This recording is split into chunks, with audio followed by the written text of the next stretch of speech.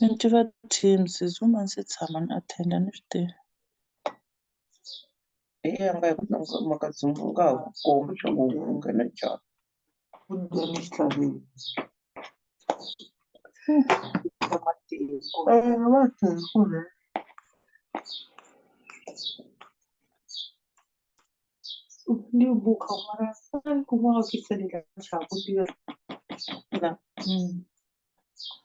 ndakumeva tsala kwini kwala tiva makhegula na yete yi ku nyika foni a drop se va ka mundlufu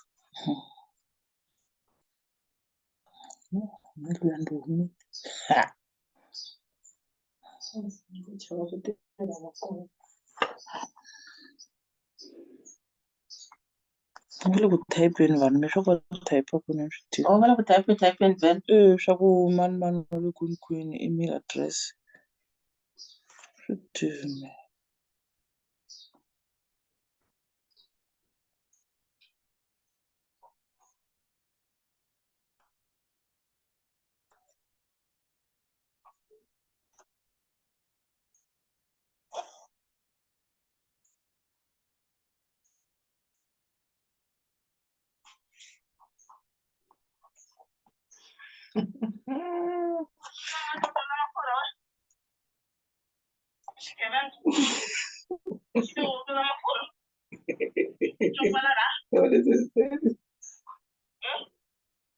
vuninga xopo ni mafurha hinkwawo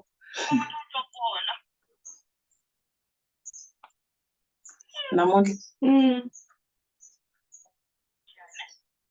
Good morning, everybody. mafurha xopo hinkwawo Can everybody hear me? ri leswi mhaka njhani hey swi la na n'wi mingisela swa Yes, we sheltering can hear you. Good morning. Good morning. Good morning. Good morning. It's Njileka from Ikwezi. Good morning, it's Namonde from Grid. Good morning, it's Zama from Lifeline Shelter. It's Rose Bola from Sahara. Zimkisha Menzela from Youth for Survivor. Shanae from Amanzin Tauti Trauma Unit. Nobsa Javu from Direst Limpopo. morning Good morning, everyone. Lucinda Evans from Pilisa Abufazi B2, Emergency Shelter in the Western Cape. Good morning, everybody. It's Zandile Shabalala from Daoyako GPV Shelter in Yeovil. Good morning, everyone. It's Nadia from Sahara Shelter, KZN.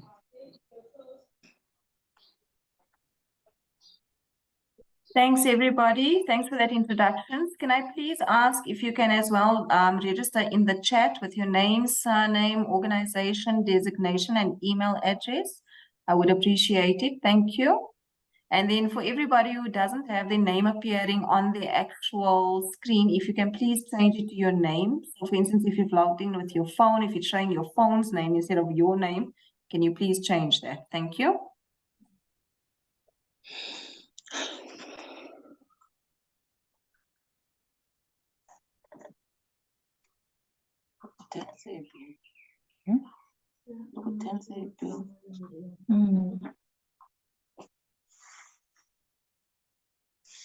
leswi a swi tivi swi nga endleka vhele swi nga si kota ku swi attend because swa ku fanele swi u swi twa kwini u khuluma kwini kwala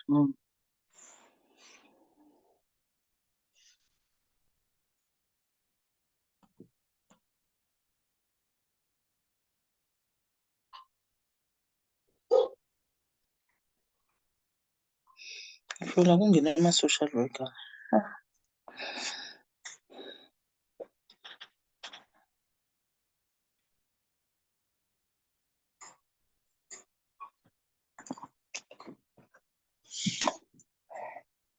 Mamkhoki, are you online?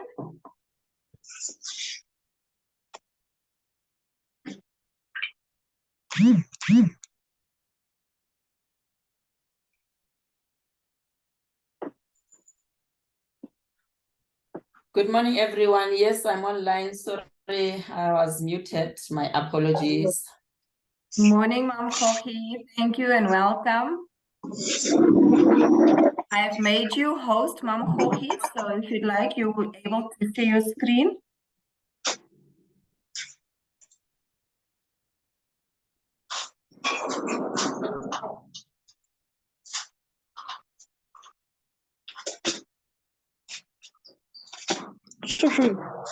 It's okay.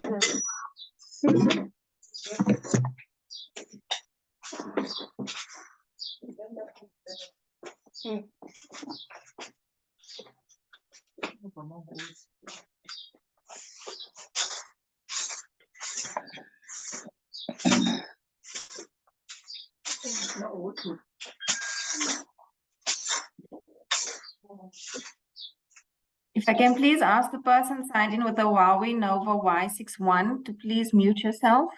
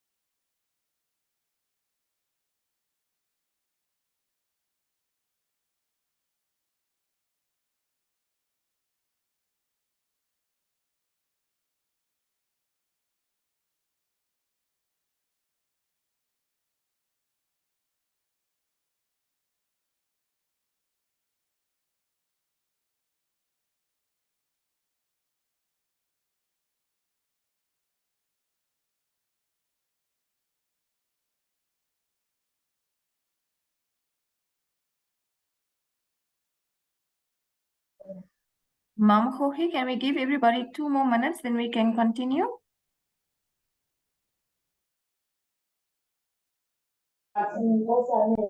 Yeah, fine. Can you see the agenda, Miriam? I'm struggling to share it from my side.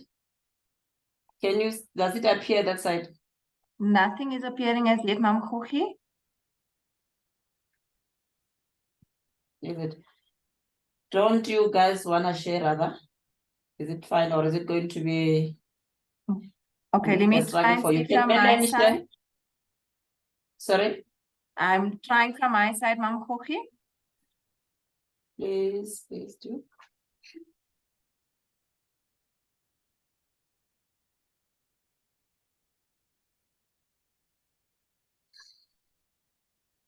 Yeah. Is it possible to share the agenda first, then we'll go to the policy thereafter?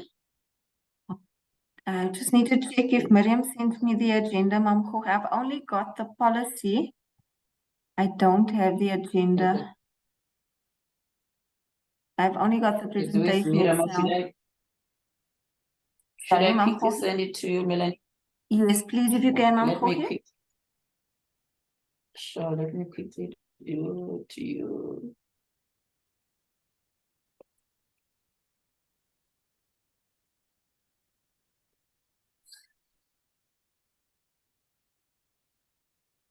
Please go to the second one that says intersectoral sheltering policy. You'll find two pages, but go to the one that says sheltering.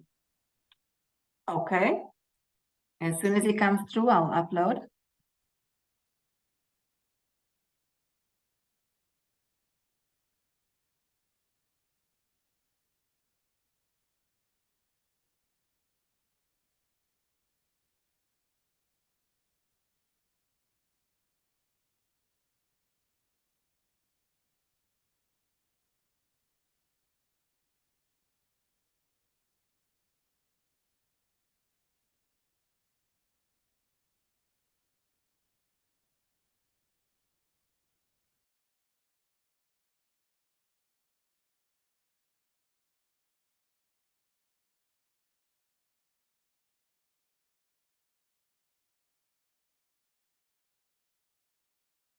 Mam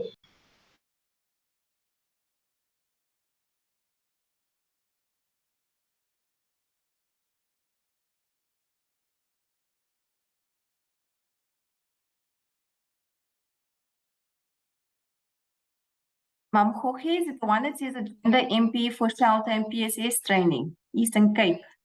That's the only one that's come through. Yes, but you know, it's only There's one document, but I'm saying you check the page that says intersectoral sheltering policy. The one is for psychosocial support. Okay, perfect. I see it. Yes. I'm gonna share now.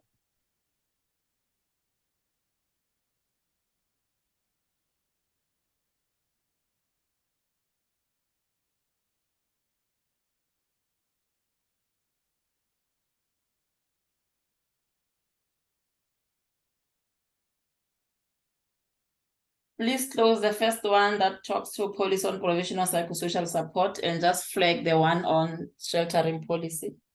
No worries.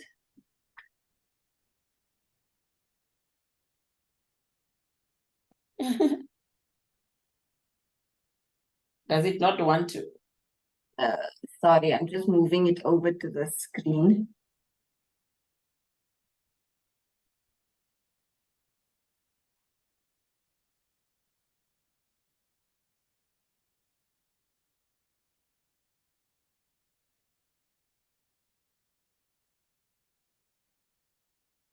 Thank you.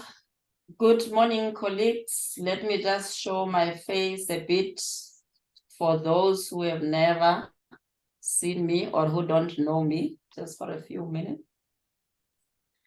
This is Gogie Tumeleng from the National Department of Social Development. I'm in the Directorate Victim Empowerment and Prevention of Gender-Based Violence. Thank you. I have a bit of a struggle with my connectivity, so I'd rather switch the camera off so that we can hear each other and not struggle with the internet as such.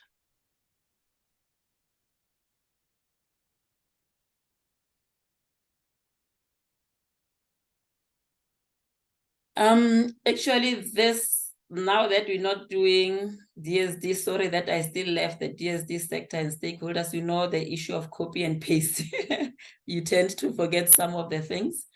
But now that this session has been called by our colleagues from NSM, may they kindly do the honor of welcoming everyone to this session before we start with the purpose of the session. Then I'll quickly go through the agenda just for people to get an idea of what we'll be discussing today. Thank you. Thank you, Mam Gogie. Welcome, everybody, and thank you for taking the time to join us. Thanks to Mam Gogie for agreeing to do this presentation for us and take us through this training. I'm sure it will be very insightful and we will leave knowing a lot more than what we currently do. And we look forward to the session. Thank you so much.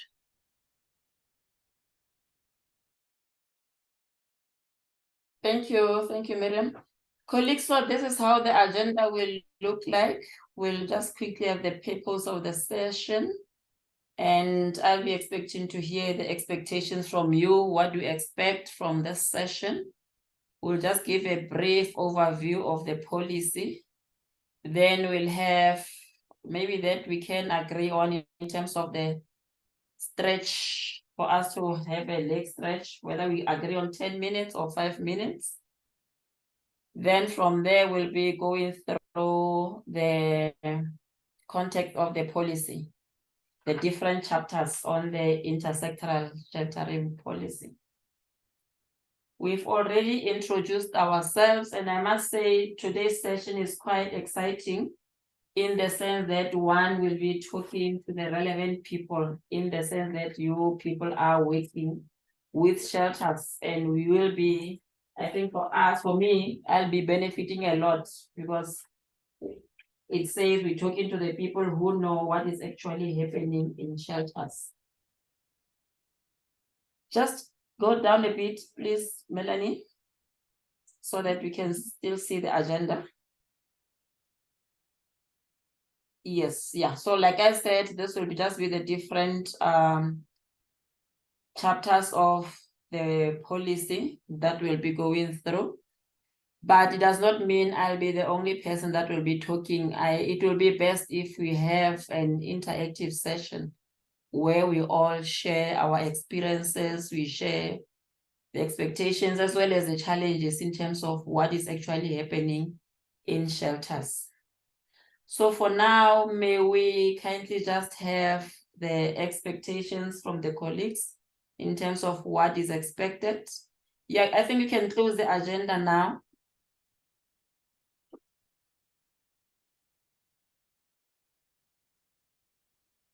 May we get your expectations, colleagues? What is it that you're expecting from today's session before we start?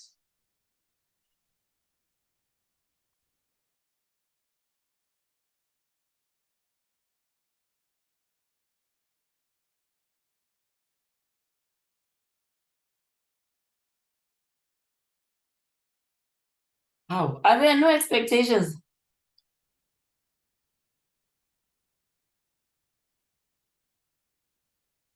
Miriam, Melanie, are you guys still there, or can people not hear me perhaps? I can hear you, Mankochi. I see that Amaswazi has a hand up. Yama. Sure. Good morning. Yes, Morning, Zama. everyone. Yes. It's Zama from Lifeline Shelter in the Val. I'm the social worker there. So my expectations today are, as we know, that we keep on learning, because we cannot say we already got it. Every time things change, so we must adapt to situation, and so is our shelter policy, so that we are in line with what is required of us to do. Thank you. And I hope to learn as much as I can. Thank you.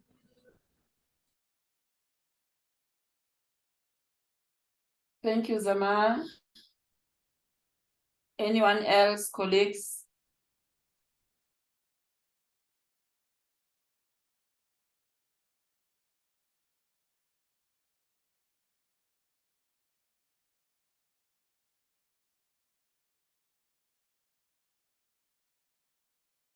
Okay, it seems there are no expectations. Oh, there's Amanda. Yes, ma'am, you may come in. Good morning, colleagues. How are you? I hope you're all well. Just wanted to ask if can you please share the agenda just quickly again? I missed it, and I'm sorry for joining late. Thank you.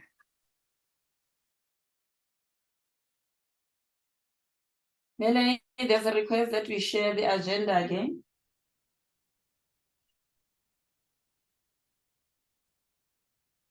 But in the meantime, are there any other expectations, colleagues?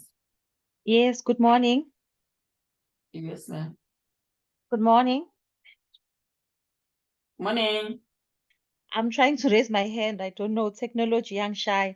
I'm Sindiso Msimango, and I think one of the expectations for me is to know really on the admission process for sheltering, especially in terms of children. Yeah, that would be it for me. Thank you.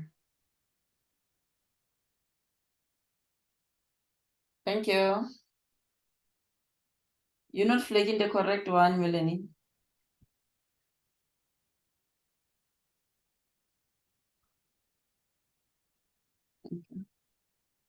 Apologies, Mankochi. Yeah. So are you fine with the agenda, Amanda? I think it was Amanda who wanted to see the agenda again. Yes, I'm fine. Thank you. Sure. And now in terms of, I guess we no longer have expectations because Lucinda, Thank is it your you. legacy hand or is it a new hand? It's a new Yes, hand, ma'am. ma'am. Thank you very much. I think one of the expectations, especially for us that is in the stage 1 shelters, and to get the wisdom in the room and best practices, is admission of survivors with substance abuse issues. And in the first 4 days, the client spirals out of control in terms of the intervention for that. And then secondly, which is a very sore point, and I want to make it known amongst the colleagues that I am in constant fight with the Department of Social Development here in the Western Cape, that how do you classify a woman that are destitute because she exited the relationship as a result of gender-based violence and end up on the street? What is the timeline in the definition that we cannot take a client in because she's destitute?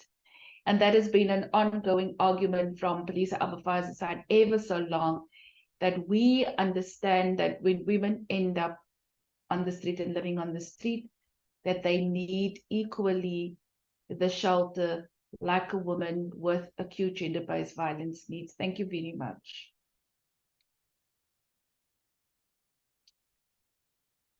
We have a Thank comment as you. well from Barbara to learn how other shelters are navigating through the challenges we face in the shelter.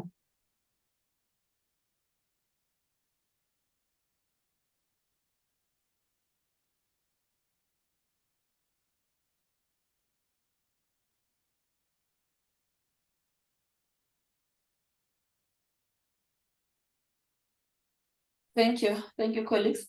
Now the last part before we start, any ground rules? Which ground rules are we going to adhere to for this session in particular? If I can ask that all stay muted while Mamgogi is doing the presentation, and maybe raise hands or write comments or questions in the chat, that would be appreciated, as well as to register in the chat so that we can have a full register after the session is completed, to register with your name, surname, organization, your designation, as well as an email address, please. Thank you.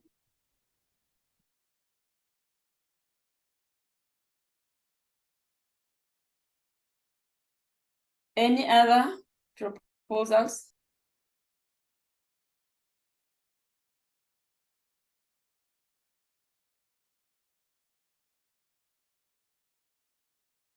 Okay, may you kindly flag the presentation then, Melanie?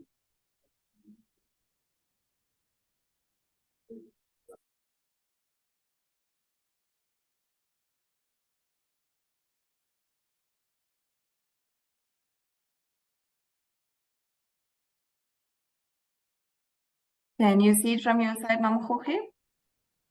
Yes, I can see. Just Okay, to looks remind good. colleagues that we're doing the intersectoral shelter policy for victims of crime and violence, which is the name of this specific policy that we'll be dealing with today.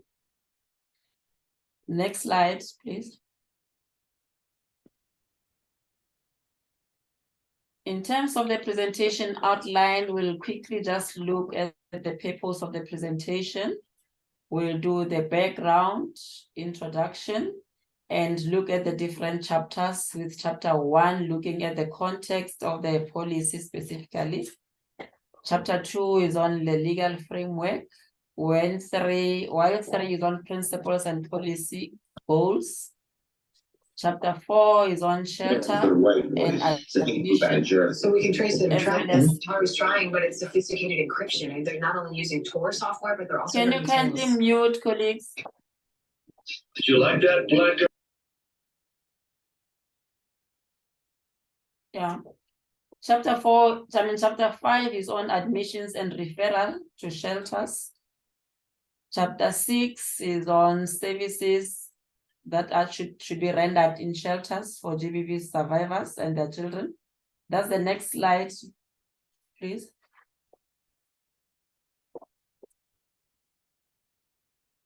Next slide, Melanie. Oh yeah. Chapter 7 is on staffing, your staff and volunteers, and 8 is on funding of shelters. Chapter 9 will be on support for shelter residents following their exit from a shelter. Chapter 9 is on roles and responsibilities of national, provincial, and local government departments. And chapter 9 will be monitoring and evaluation. Thank you. Next slide, please.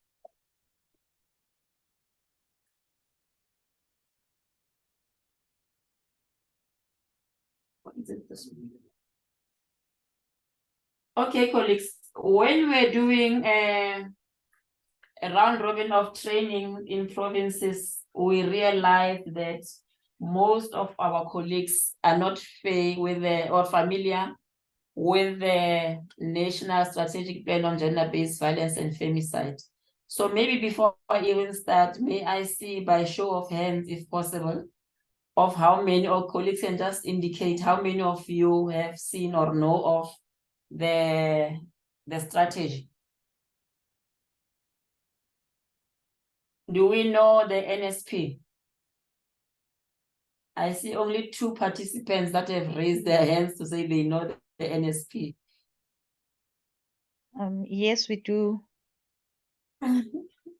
Okay. Anyway, so what we thought of doing is that, you know what, now that people don't know about the strategy, and remember the strategy, I see that there are hands, the other hands, people raising their hands, which is good. It shows that we all know the guiding document that actually gives us the direction in terms of ensuring implementation of services to gender-based violence and femicide. So we thought that we should include 2 or 3 slides. Thank you to those who have raised their hands. Just 2 or 3 slides that will just give the people in the background in terms of why we had to develop this policy, the sheltering policy, because it actually emanates, besides us as a department having thought of coming up with the different policies, but the NSP is the core document that actually led us to come up with this policy. But just as a background, and just to remind colleagues of what actually happened, that in terms of the slide that you see, the roadmap, that in 2022, the hashtag total shutdown movement marched across the country. They even marched as far as Parliament, where they submitted a memorandum of demands. And one of the requests was that there should be a presidential summit that should be convened. And to that effect, the president ensured that a summit is held on the 1st and 2nd of November, 2019. And we had about 400 organizations and different stakeholders that were represented there. Of those representatives, an interim steering committee was established, which was tasked with refining the articles as well as the demands that the total shutdown had submitted to Parliament. And one of the demands was that there should be development of a strategy that will guide all of us as a nation. Remember, in the past, we all had our different pieces of legislation, different types of strategies that we were using. So there was an agreement that there should be one that has been agreed to, and that will be applicable across the country. So we had consultations in all the 9 provinces, where we targeted women as far as in your deep rural areas to ensure that their inputs are included in the strategy.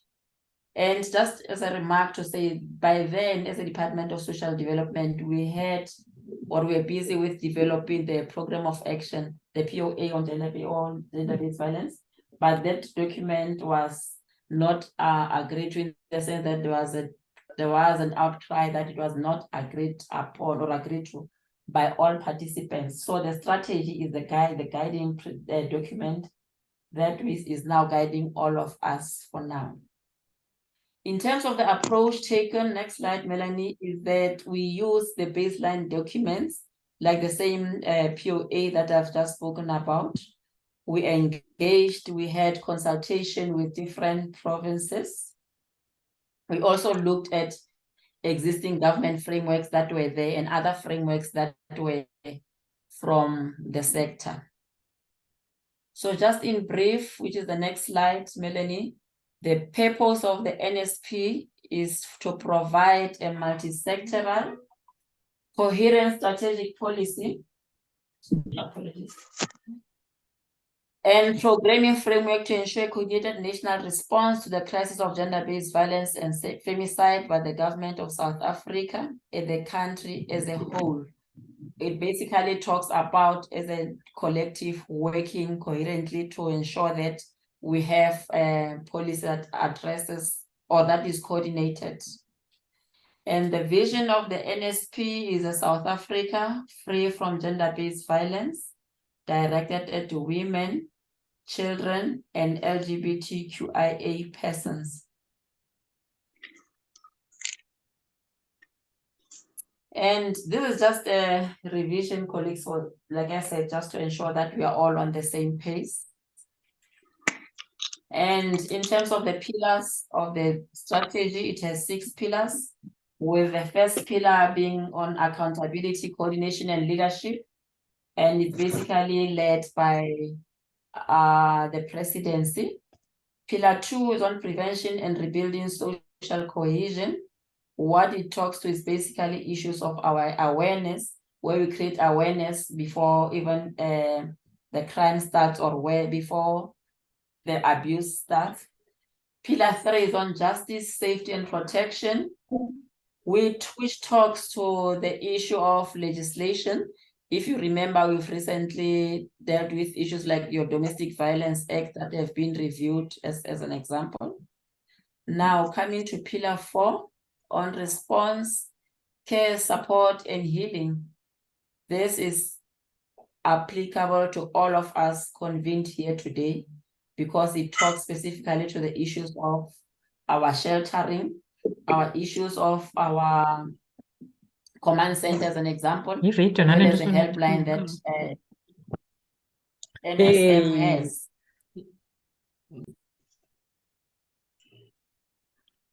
And then when you come into Pillar 4 on economic power, it's basically on empowerment of women. Remember, when we deal with the chapters, you will see that we cannot just have the women in shelters and not keep them occupied.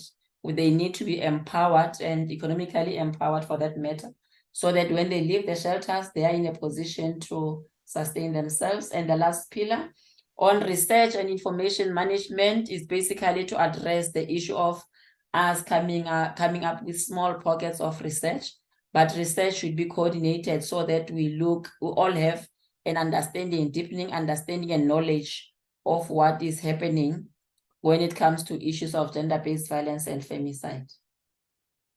Good. Any comments or inputs on the few slides that I've already spoken about, colleagues?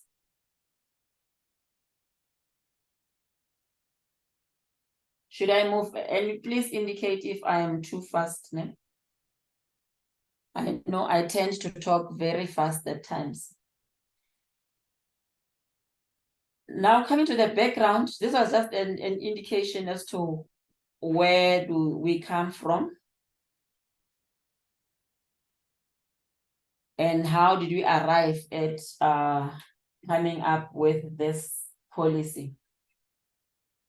I'm not going to go through all this slides in terms of the background and the introduction, but it's basically to emphasize the fact that as a social development, we are leading implementation of Pillar 4 on response, care, support, and healing of the NSP to freedom and security of the person. The pillar seeks to ensure that every survivor of gender-based violence has access to appropriate and sensitive response, care, and support that facilitates immediate containment, medium to long-term healing. It recognizes that effective response, care, and support is integral to healing and comprehensively working towards eradicating GBV in South Africa. Clearly, colleagues, I think this is straightforward that with this pillar, it is our responsibility as people who man shelters or who are managing shelters to ensure that by the time a client leaves the shelter, the person is in a position to say, I am free now, I am secured, I can be able to stand on myself. And it also talks to the services that we render in terms of ensuring that a person is empowered. Okay.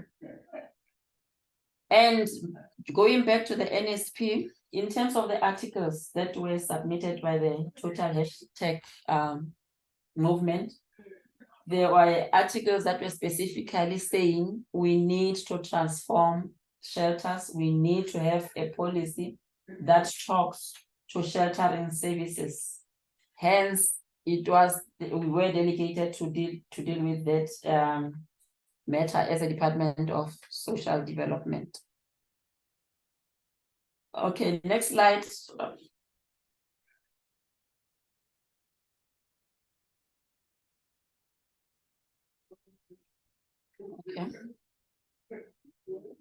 I don't think I should go through this slide, but it's basically for us to talk about what is expected of shelters. And like we say, we know that insufficient funding limits both the number of shelters and produces great unevenness in the services and programs on offer. All that slide says is that shelters are critical. Sheltering service is a critical service that is needed by our victims. But we know that there are limitations. For example, we know that in most instances there are limitations in terms of the funding of the shelters, which somehow has an impact on the services that we render. And what we also need to know, colleagues, is that much as we're saying we need to come up with improved services, this is something that cannot be addressed by the Department of Social Development alone, but requires other government departments to play a far more active role in strengthening, complementing, and extending shelter services and programs. So like I said, I'm not gonna read the presentations, but I would prefer, it's a pity that we're not doing it face to face, because it's always easier if we do it that way, so that when we have questions and we can engage. But maybe just as an example from you, colleagues, so that I'm not the only one talking, who do we expect to form part of the stakeholders that are supposed to help us in terms of rendering sheltering services? May we get 2 or 3 stakeholders that you know of that you think need to form part of this?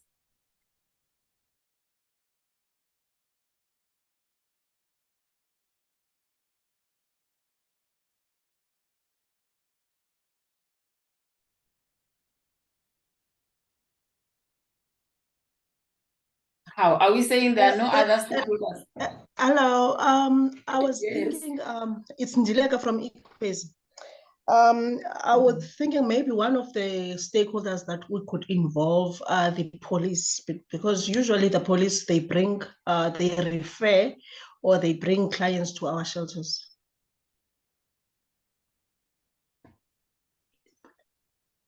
Thank you, ma'am. Oh, I see Dabu, Nobsa is threatening SAPS, Home Affairs. There's DOJ as well. Yes. Department of Health. Yeah. Thank you, colleagues. And then to that,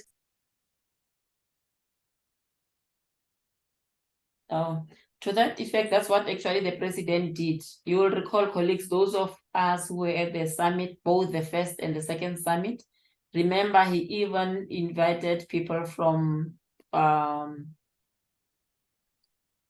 business or private sector to ensure that they also form part in terms of contributing to effective services that should be rendered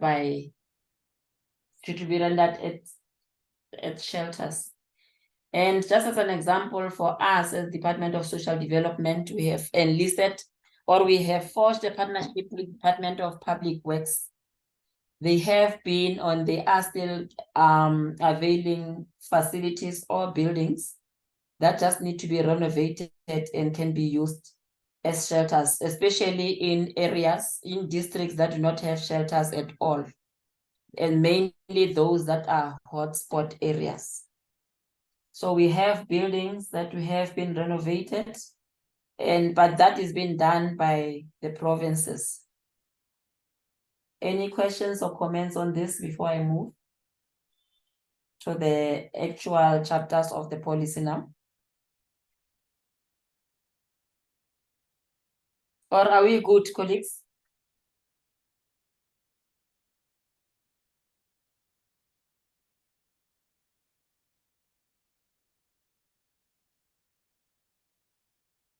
Okay, I take it we can move then.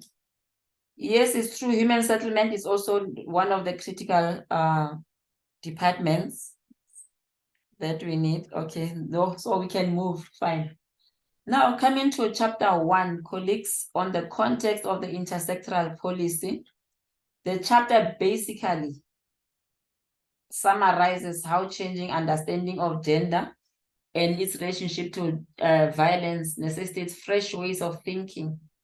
What it basically says is that we need to look at things differently when we respond to issues of gender-based violence generally, and as well as shelters.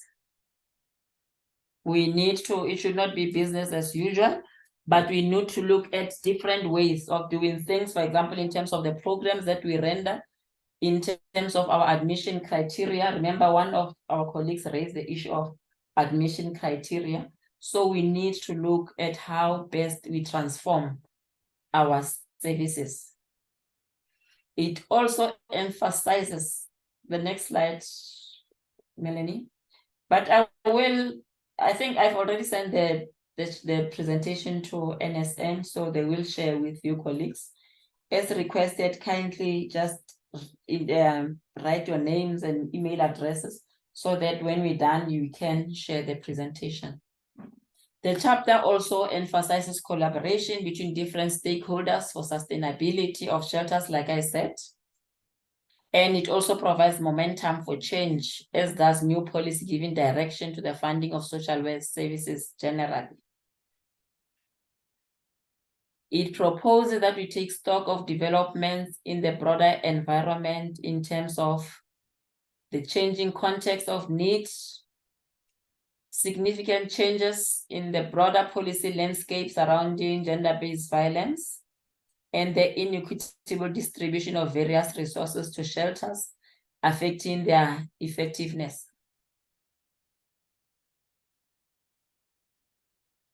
We also need to look at divergent understanding of the definition, purpose, and scope of shelters, and the absence of a broader network of support and intervention, complementing and strengthening shelter services. Colleagues, like when we look at what is happening with NSM as a national body, and we have all of you as affiliates, what is expected of our national bodies is that there should be continuous empowerment, there should be training. So these are some of the initiatives that the organization has done in terms of us having this policy. And I know you also had a session on the psychosocial support services policy. So all these are aimed at empowering us, for us to render effective services and to improve on the services that we've been rendering, ensure that we now improve in terms of what we've been offering to our beneficiaries. Are we fine with chapter 1? Remember, presentation is just a summary, but we can avail copies of the policy as well, so that when you have time, you go through the policy and get a deeper understanding. Are we fine with chapter 1 of the policy?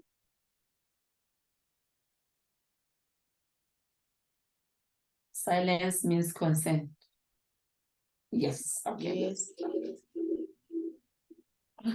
Thank you. Now coming to chapter 2 on legislative framework.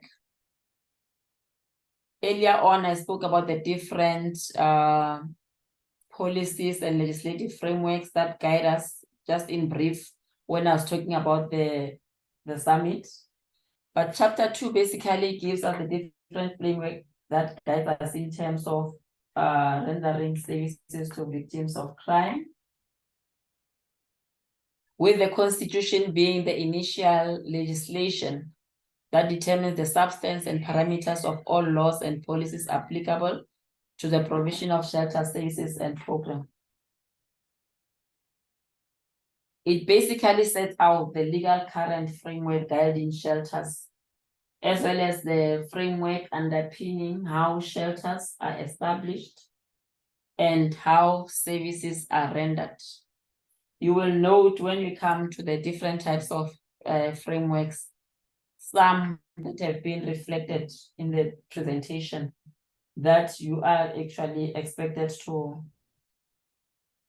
always refer to when, in terms of us establishing shelters, in terms of us looking at the establishment of shelters, like your multidimensional, like your municipal bylaws in terms of housing and legislation. Yeah?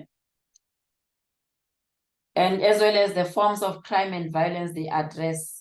This is where you always refer to the different legislation in terms of admission of our children as dependents of the ladies that will be admitting, ensuring that that legislation addresses the children's circumstances and is also relevant to the services that are being rendered to the children.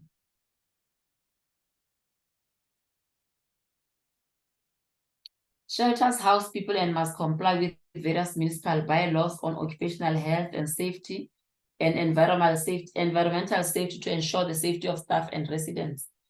Meaning, colleagues, I'm not in terms of this one, you'll note that when it comes to an ECD, as an example, that you are expected to register in terms of the NPO Act, in terms of the Children's Act, and you must also be compliant in terms of the municipal bylaws, looking at the size of the facility that you have.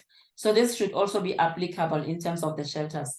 Meaning, if you are, like, for example, registered for 20 people, let it be 20 and not admit 30 people, whereby people end up not being safe, because obviously you're compromising their safety if you have more than the number that you are registered for. Because remember, when the municipal, in terms of the municipal bylaws, they look at the parameters of the facility, so you can accommodate only so many. So it should be, we should comply in terms of that act, as an example.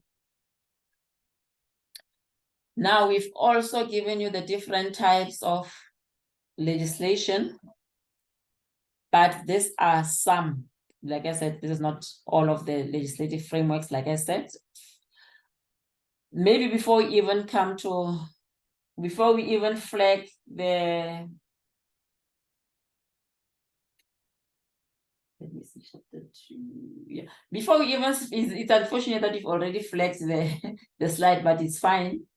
But we have, yeah, maybe colleagues can just talk in terms of the different types of legislation that we need to comply to or comply with in terms of establishment of a shelter.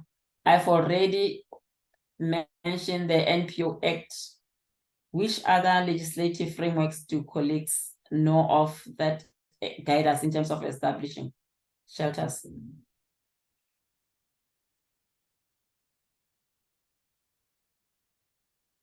Which acts do you use, or which policies do you use when you, in your delivery of services, colleagues?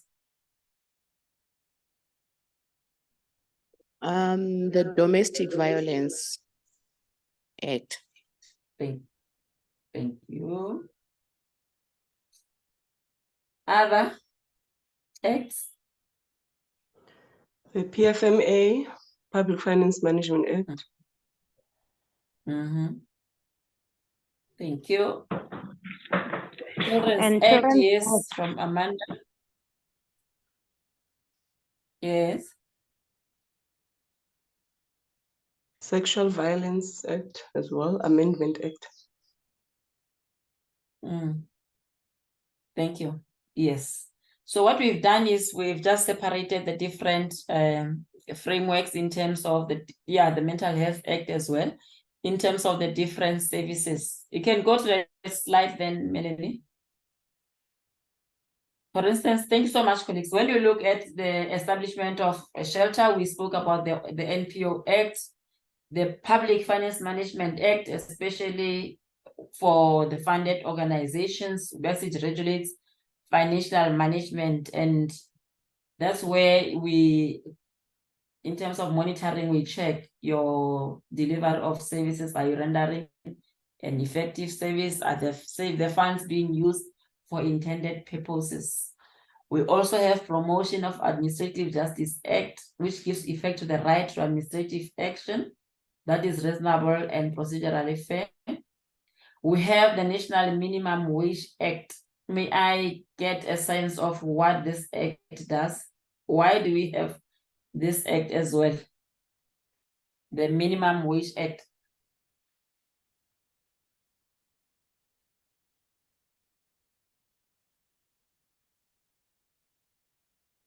Are we not using the act, colleagues?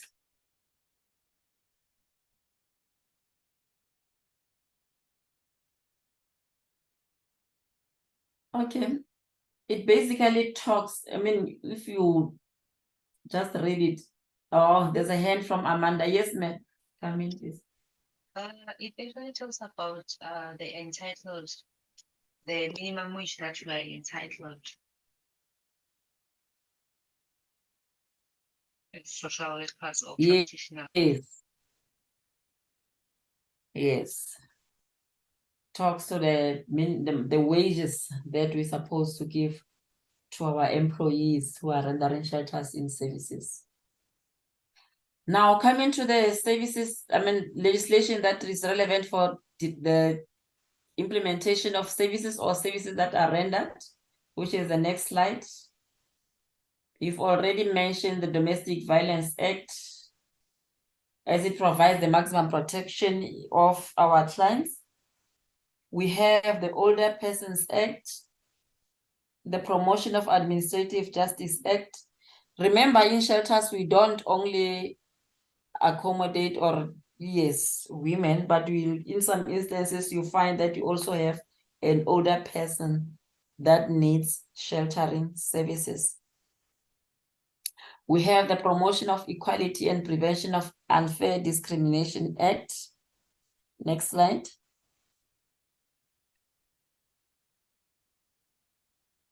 Which basically gives effect to Section 9 of the Constitution that talks to the Equality Clause and prohibits discrimination of any kind. And the Prevention and Combating of Trafficking in Persons Act, which sets out the programs to be offered to victims of trafficking. We do, in some shelters, I know we do accommodate clients who are being trafficked or who have been trafficked. But also when you look at the promotion of equality and prevention of unfair discrimination, we've always, and we still have, a problem or a challenge in terms of us admitting people of certain groupings. For example, the issue of our LGBTQI communities. If I were to ask how many of us do accommodate them, and are we fair in terms of how we render services to them? We could also look at the issue of us being discriminating against our clients in terms of the religion and all that. So we need this act is supposed to guide us in terms of us ensuring that we do not practice any discrimination. Melucinda, your hand is up. You may come in. Thank you. Sorry, ma'am, I just have one question. Sorry to disturb you. I just have one question around the Older Persons Act in terms of admission. And so our TPA here, let me say my TPA that I have with the department says that I may not administer an older person in my shelter. The criteria for me is 18 to 59 only. That's number one. That's my question. Number two, in terms of the LGBTQIA plus, something for discussion in the parking lot, ma'am, is that much more education is needed with longer term shelters. And I say this with much respect for those that doesn't do it. And this is not to call anybody out. We here as developmental practitioners to help each other protect survivors of violence, that lesbian women and how lesbian women might present themselves are still being denied access to some shelters because they feel in the area where the shelter is, lesbian women might not be accepted, and it places the shelters at risk. So currently in the Western Cape, Elisa Bafazi has a 6-bed emergency safe house for a transgendered woman of violence. And we find that since we've opened in 2021, the victims do not come to us because there are certain referral challenges in getting the clients to us. Thank you, ma'am.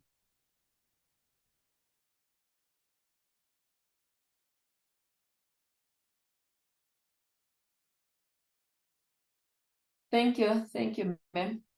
I will not have answers to most of the questions asked, or to some of the questions asked, in the sense that I expect us to help each other as participants in this session.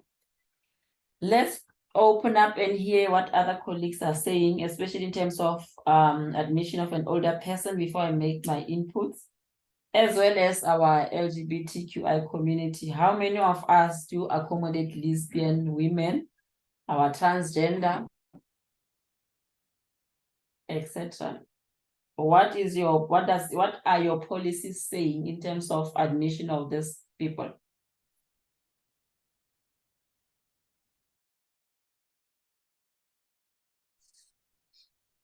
Yes. It's normally Martin. For all the persons, we always we cannot admit. We have to refer to old age homes. However, if it's a crisis, then you do a referral. That is for older persons, and then for transgender, we do admit. Mainly for our shelter, we really don't have many cases, but I know of some cases we once admitted because currently there is no shelter which caters for them, and we must help them. It's not easy because once admitted in the shelter, it causes a lot of challenges, with other clients and beneficiaries. But however, I cannot really comment much because we only had one case. But we thank God because we have single rooms in our shelter. We managed to contain it, but we have to admit them until that shelter comes. But at the same time, there are so many questions around. Are we not discriminating again? But currently we have to admit. Thank you.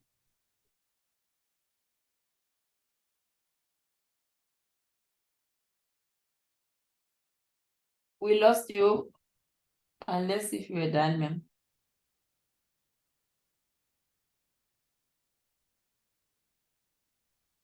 No, I think I'm done. Those were my comments on the elderly and the LGBTQI plus.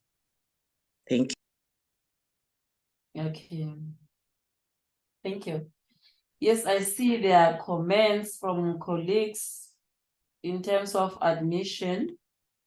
For instance, Goldfields, they do admit LGBTR plus people, and they also do the training. They also admit the elderly. Then we involve elderly sector from DSD. True, thank you.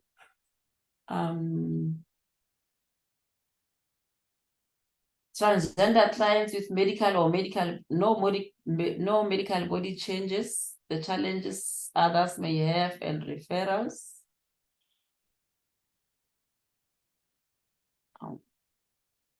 And then there is a question, older person of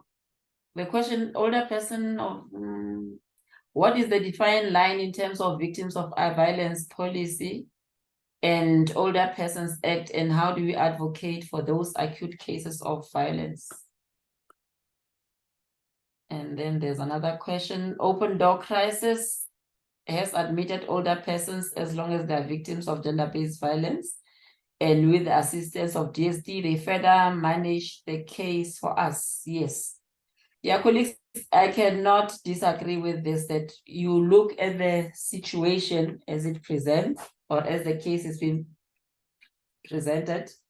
Then you refer, especially when it comes to older persons, because obviously you cannot keep them there for long, unless in a situation where there's no other way or you don't have any other way of ensuring the safe. But it's always best to link up with DSD, or if there's an organization that deals with older persons in the area, you refer accordingly.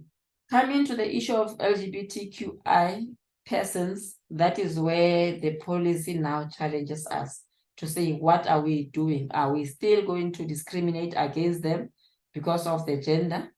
But this, I always say to the colleagues, I think it's a matter that really needs all of us as a sector to engage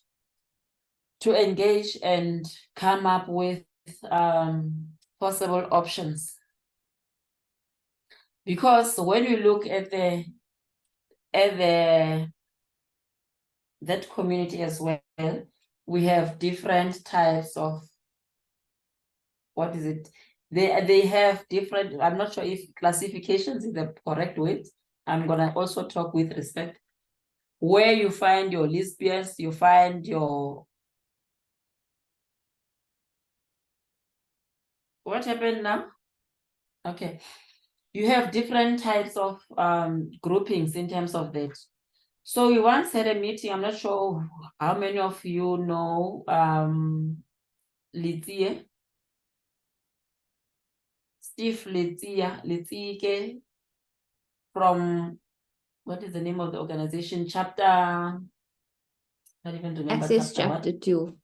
Access chapter 2, yes. We once had a meeting with her because we were wondering, they were saying they want to have their own shelter. But the question was, if we say we want integration, we don't want discrimination, and we have a specific shelter that says this one is for LGBTQI, are we not also discriminate? Is it not still unfair practice? But when you also look at the whole situation, you're asking yourself, are we going to have a shelter, for example, where, let's say, the ground floor will be for lesbians, the second one will be transgender? You know, it's quite an issue that really needs all of us to come together and discuss and come up with solutions, because there's no way that we can really discriminate against them and leave them out. Where should they go if they are victims of gender-based violence? Hence, yes, I think hence in terms of transformation, hence we also need to look at issues of family rooms as an example, to say, do we perhaps have such a facility? Is there a way that we can accommodate these people without us without us exposing our clients to any chances of being abused? So I don't know, colleagues, let's engage and talk. I've seen there are some comments. I'll quickly read the comments. But if there are further comments or inputs, let's talk and hear what colleagues are saying.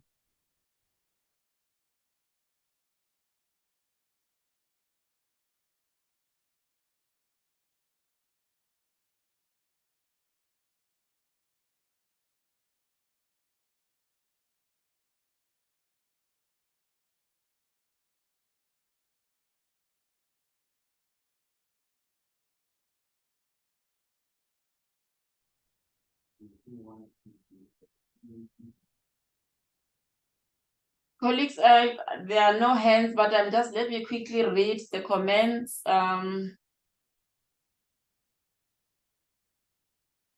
Yeah, I've seen someone saying they also admitted. Okay, there's a question. May I ask if transgender persons are incorporated in the policy? We accommodate both LGBTIQ persons and older persons. That's from DR. I'm not sure who's DR.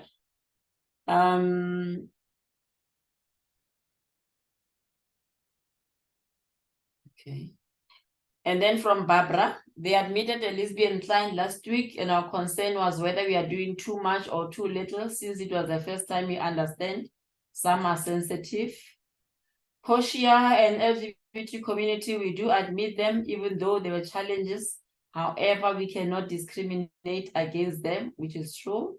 Amanda says it's tricky. From Shelley from Lifeline. Oh, sorry. Amanda says they admitted 2 of them on separate occasions. Upon their stay, they were now having an affair. Zandile says at our shelter, we have family rooms, but we use them for women who have just given birth. We only had 1 case of LGBTQI. Okay. So yes, colleagues, this is a bit tricky in the sense that we all need to know what is it that we're gonna we need to do, because there's no way that we can discriminate against the people. So hence the policy says we need to transform our way of doing excuse me, of doing things. Melanie, I'm not sure why you've changed the way we've been projecting the presentation. Apologies, Jorge. Melanie had to step out. I've taken over. I'm going to check. Sorry. Does that work better for you? Not what is this other method? Not this one. I don't know what we call it. Whatever. Where I can still see my slides on this other side. What do you call that type? Is this working for you? The other mode. You want to change the mode? Like this? Oh, but your thing is now I cannot really see. Yeah, but it's not as nice as it was with Melanie. Okay. I'm not sure That's even what I if we're did. fine, we're done with them. Is this not? Ishman, I don't know.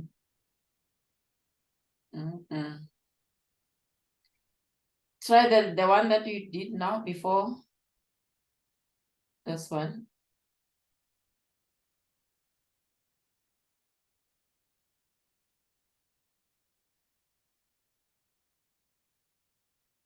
Okay. Okay. The first, the one before this one, Miriam. Okay. Yeah. So colleagues, in terms of legislative framework, those were just a few of the frameworks or the acts that have been flagged. But when you read the policy, you will note that we have many more that actually need to guide you. Now, chapter 3 basically talks to it outlines the principles and goals of the policy, and it basically just determines the substance of the policy and also guides the allocation of its responsibility to ensure its effective implementation. The overarching goal of the policy, next slide.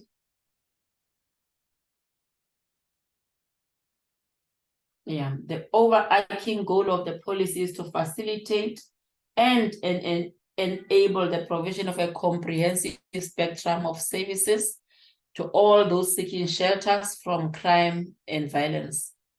Meaning you cannot render one service and exclude the others. We need to have a comprehensive spectrum of services that we render.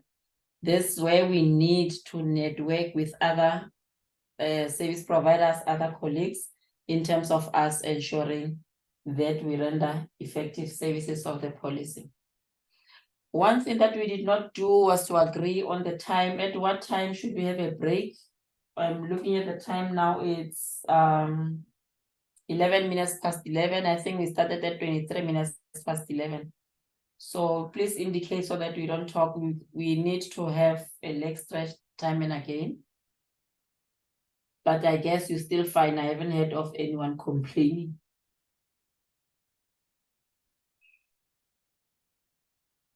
Yeah, so like I said, that's the overarching goal of the policy, to facilitate the provision of comprehensive services. And it does so by providing, the next slide, Miriam.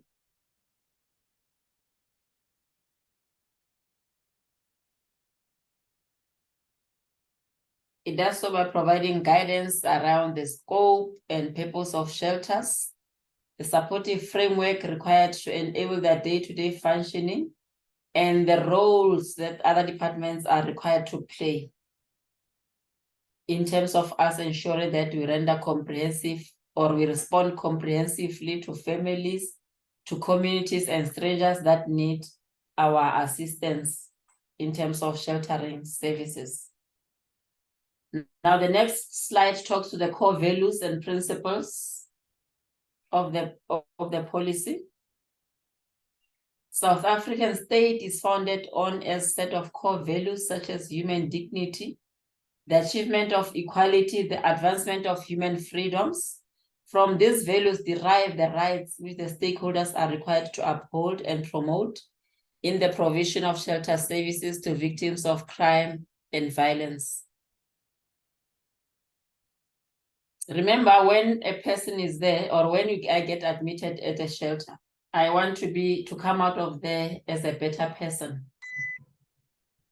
So we need to uphold the values that will make a person feel that I have achieved that kind of human freedom. I'm now in a position to say I'm a better person, having been admitted in that particular shelter. The core values of the policy in continuation. Remember, I said the Constitution is the most guiding framework in terms of how we render services. So the core values flow from Section 9 of the Constitution that talks to the equality clause, that specifically states that everyone is equal before the law and has the right to equal protection and benefit of the law. Just what you just said about our LGBTQ persons, that they should be treated as such as well. Section 10 of the Constitution recognizes that everyone has the right to human dignity, which is also to be respected and protected. Whereas Section 12 deals with freedom and security of the person and contains two sets of rights. You have the right to be free from all violence, as well as the right to be treated not to be treated in a cruel, inhumane, and degrading ways. While the other set emphasizes the right to psychosocial and bodily integrity. I think this is straightforward, colleagues. It basically talks to the values in terms of how we treat our clients whilst they are in a shelter. Our ways of relating to the people in terms of how we talk to them, how we refer to them, you know, that should be done in a humane manner. That does not have any, or that do not expose our clients to secondary victimization. They have the right to be treated with all respect. And then Section 626 of the Constitution, next slide.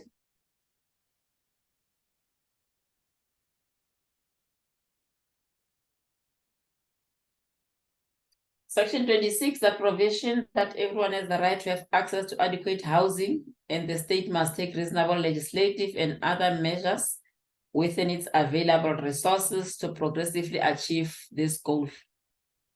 I must say we haven't been winning in terms of this one specifically.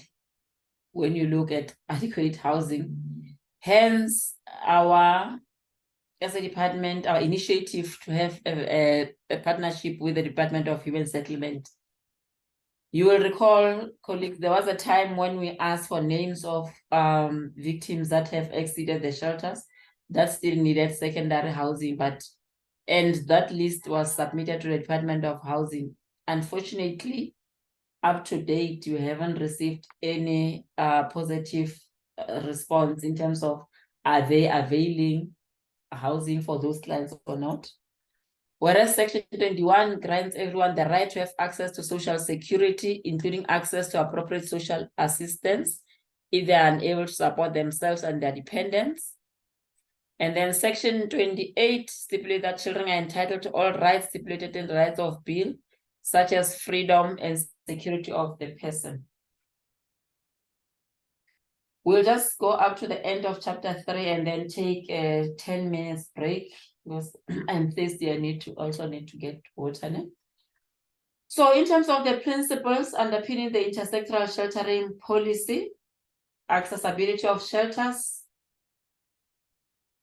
their services can be accessed across a range of dimensions such as geography, cost of services, and accommodates persons with disability. Excuse me. Acceptability, that all to consider how socio-cultural and religious values and practices might affect the use of services. But we must also adhere to the principle of accountability, which is on the next slide.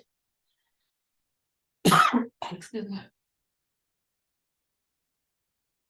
That will all comply with legal and policy prescripts. Earlier on, we spoke about the PFMA as an example. Are you rendering services in line with the PFMA? Are you accountable as the manager of the shelter in terms of ensuring that we comply, for instance, to the NPO Act, in terms of you submitting your annual reports as an example? Effectiveness, which talks to change the beneficiaries' lives for the better. Like I said, that when I leave the shelter, I should be saying, I'm a better person now. I can be able to face my difficulties, having been admitted at the shelter. Empowerment promotes residents' participation in and control over decisions and actions that affect their lives. The issue of equity, are we paying attention to the fair distribution of funding and other resources to shelters? I know this has always been a thorny issue in the sense that the way we've been, for example, the way we've been funding organizations as a department and as different provinces, you find that maybe Gauteng will say we pay 15 Rand per person per day. Limpopo will say 7 Rand per person per day towards a person that is being admitted. And maybe Northern Cape, they say we pay 5 Rand per person per day. So this is all the issues that need to be taken into consideration in terms of ensuring effective services are rendered. Because if there is fair distribution of funding and other resources, then there will be standardization in terms of services that are being rendered. Are we good, colleagues? Are we still together?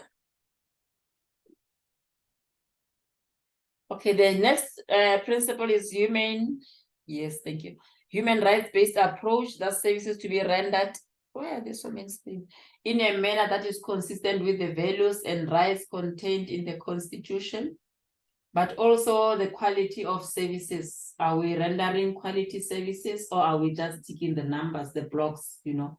The services should be of a better quality or of a good quality that we render. But also the issue of safety. Our clients should be in a place that their safety is ensured, or sorry, you should feel safe when you are a resident at a shelter. You should not have doubts that maybe something might happen to me at night whilst I'm sleeping, or be abused by the very same residents that you share a room with. Okay, We have 9 more minutes. Maybe we can do the next slide. In terms of the objectives of the policy, it defines the spectrum of sheltering and accommodation for victims of crime and violence. I've already spoken about accommodation in terms of us opening our shelters to accommodate different people, whether it's a person with disabilities. Obviously, in terms of that, you look at the type of disability, because we know most of the time we do not have our healthcare persons who can really offer the necessary service to those who are severely disabled. But for those that can still be accommodated within shelters, then the policy says we should also provide accommodation to them. Provides criteria guiding admission to shelters, the nature of the specific problems they assist with, as well as the categories of persons they assist. But it also outlines measures to be taken to ensure that we promote a sense of inclusion and belonging among all their religious residents. If I'm there, I'm Catholic and I'm admitted in a shelter, it should not be because you are Catholic and we're practicing another type of a religion, you are not accommodated. Let me look at the comments. There's a very thin line when it comes to the issue of not discriminating against the client's religious or beliefs, because while you protect the rights of one, you are deemed violating or infringing on the other. There's a comment, colleagues. I think it needs all of us to have a discussion. Barbara says there's a very thin line when it comes to the issue of not discriminating against the client's religion or beliefs, because while you protect the rights of one, you are deemed violating or infringing on the other. From your experience, can you just have a 2 minutes discussion in terms of this one specifically?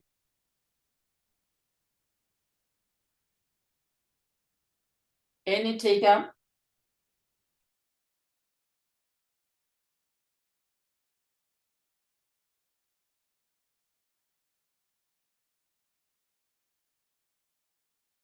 Yes, Ma'am Shonga.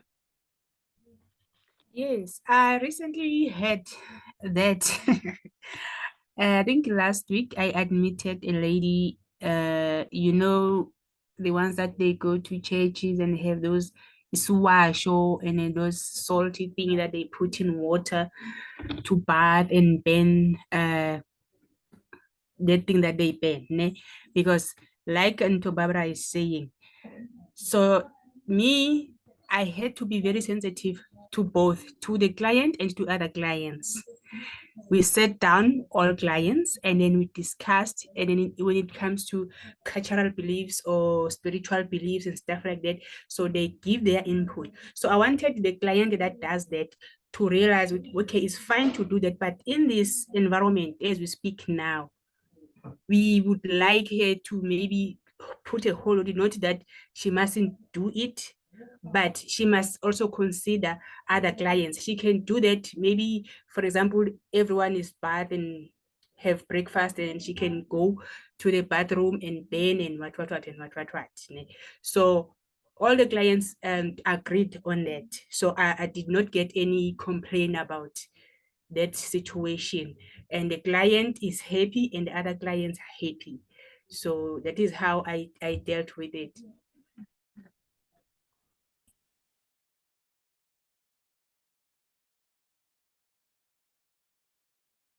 Thank you. Anyone else who wants to share, colleagues?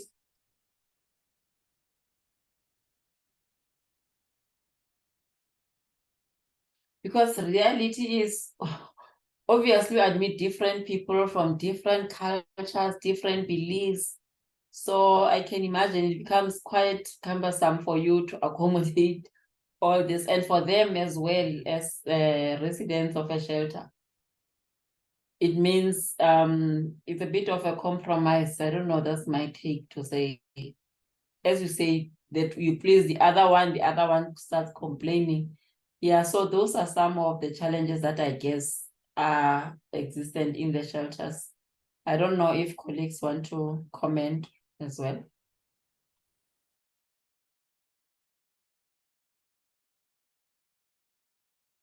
Melika, like, in your case, what is the situation?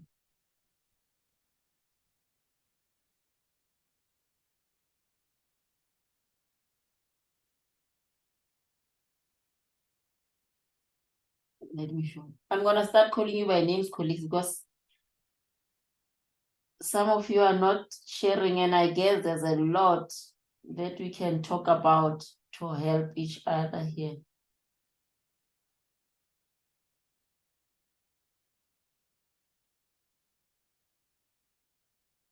Candice, do you mind sharing with us your experience?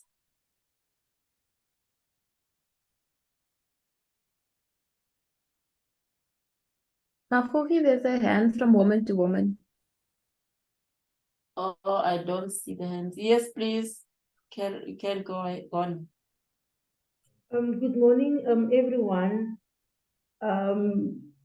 We had a situation that one of our clients, she said she actually practiced the religion of Rasta. So she was smoking in the room. And that is, so what happened is some of our clients are also currently at the facility because of GBV, but they also have a challenge with substance. So we also started with a support group with substance. So this is a trigger. So now this habit of her is a trigger to the other clients. So that is some of the challenges that we also have. So how did I handle it? Is that the question, or must I answer? Can I answer that? Because I asked the question now when I want to answer. I missed the last part of your comments, man. Am I clear? Yes, I can hear you, but I'm saying I lost you, the last part of your comment. Oh yeah, so that was a challenge.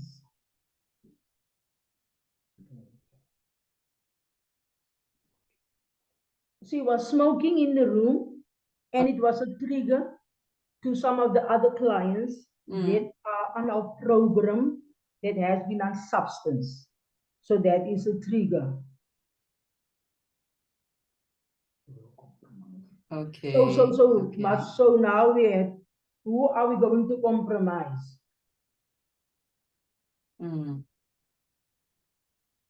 Okay. But with this one, I guess you should be having the rules. So, for instance, we all know that smoking in front of other people is prohibited all over.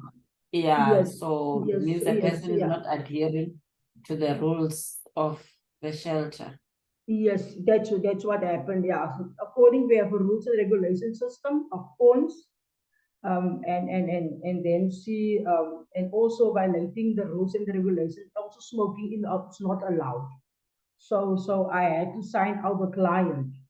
But with us it's different because this client has been with us a year in 3 months, and she was in one of our. Remember our organization, we have a 3-phase sheltering system. So she was in our self-sustainable flats. So we have a housing system. So she was in our self-sustainable flat, and so then that's how I had to sign her out because she was smoking in the room.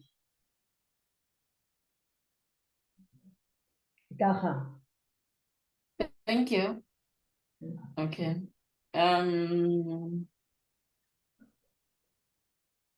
There's a comment from, just quickly before you go and break, from Google that they had an issue with groceries. If you get a survivor, for example, is Muslim and you not keep halal foods, and at times funds are already exhausted. And Amanda says we do not allow any different religious practices, not even laying of hands on each other, because things might happen. Yeah, so colleagues, I guess we still have a lot to work on in terms of the services that we render in shelters. We definitely have a long way to go in terms of transformation, so that we, at the end of the day, say we accommodate each other. And I think the issue of resources as well does have an impact on the types of services that are being rendered. I saw a hand, but I don't see it any longer. I'm not sure whose hand was up. Please go ahead and make your comment.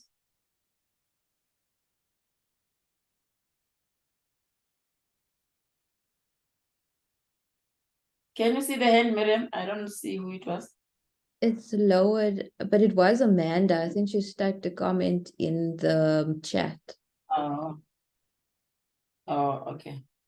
Oh, okay. Yeah, colleagues, we didn't contract the time, Miriam. Until what time is this session supposed to be? We blocked out till 3 o'clock, so if it ends earlier, that's fine. Okay. Okay. No, I hope we'll be done by 3 o'clock. Is that I don't want to rush it. I want us to talk, so that by the end of the day, we all on the same level. Okay, let's quickly just go to the next slide on principles.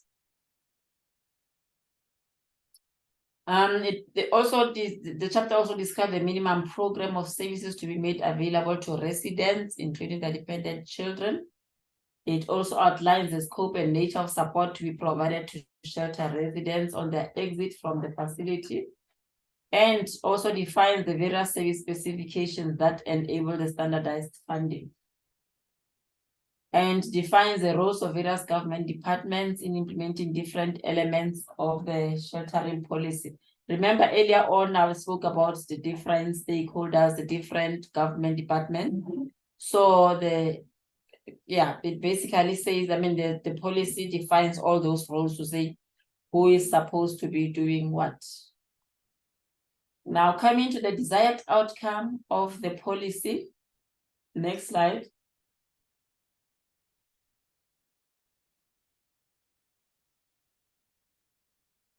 Next slide, Miriam.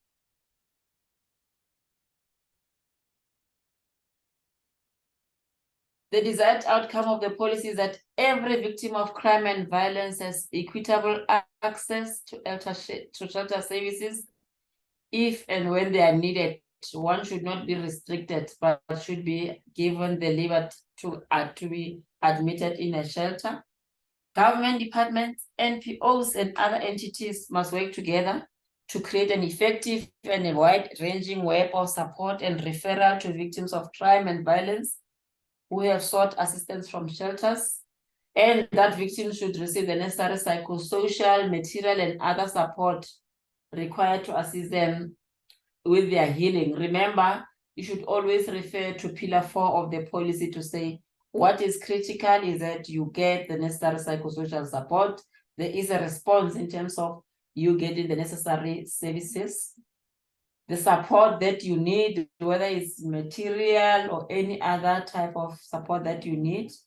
But eventually, when you leave the shelter, you should have that sense of healing, that I am healed to a certain extent.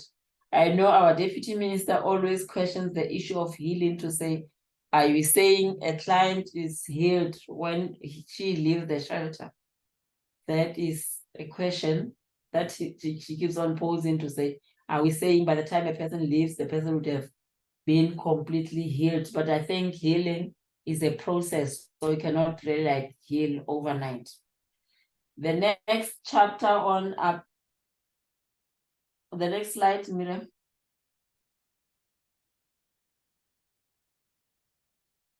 This is now the applicability of the policy in terms of who does it applies to. It applies to us as the National Department of Social Development and the departments responsible for social development in each province, which means the provincial or district offices of social development, including those departments providing services funded through social development. It also applies to NPOs providing shelter services, as well as any other entities enabling support to shelters and their beneficiaries. Meaning, when we do our monitoring, we'll be looking at the fact that, whether we'll be checking whether the policy is being implemented at our provincial offices by our district counterparts, as well as you as the different NPOs, are we rendering services in line with the sheltering policy and so forth. And the last slide on this chapter, that the policy must be factored into the planning of a range of departments, including basic education, obviously for our children that are admitted in shelters with their parents, with their mothers. Department of Health for the provision of healthcare services, your nursing services. Home Affairs for your IDs of all those, of the women that do not have documents. Human settlements, like I said, in terms of them availing houses or buildings for the women to stay after the Department of Labor for exposing women or employment of women who exit the shelter or who are still in shelters but need to be employed. The Department of Justice and Constitutional Development, our Public Works, as well as the Commission for Gender Equality. This brings us to the end of chapter 3, the summary thereof. Are there any comments before we go for 10 minutes break, colleagues? So that when we come back, we deal with chapter 4.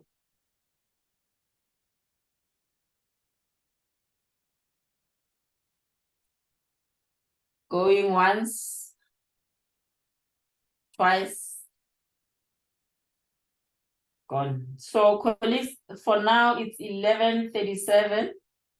Can we come back at, I'm not sure how many minutes you need for you to stretch a bit.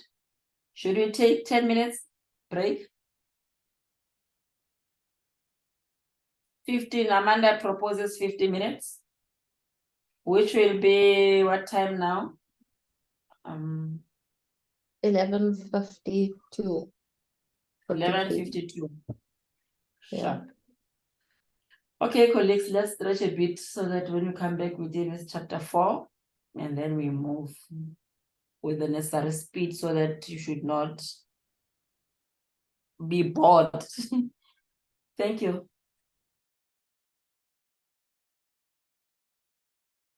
Unfortunately, we can't say you are invited for tea because of the nature of the session. So yeah, let's have a break for now. Thanks.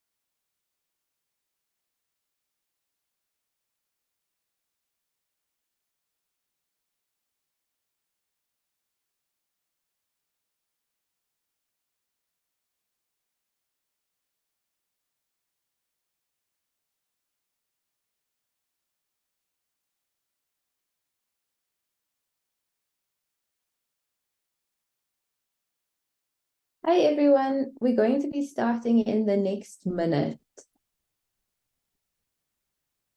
I just want to ask that everybody that's here, can we please have more interaction with this presentation? The intersectoral shelter policy affects everybody, and your understanding on what Jorge is presenting is imperative, because once the policy is adapted, you then all become required to be able to institute this into your shelters. So please, let's be more interactive.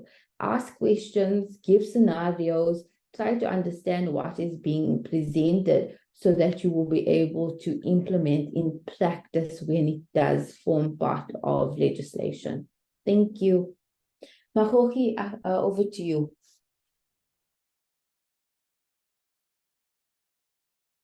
Thank you, Miriam, and thank you for emphasizing that to the colleagues, that we need to, as I said, it's a pity that we're not like in the same room where we can have people, so people can easily get away with murder in this one, because if you don't want to raise your hand or comment, nobody will see. But it would be nicer if we could all just talk, let us not be, it's not like we're in a classroom. Let us just talk and be free and share experiences, because that's the reason why we are here. We need to share experiences, look at how ways we can help each other in terms of ensuring that we render effective services. Ne? So chapter 4, colleagues, is on the types of shelters, the admission and referrals. Let me just quickly close.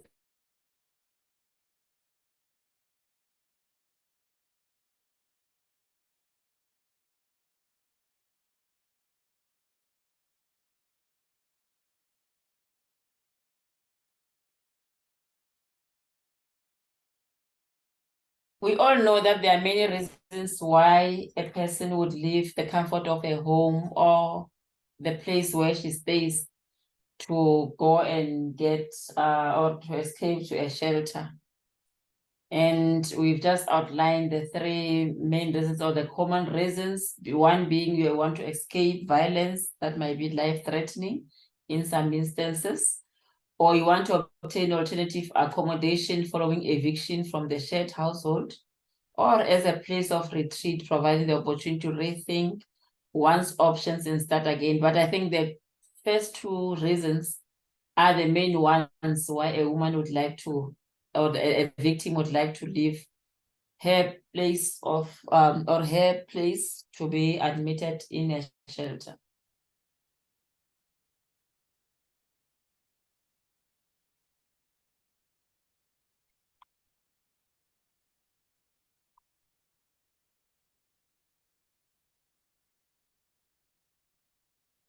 So like I said, that this one talks specifically to the different types of shelters. It defines the different types of shelters envisaged by the policy. It also talks to the infrastructure. Yes. Sorry, I can't raise my hand because I'm the host. I want to go back to the reasons for seeking shelter. I think this is very, very important, because if we look at the referrals to shelters from the helpline, there are instances where shelters will say that they cannot accept a client because they don't have an exit plan before we even have the client placed in the shelter. And I think that understanding why somebody is seeking shelter is very important for the admission criteria that are being set out. So I think maybe a discussion here is important, please.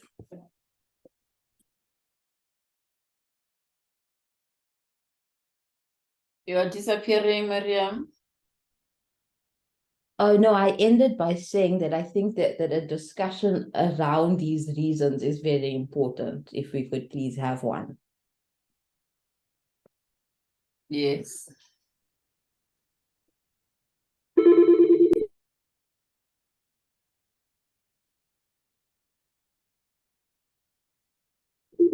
Any comments, colleagues, in terms of what has just been raised?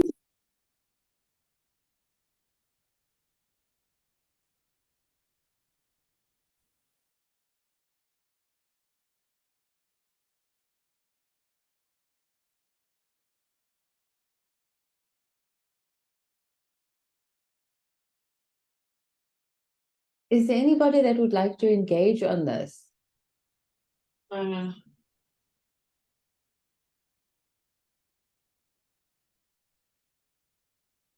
Maybe you need to call names again, Hakoki. Yeah, maybe.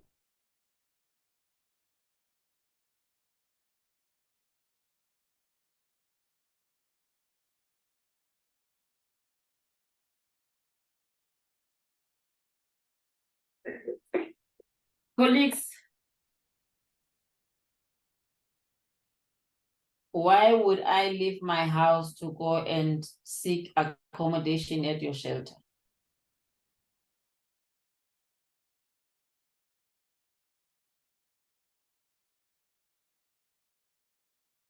Debbie from Betsy's Haven in KZN says that she believes the exit plan is an unfair stipulation at the beginning of the process.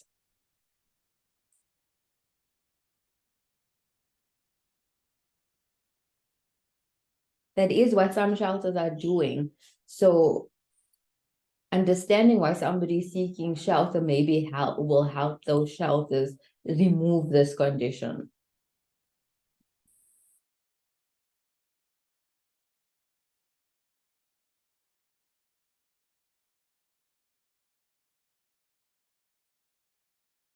Okay, yes, I'm looking at Debbie's comments.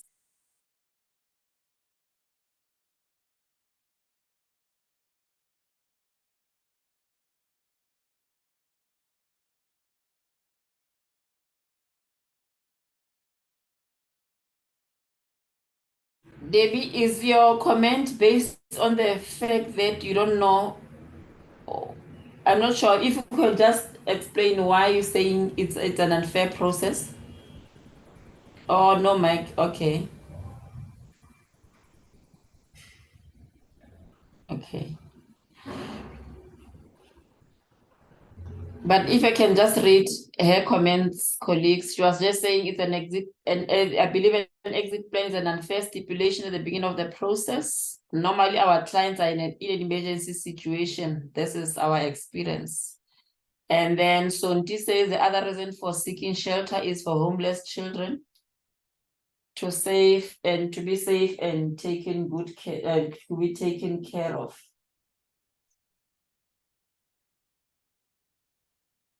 So maybe can we get from the colleagues? Okay. Zandi also says, I also agree that asking for exit plan prior the client being admitted is not fair, but during the stay at the shelter, the client needs to have one in order to be assisted with psychosocial support or any other needs she might have, maybe seeking employment.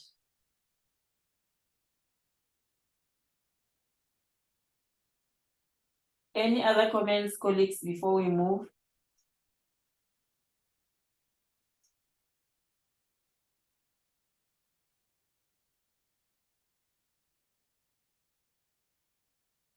Can we get your comments, colleagues, in terms of the exit plan? Do you also have it prior admission, or at what stage do you come up with your exit plan?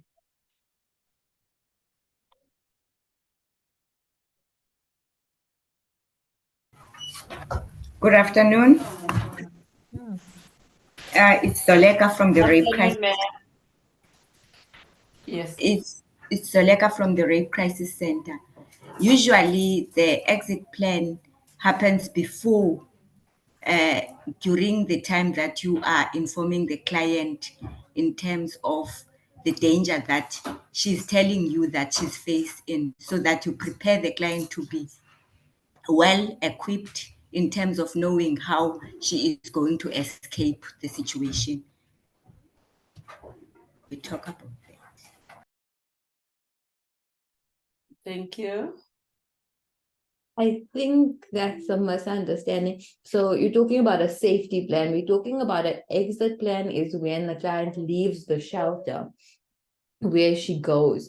So in terms of why somebody's seeking shelter, if it's a victim of abuse and they're seeking a shelter, some shelters are saying if they don't have an exit plan, if they don't wish they have somewhere to go after their 4 to 6 months stay, then they are not actually eligible for being in a GBV shelter. They are in fact homeless. And that is secondary victimization. And so that is why we're trying to understand this.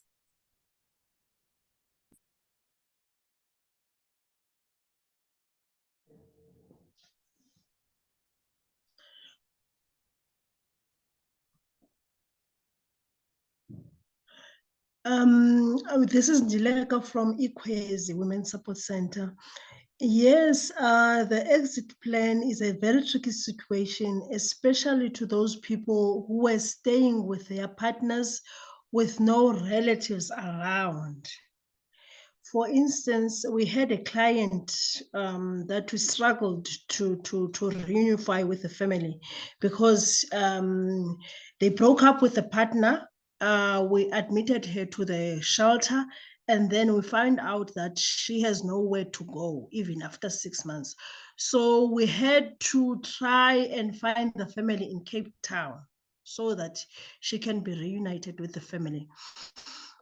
So it's a very tricky situation because you cannot refuse to take her when you're admitting her because she has nowhere to go. We have to take her, do the healing process with her, and then after that you can look at the options and how you can reunite or find a permanent shelter for them. Thank you so much.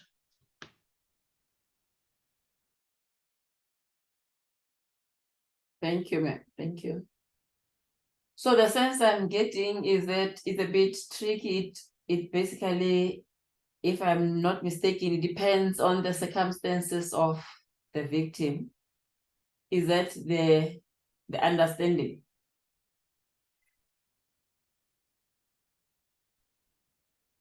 Yes, I think so.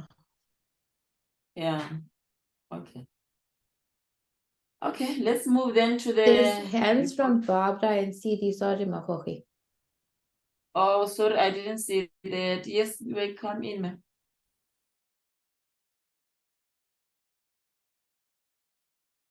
Good day, colleagues. This is Sidi Matola from Tirisana Victim Empowerment Center.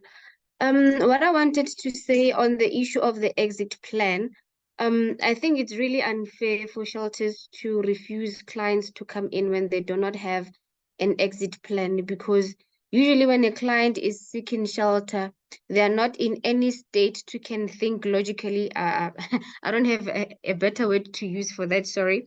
And I think that it is our responsibility to kind of assist them to have such an exit plan that, you know, when you leave the shelter, where are you going to go? Do you have relatives? Do you have close friends or any other person who can assist you to be able to pick up your life where, you know, where you can, and to kind of put the pieces together. So I think it's really unfair, and I do really believe that it is part of our responsibility as social workers that in terms of helping people with psychosocial support, helping them with those empowerment activities, it is also part of our responsibility to help our clients have an exit plan. And if they cannot exactly put it into paper, I think we can assist them by letting them know. Once you can reach out to a person who has been helpful in your life before, because I don't think it is always necessary that an exit plan can be to family members. Sometimes it can be to close friends who mean more to you than your actual biological family. Thank you.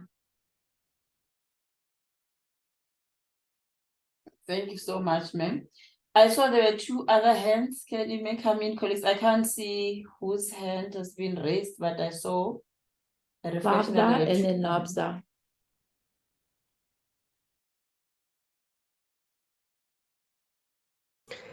Greetings, colleagues. This is Nobza from the IREST, Polokwane, Limpopo.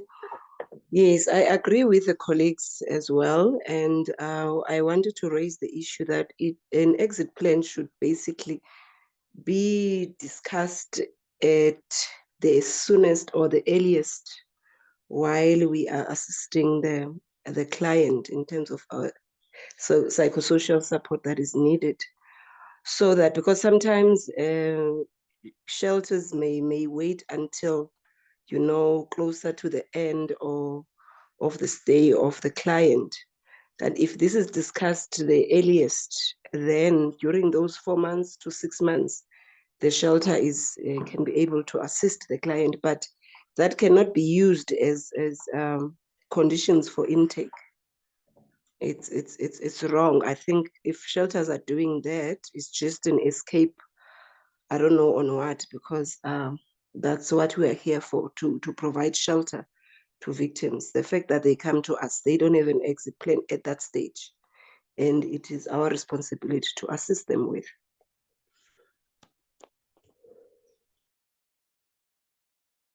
Sure, thank you, ma'am.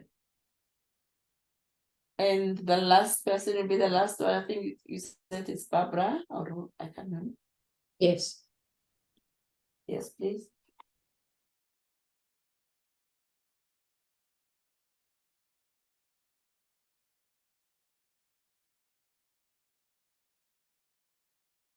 We can't hear you, Barbara. Now. Hello? Okay, we can hear you now.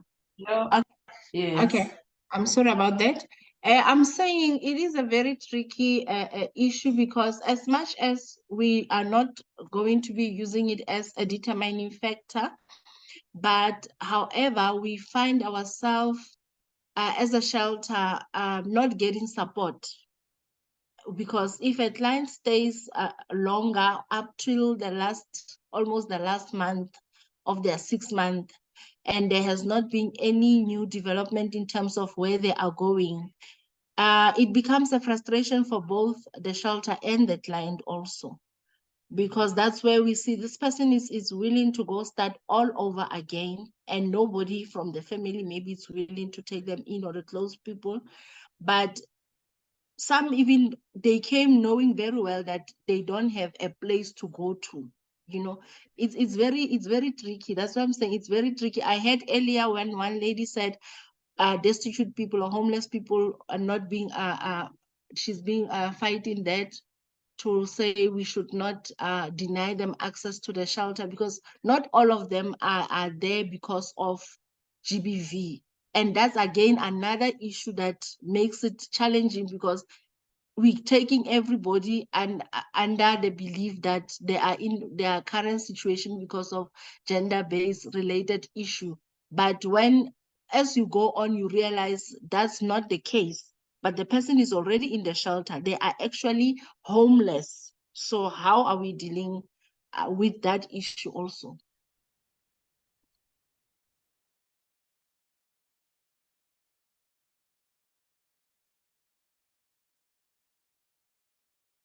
There's a question, colleagues. How do we deal with that kind of a situation?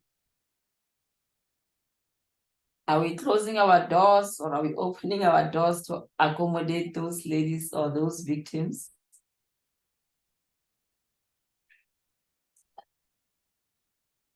Taking into consideration the fact that our priority is mainly victims of gender-based violence, but now what do we say to those who come and are in dire need of a service or accommodation overnight and all that?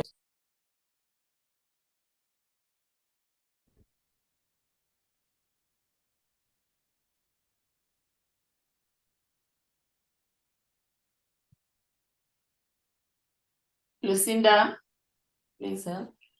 Thank you. This is very, it's very complicated. And thank you for my social worker that also put her comments on. This is one of the big issues that, as a women's center here in the Western Cape, we've been advocating with the department for more than 10 years around what is the defined line between women that are destitute, homeless, needing the exact same bed that we are offering in our emergency safe house. And we are an emergency safe house who takes the women in. The difficulty arises with long-term shelters that is then requiring the exit plan as a possibility for entry into their long-term shelters. And it becomes where we have to advocate again, very same shelters, very same funder. And, you know, one of the things that I want to propose, ma'am, is that we need to look at a standardized operation practice for all women. And although the funder is saying, I want A for the value of the service, we know what the situation is for women in general in South Africa. We know what the situation is for women that will not willfully exit their stability, even if that stability was violent, that end up homeless, that end up destitute, or the boyfriend has abused her and has sold the hockey. She's on the street with her 5 children. Makes it even more difficult because now there's 5 children. And so what we are doing, and as a manager, I am standing in the firing line for my social worker and vice versa. We do take the women, and we do make sure that we keep our counterparts accountable that sometimes wants to be tricky with us in taking the clients in the long-term shelter. Mariam knows that this is ongoing, but this conversation needs to be escalated across the country. We need to have a standardized practice ethos in saving all women, even if the funder says just victims of gender-based violence. That's my 2 cents. Thank you.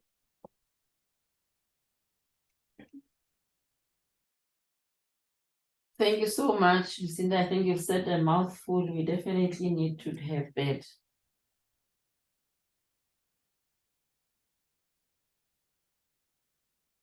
But colleagues, like I said, that we've been consulting in the different provinces with different sectors, we've been noting all these challenges, and hopefully at one stage we'll all convene under one roof and really try to iron out some of the challenges or come up with certain proposals that we think might be of help to us.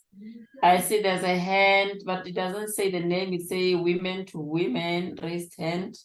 It may come in, ma'am. Yes, leaders, good day. I agree. Because with our shelter, we help women with, it doesn't matter what, if it's GBV, if it is homeless, or if you have been, whenever a woman are in need of a place to stay and to find her feet back in society, we take that woman through a whole process and help that woman.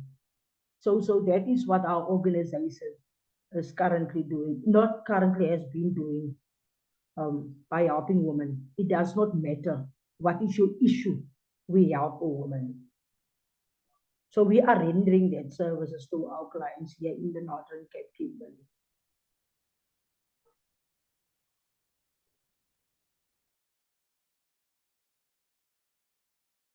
Thank you. Thank you, ma'am. Okay, I think we have said or came up with I mean, we've made our comments. We can continue now. Just a second, I just want to lead the other comments that colleagues have made here. We also say you offer clients secondary stage housing. When they get a job, they can move into a self-sustainable housing until they are ready to move out. That's from Women to Women.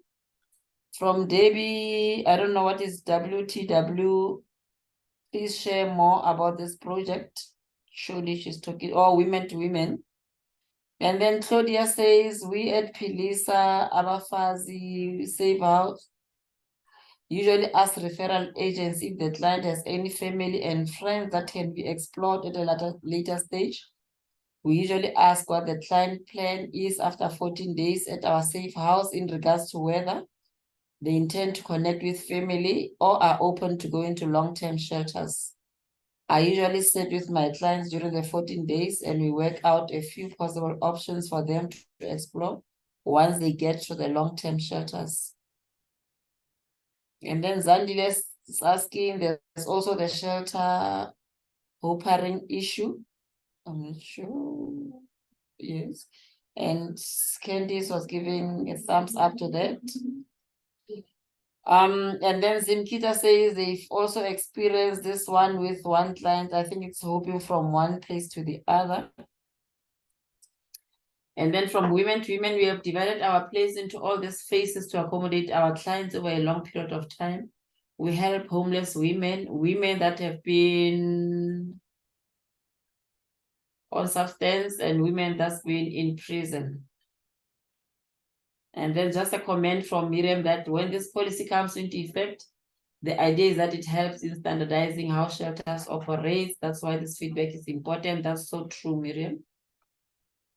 And then Lucinda is asking if you can also accommodate pregnant women in distress on the last trimester who are homeless. This is the other client.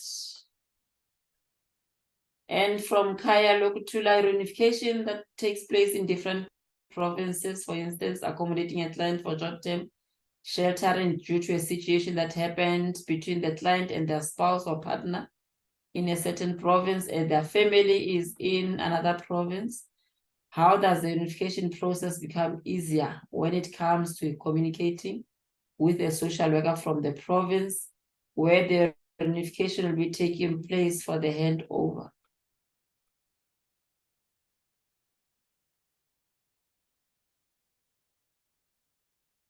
Okay. Yes, colleagues, those are the comments and questions. I guess we've addressed some of them.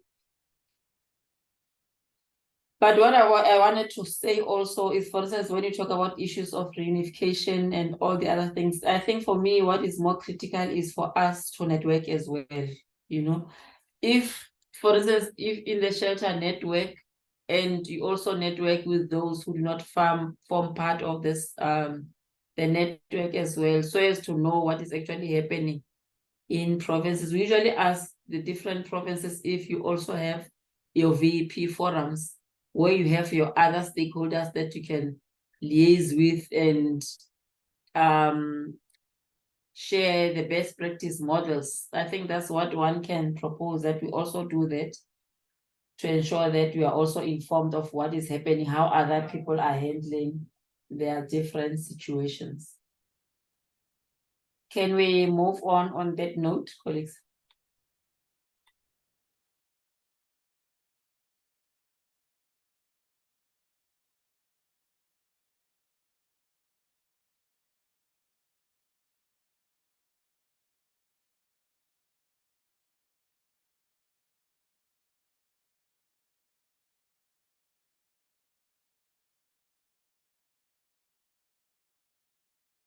I think you can move on, Mahoke. Oh, sorry, ma'am. You're saying, Miriam? Sorry, I missed. I said we can move on. Thank you. Oh, thank you. Yes, we also, in terms of this chapter, we also look at the different types of shelters that are required to respond to the way different situations shape in the need for a shelter. Remember, we don't have only one type of a shelter. I'm not sure with colleagues seated in this meeting, are we only having or managing long-term shelters, or what other types of shelters do we have? Can we just have an indication before I just quickly go to the different types of shelters that we have or that the policy proposes? Hi, it's Rose Bola. We have a shelter for abused women and children. Thank you, Rose. Any other different type of facility that we have today? Lucinda has an emergency 14-day shelter for cisgender women. Oh, that's great. Where is this, Lucinda? Is it Western Cape or where, in which province specifically?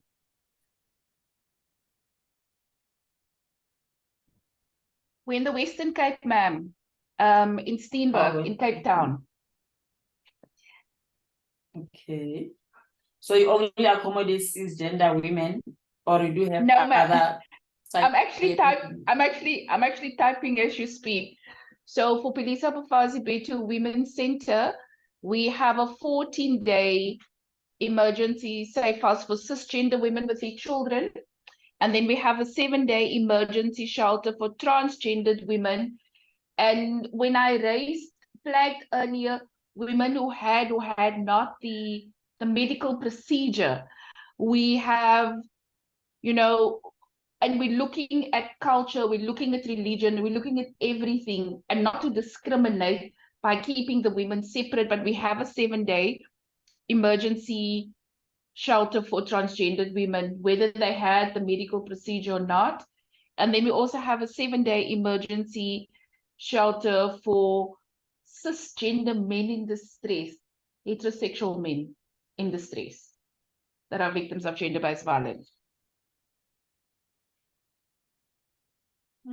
Okay. Thank you. Without having a debate, Lucinda, is the DSD aware of your shelter? Are they supporting you in any way? I'm just trying to check. And what is the name of the shelter or the organization? Felisa Abafazi Betu, ma'am. I am only getting funding for our cisgender shelter. Our LGBTQI shelter is not funded because the department says I have to show them numbers first before they want to support, although we're in operation since 2021. And the same with our heterosexual males of gender-based violence. So only the one has been supported. And although we are 10 years running our facility, we only are getting funding from the department since the latter part of 2020. So yeah, that's where we are. Thank you so much. Okay, thank you. No, I wanted to know because I don't we always struggle in terms of us sharing, with our provincial coordinators, sharing the different types of facilities that we have. So that's why I kept on probing to hear from you. Maybe it's one of the things that I've been ignorant about in terms of what we have on our database from our provincial coordinators. Thank you so much. Any other type of shelter, colleagues, that we're not aware of?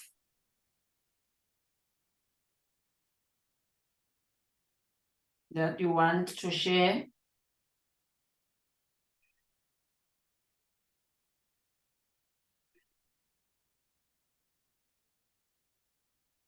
Anyone from a safe house or a white door?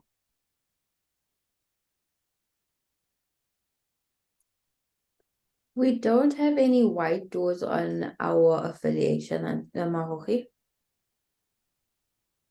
Okay, it's only shelters. I work, it's still Zoleka from the Rape Crisis Center. I work with the Yogusela Haven, which is sheltering children and women who are affected by domestic violence, and the Vistaras, which is more on homeless. So we work together. I refer to them sometimes if I happen to get clients who are in need of their shelter. And in fact, there are more. I can write in the chat, you see, but it's Eastern Cape. Some of them, they are funded by the DSD. Some of them, they get funding from other donors, not specifically DSD. Thank you so much. Thank you, colleagues. Thank you. Yes, like I was saying, the policy now talks to the different types of facilities or shelters that we have. For instance, we have your emergency form of shelter and accommodation. The chief purpose thereof being to secure the safety of women and their dependent children, either in immediate danger or placed at risk of violence or other adverse consequences by eviction. And also says that accomplishing this requires a combination of safe houses and emergency alternative accommodation. All that this says is that we do have different types of facilities or accommodation that we use for the safety of women. The first one being that's the safe house, which is a residential facility and is available on 24 hours basis, 7 days a week, when the length of stay ranges from 1 night to a maximum of 7 nights, and is expected to provide immediate safety, contains and addresses the immediate crisis, and identifies alternative accommodation, including by acting as a conduit of referral to shelters. All that this says is that you do not keep a victim for long, but the maximum period of stay is 7 nights, whilst you're still looking for an alternative accommodation for the person. We also have emergency community safe spaces, or the policy proposes that we have this as well, emergency community safe spaces, which is a network of emergency assistance or offers alternative accommodation to provide 1 night's accommodation under emergency services and could be linked to a shelter. We also have a shelter as a residential facility. I think we are all familiar with a shelter, which accommodates all victims of crime and violence, as well as their care dependents up to the age of 18 years, provide short-term intervention in a crisis situation for 1 day, as well as longer assistance up to approximately 6 months as the need dictates. And obviously, in terms of the service, we're supposed to provide all that the client needs, be it counseling, be it accommodation, or any other form of protection. Just as a comment to say, I know we always have a problem with this one, with our deputy minister specifically saying, if we say we accommodate a victim for 6 months, and after that the person is expected to exit, are we saying the person would have been in a state where she can easily say, I'll be on my own and I can move on? But our response has always been, surely depends on the need of the client. You know, I don't get us. I'm not sure if a person can just be chucked out of the facility because now you've reached your 6 months. You look at the different situations, unless I'm mistaken, colleagues.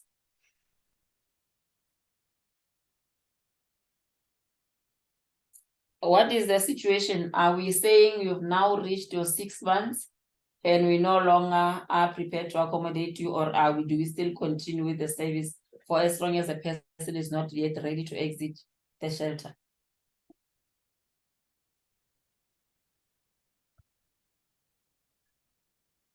I think the clients we have to assess the situation.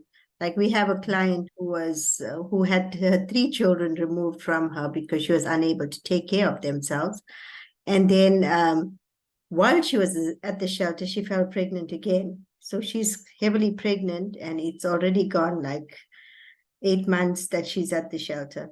So we'll have to assess the situation, and she has nowhere to go. So he's sitting with the situation right now. Thank you. You Thank have you. hands from Sima and I think 2 more hands. I can't see the Barbara others. and then Rudo. Hi, Yes, everyone. yeah. I just want to say that it depends. It's done on a case-by-case basis. Yes, we have some people who stay longer than 6 months. It's just depending on the need of the client. But then also, we don't want to create a kind of a dependence on the client, which is why most shelters have that 6-month cutoff. But then it's like you said earlier, that you're not going to just tell a client to leave now because the date of her 6 months has arrived and she cannot stay longer. So it's all case dependent, and it's taken on an individual basis. Thank you. Yes, you may come in, colleague. I'm not sure if it's Barbara now Hello. or Okay. yes. Yes. Okay. Yes. As much as I appreciate the information that the previous one that just gave, especially with dependence, because what I have picked up, we are fairly a new shelter. We just turned 1 year old this August. So what I have realized is, which has been a concern to me, was we need to be careful not repeating that dependency for the clients, although it's in now a different space or a different, what can you say, environment. But I realize that they tend to now to become more used to, because they were used to being giving money for sanitary pads, all this, even though in an abusive relationship. When they come into the shelter, it's a safer space where no one is abusing them for providing those things. But that codependency thing, it still continues, because that's what I've picked up so far. So that was my concern, that as much as it's case by case and they can stay more than that, but also to be careful not to repeat the cycle of being dependent on letting other people do things for them, getting things done for them. So for me, that was one of the greatest concerns. Thank you. Thank you so much. Was that the last hand, Miriam? I can't see. No, you have Rudo and Amanda. Oh, yes, Rudo Malimartin, I think the other speakers have said so, but the main issue is, how are you moving with your IDP, the Individual Development Plan, and the exit plan? Constantly, it is very vital to check with the clients how they are. Always, you pick up clients who would want a dependency syndrome to stay at the shelter. So the assessment of the social worker really helps, and the counseling session, as you move with them, the issue is to move with the client. And then, yes, it's not like we really exit them after 6 months. Assessment, and at the same time, after assessment, you really see if there is a need for them to continue to be in the shelter or to exit. But on the issue of them resisting, I'm of the opinion that constant sessions with the client helps them to realize that I'm moving this way. Thank you.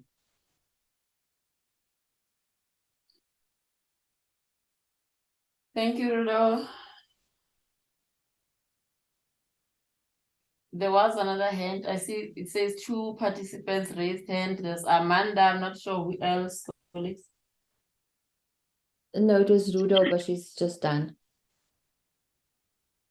Yeah, but I see Amanda's hand is up. Yes. Mine is more of a question. We always say, okay, let's say a client needs an extension, right? You extend for the client. What other interventions now that are supposed to come into play? Considering that, let's say you've done all the interventions, the programs, the group work, everything. So now when the client is still staying with you for a period of up to 6 months, what are you intervening on now? Prior interventions.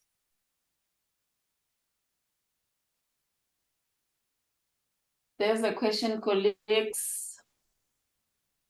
In a situation where you've done, unless I misunderstood the question, Amanda, where a client, you've done everything, but yeah. Thank you. We can't hear, sorry. But I guess the colleagues heard your question. Yes, yes, that's my question. Thank you. The cases differ. You know, I believe, you know, the cases differ, firstly. Secondly, circumstances as well will cause you sometimes to extend. Some of the cases, especially if you are you know, in touch, or if you are involved with the courts, with the justice, and you really see that it's risky for the client to go back. Yes, in as much as, yes, you have done, you see she's healed, but on the other hand, you realize that she's at risk to go back into that community, and there is no other area that she can go, maybe because of work circumstances or the children attending school. So it cannot really be, we can have an exact to say what are, but assessment by the social worker is the determining factor The issue is she exiting? Is it safe? Is everything? Yes, everything would have been done. She has healed, but there will be something when you extend. But not all cases. Some, yes, we extend. Thank you.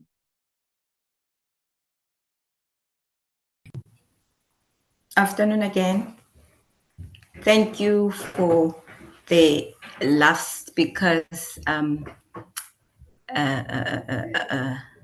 what she has tried to narrate for us, because I was going to say I had the same problem in terms of the duration was finished, but the circumstances of the client were very bad that she couldn't go back, and it was a rape survivor, and the court proceedings were supposed to be continuing. So it was a matter of we attend and provide the necessary interventions for her to get the service that supposed to be rendered to her, but focusing more on the court proceedings. So I like when she's saying circumstances are not the same in terms of maybe what the client is presenting. That one, there was a domestic violence issue, including the rape, which is there was justice department that was involved. So that was it.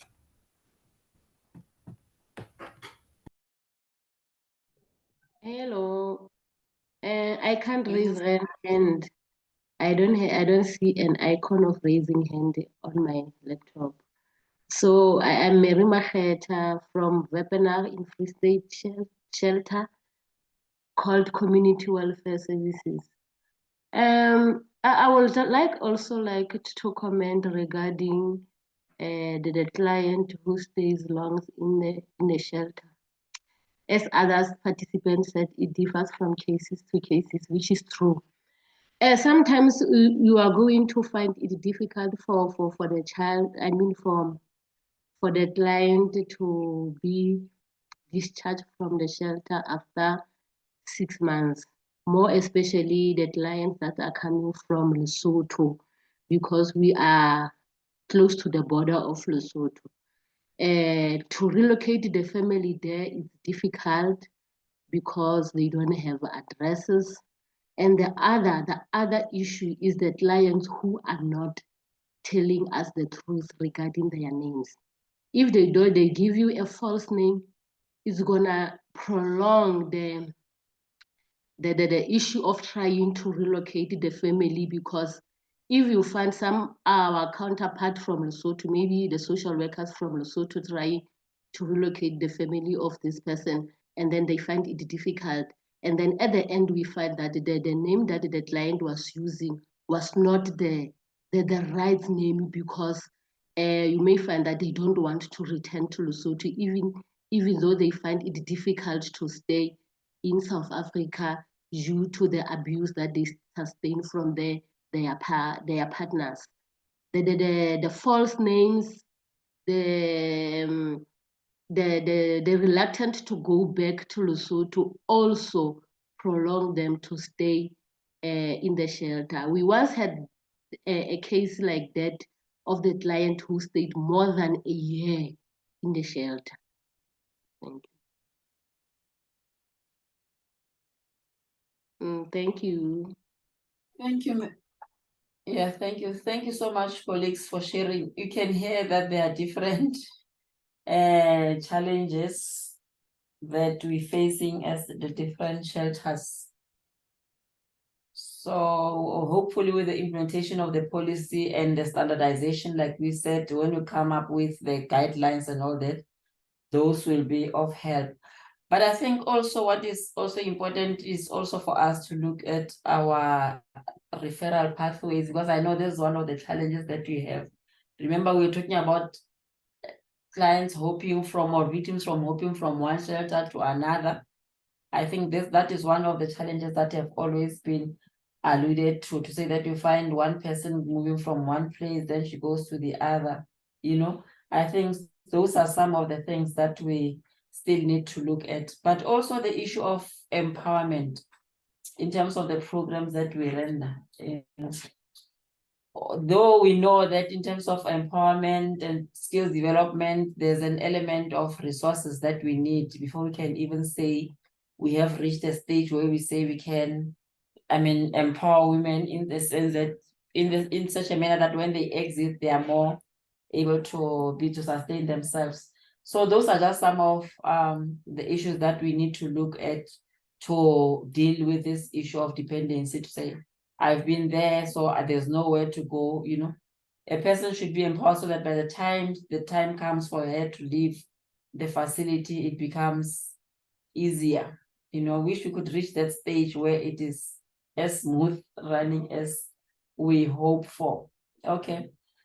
So colleagues, the next facility is the Khuseleka One-Stop Center. I think we all know what the Khuseleka One-Stop Center is all about, where a client will get multi-purpose services that are rendered by the different types of professionals to deal with the issue of secondary victimization. A client goes to the center and you get you get a continuum of services, your social workers, your psychologists, your health, and all that. So that's one of the facilities that the sheltering policy recommends. We also have the second stage shelter, which is a form of transitional housing managed by NPOs. And they are accessible only to women who have exited a first stage shelter, are employed, and are able to pay modest rental fees. If I were to make an example of the one that I know will be your Sarki Bartman shelter in Cape Town, they do have transitional housing, and they are skills development training. I must say we were actually impressed that you find women can do things on their own. For instance, there are those that do the painting, and with the money that they make, as an example, they were in a position to can really exit the shelter, stay on their own, and be able to sustain themselves. So these are some of the types of shelters that we're referring to. The chapter also talks to the issue of shelter infrastructure, that facilities should be designed and organized in ways that enhance resident safety and security and promote their coping. Infrastructure and layout involve three key considerations: the size of the shelter. If you'll remember my comments earlier on in the morning, I said, let it be, if you are registered or your capacity is 20 women or 20 victims, let it be. Do not overcrowd the facility and expose women to secondary victimization. It should also cater for the needs of residents. If, for example, we have victims that are on a wheelchair, as an example, we should have a ramp that will also cater for the needs of the said resident, and the continuum of services to be provided as well. Let there be services that are rendered to meet the needs of the client. The issue of safety, if I were to go back to that on safety and security, we know of instances, or we've heard of instances where people will end up knowing where the victim is accommodated, and the perpetrator have been to the unfortunate situations, have gone to the facilities, and some were shot, killed, so that's why we're saying safety and security should be our major concern in terms of shelters. Elements of the consideration also include they should be reliable, there should be safe and consistent supply of water and energy, and facilities that promote inclusion, adequate accommodation for our residents. I think this is straightforward, unless colleagues want to comment in terms of this. The infrastructure specifically. Any comments on the infrastructure specifically?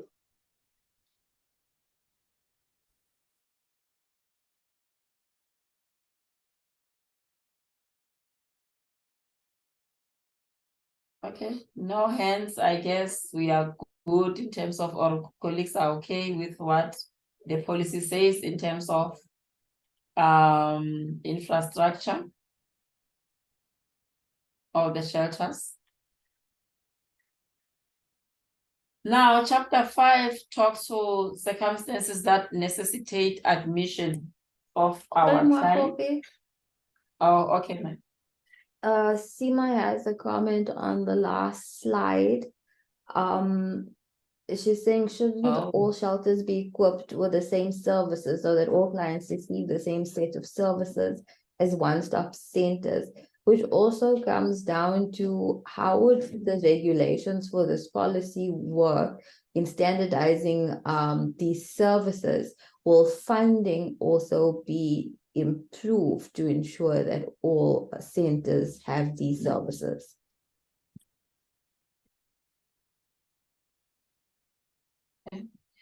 Remember earlier on, we spoke about the issue of standardization of services. We also spoke about the issue of resources that will enable the services to be rendered in a standardized manner. So what has been happening is, or what needs to happen with the department is for us as a department to also finalize the funding and the costing model that will allow, I know this one has been outstanding for quite some time, but with that, with the models, we'll be able to say for a shelter to render this particular service, this is the type of amount of money that is needed, and that will be across all shelters. So meaning all services will be rendered in a manner that is standardized. I hope that answers the question.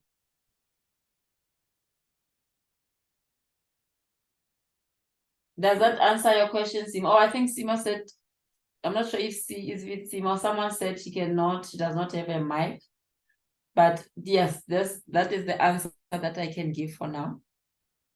But in yes. terms of us rendering services like a Kuzaleka one-stop center in a shelter, I'm not sure how practical will that be, because remember, in terms of a Kuzaleka one-stop center, you're looking at your psychologists, you're looking at your Department of Justice, you know, all those people.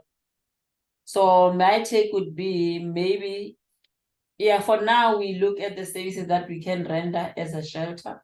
But for those that need other services, we refer accordingly, as we cannot have that type of a service in a shelter, but in Asmin specifically. Can I ask, like, would, say, for instance, the ability to access a psychologist or legal services, would that be open to clients who are accommodated at shelters through the Kusulekas, at like any other shelter?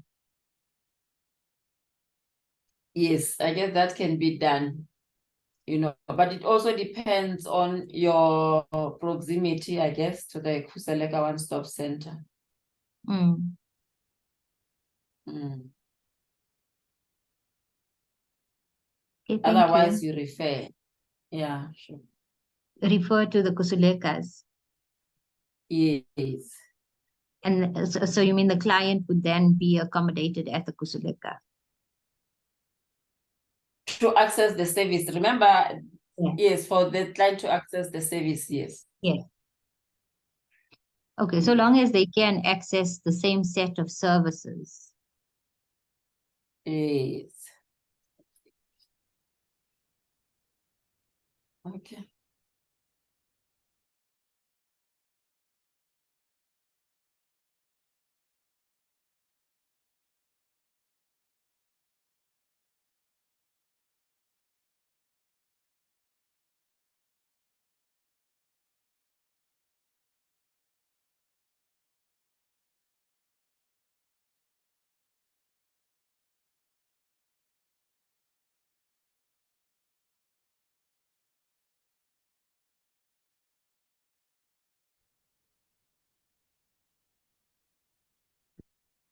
Makoki, you're on mute. I'm not sure if you're speaking.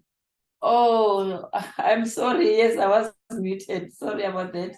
No, I was saying in terms of chapter 5 on admissions and referrals. It basically looks at the facility criteria, facility admission criteria and referral networks. It also lists the various sets of circumstances warranting admission to shelters, and also sets out the conditions under which shelters become unsuitable for addressing difficulties. So coming to the circumstances, the few examples that we've made is intimate partner violence. That will Mariam, make a person. I've raised the hand. Oh, okay, sorry. Yes, you Okay. may come in. Yes, just before you go far, I wanted to ask based on your response to Simon's question on services that can be offered by Khuseleka to shelters. Like our shelter is in a close proximity with Khuseleka. So do we need to have an SLA with Khuseleka to access such services that we cannot offer as a shelter? Not necessarily refer the client to be accommodated at Khuseleka, but those that are accommodated in our shelter. Because we are less than 5 kilometers from, less than 10 kilometers to the Khuseleka.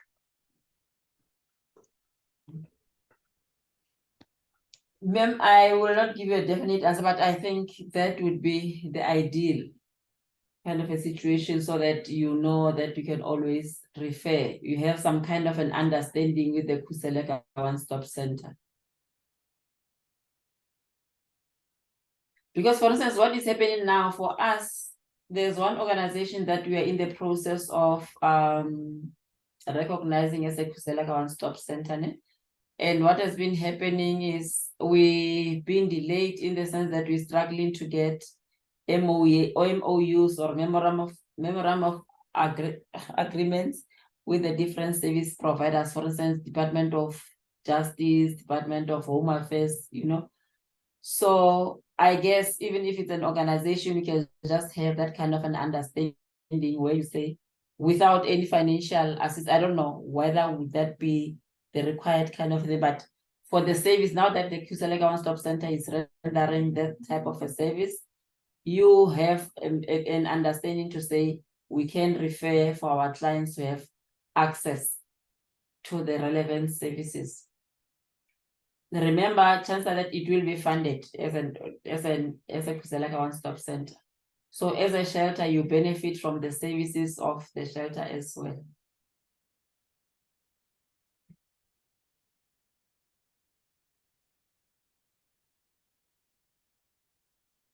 Have I answered your question, madam?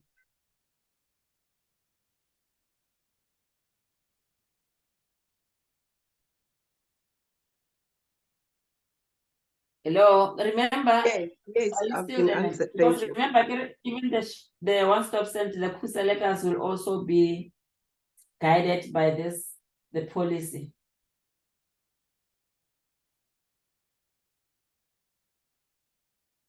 Because the rationale behind us coming up with the Khuseleka one-stop center is that we prevent secondary victimization and we create one central point where clients are offered a continuum of services.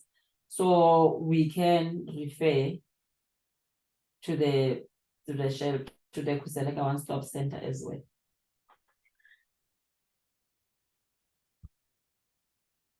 Thank you. I'm answered. Sure. Okay.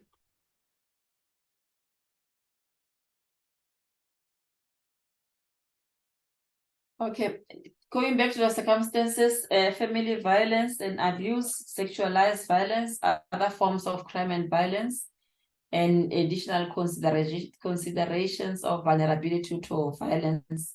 All these are some of the circumstances that would make a person go and seek refuge at a shelter. And these are just basically the categories of persons coming to the shelter for admission. We had earlier on, we spoke about shelters, for instance, what Lucinda said about them accommodating our cisgender men. but we also have children, including boys, who come for admission in shelters, our LGBTQI persons, migrant women, people with disabilities, like I said, mild to moderate kind of disability. Also persons with mental health and substance use disorders, but those with mild to moderate and not actively using. As those that are actively using the substances, then we need to link them with the necessary or the appropriate facilities. We also have older persons who come and seek admission in shelters. I think we've spoken about this at length.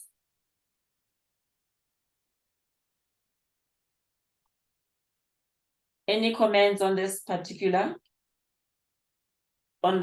slide?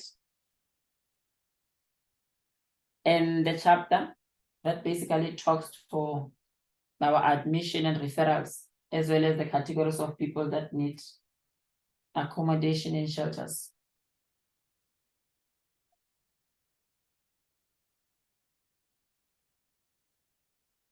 No hands, okay. Okay. Should we move to the next chapter then, colleagues?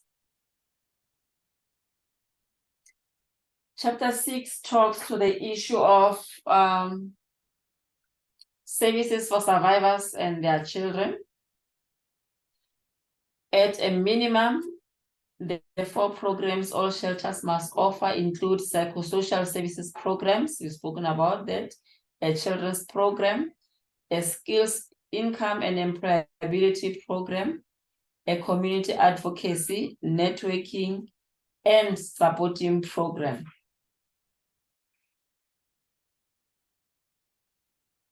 Any other services that we've omitted from this in terms of the policy colleagues? Any other services that you're rendering that we've not mentioned in the minimum types of services that we expect of shelters in terms of the policy?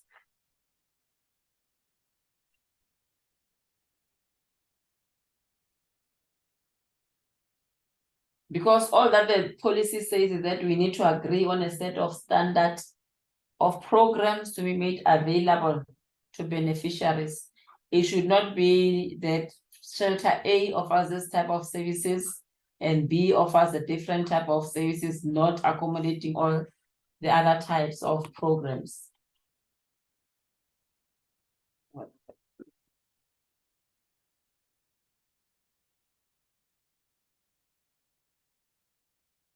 Okay. So in terms of services to children,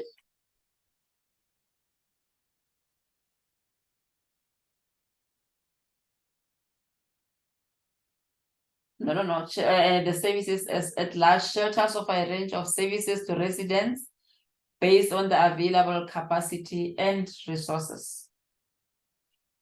And going back to the pillar, remember I said we all need to take cognizance of the NSP in whichever service that we render. So pillar 4 calls for a standardized core package of services by trained, skilled, compassionate, and competent staff, which includes access to health and mental care, appropriate aftercare services and referrals of feedback systems, which is victim-centered, survivor-focused, and trauma-informed. Our focus will be more on the victims, on the survivor, and we should also ensure that our services are trauma-informed.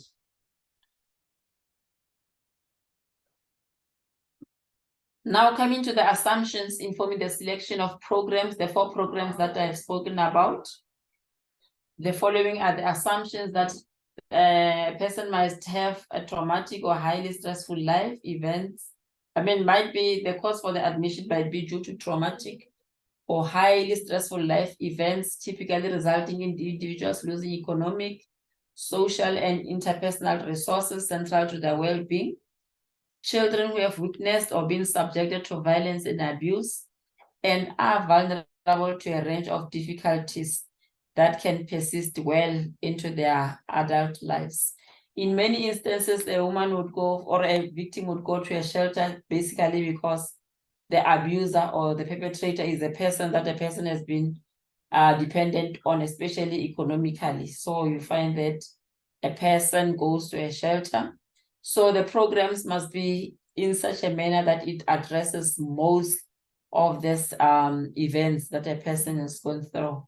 In the case of children, like I've said, some of the children are subject to violence.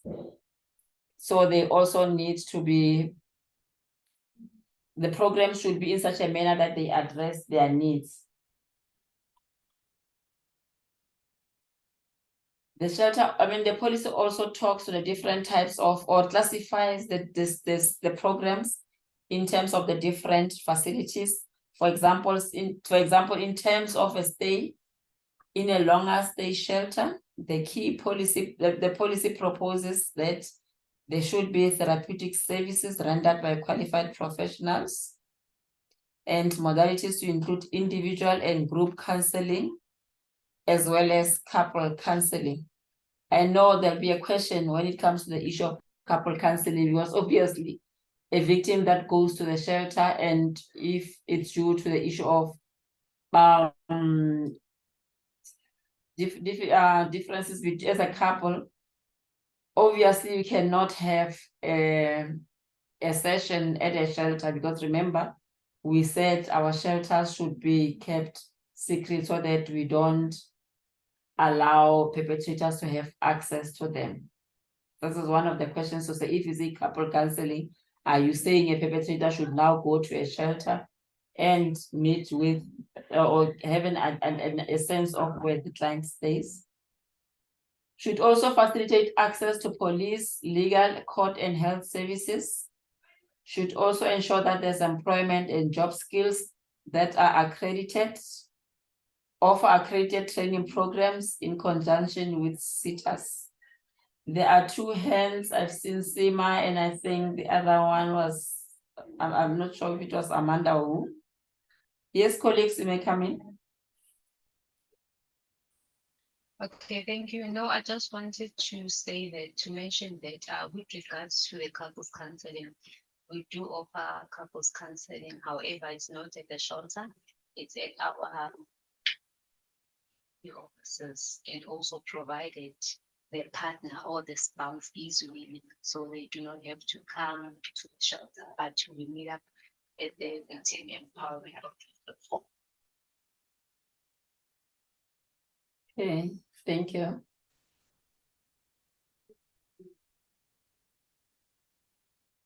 Next. I also had some concerns around the couples counseling. I guess it depends on what the client wants, but often the clients are not able to speak freely in front of the perpetrator. And more often than not, the perpetrators are not willing to come for couples counseling. So I do have some concerns around that.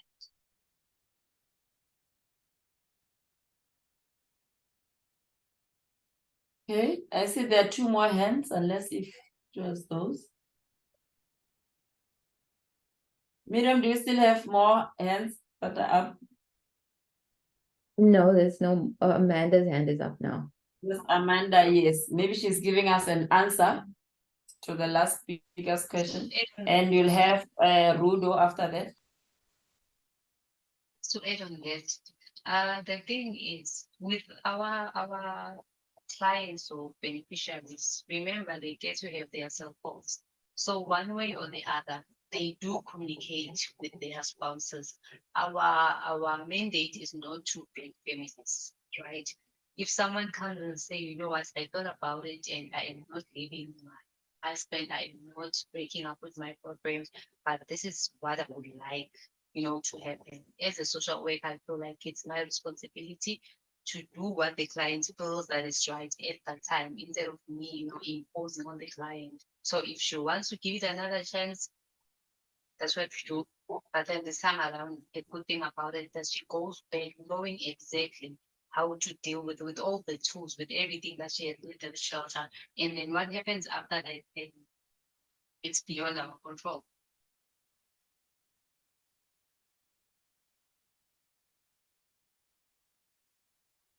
Okay, Any other comments, colleagues?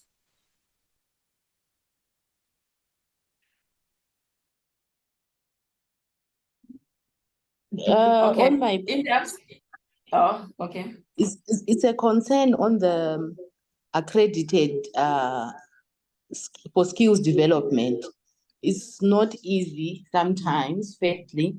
Secondly, it depends with the education of the beneficiaries that you'll be having at that particular time in the shelter. Sometimes it's a determining factor. And then thirdly, the funding model, which we have talked about, the money sometimes is that we have to take the ladies for accredited. It's way too little. So that's my only concern on accredited for skills development. Thank you. Thank you. Thank you so much, May, which is a fact. That's what one other concern that people always raise, to say for accredited training programs, it's a problem. That's why we said we need to ensure that we have all other stakeholders playing part or playing a role, so as to ensure that they also contribute in terms of how we render our services. But then going back to the issue of couple counseling, yes, I've noted what the colleagues have said, which is true, that it also, you cannot really come up with a ruling in terms of what the clients want. But what matters mostly is the issue of the security and the safety of the clients. May I get 3 minutes? I just want to go to the bathroom just for 3 minutes before we'll break at 1:30 for lunch. But may I kindly just go to the loo for 3 minutes?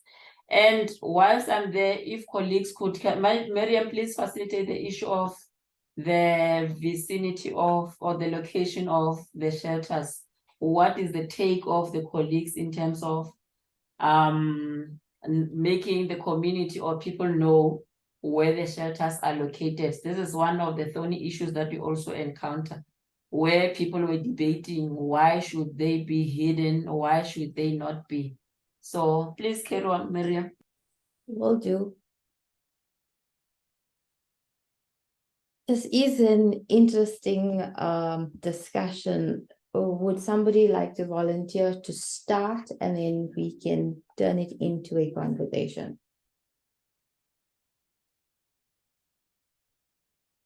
Did everybody hear that? Sarah says she switched off the sound. So Mahohi was saying where the shelter is based in the community, is it okay to let the community know that the shelter is based there, or do we keep this as a secret location? Amanda, please. Shelter should be in a segregated location or area so that this is a safe house to remember. So that way, when it's in a secret location or secret, it's not easy for their partners or whoever to be able to access the clients.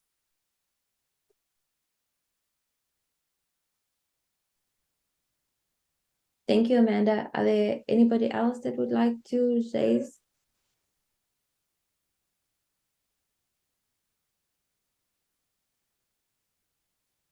Seema? So for safety reasons, our shelter is also, there's no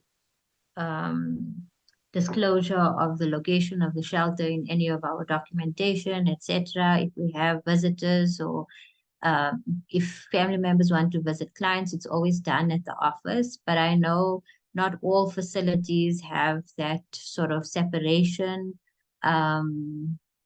And maybe it's done on a sort of shelter by shelter basis. And sometimes, yes, there is that argument that why keep it a secret? But then there's also the element of safety that needs to be considered. So I know it has been a debate for a while, but for us, I feel that it's better that it's kept secret. The location is kept confidential.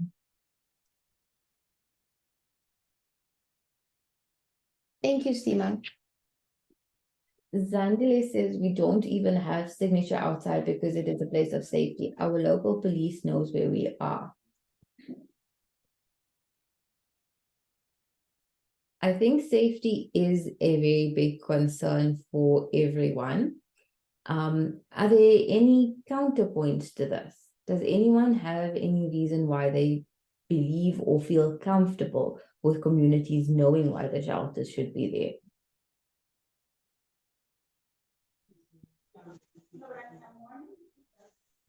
Nadia? No, not Nadia.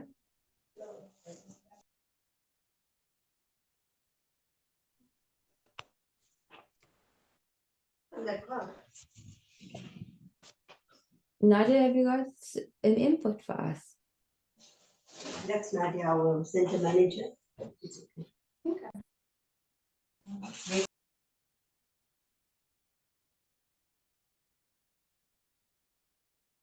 So I think that the consensus here Sorry, is. sorry, William. I don't know. There's something going on with my phone. No, I don't have anything to say. Okay, thank you. So then the consensus here on this platform is that shelters are places of safety. And if there needs to be education about a shelter, it should be that the office is used as the location that is advertised to communities. It's also the place where if family members want to visit, that's where it can be conducted. But the actual safe house itself, location should not be disclosed.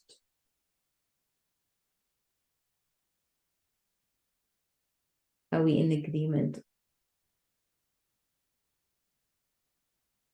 Yes. Thank you. Okay, your I'm back. process What is the mind. take? Yes, so the take is that Sorry? the safe house location should not be disclosed, not even to communities. Many shelters have separate office spaces, and that's probably the point of contact for communities or family members that want to visit clients, but the actual safe house location is not disclosed. Thank you. I'm happy because I was actually shocked now in one province where the people were saying shelters should be made known to the community for the sake of transparency, which was, yeah, shocking to us because we're all talking safety of the victims. Thank you so much. Thank you, colleagues. Now coming to the different programs, especially programs for children, the policy proposes that the program should be age appropriate, including play, and they should also include play therapy provided by a qualified professional. There should be age appropriate developmental programs rendered by a childcare or auxiliary worker or trained staff member or volunteer. There should be a policy developed as well as protocol for the management of child abuse that comes to the attention of shelter staff.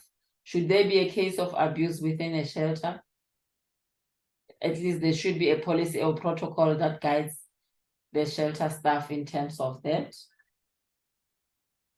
Where there is a serious concern regarding age inappropriate sexual conduct or bullying within the shelter, a risk assessment should be completed and clear actions recommended and implemented. There should be specific programs for boys and girls to counter the intergenerational transmission of violence as a first step in prevention. And it should also facilitate continued schooling together with local schools and Department of Basic Education. And there should also be access to early childhood development centers. We all know that when a child is there with the mother, we cannot keep the child at the shelter during the day. If a child is of a school-going age, there should be means made to allow the child to go to school, as well as the ones that go to crash. There should be a provision made for that. That's what the shelter proposes. We should also provide services to adolescent girls in violent relationships. Those are the unaccompanied, e.g. girls living independently with an abusive partner, or those who are considered married. Family accommodation or units on a progressive basis links to shelter infrastructure upgrades. And we should have our referral paths where we refer to the relevant facilities. About the issue of family units, I think we spoke about that earlier on, where we say in a situation where you cannot, for instance, if I were to make an example of a boy child, which is always raised also in terms of accommodating a boy child, the policy recommends that where possible, we should always have family units so that you can accommodate the boy child in the shelter. I mean, in that unit, for the safety of the women, as there are always concerns to say, are we safe having a teenage boy living with us? But on the other hand, what are we saying about the mother and the child, the relationship between the mother and the child? Are we saying we separate the mother from her 13-year-old child? I don't know if you also have this kind of a challenge where most shelters are saying they don't accommodate, or they don't want to accommodate the boy children. But then in terms of this policy, there should be accommodation, there should be consideration of admitting boy children with their mothers as well.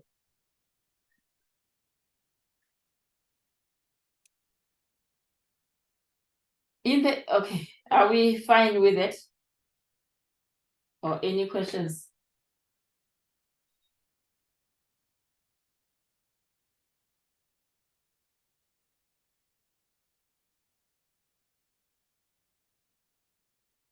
Okay, no, may no Monday. You may come in. Good afternoon, everyone. Can you please repeat the part where the admission of a boy child and the parent? Okay. The policy says, in terms of placement of older children with their mothers, I want to actually refer to the exact. Maybe Yes, read the that's exact right. with all the years.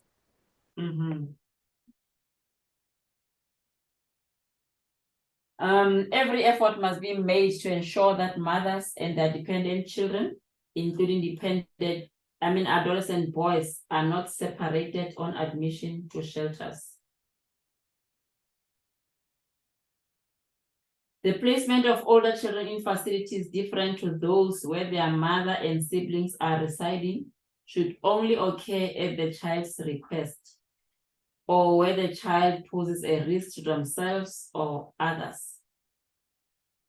To this end, shelters should seek to create family facilities capable of accommodating older children and institute training programs to equip shelter staff to manage and support older boys and girls.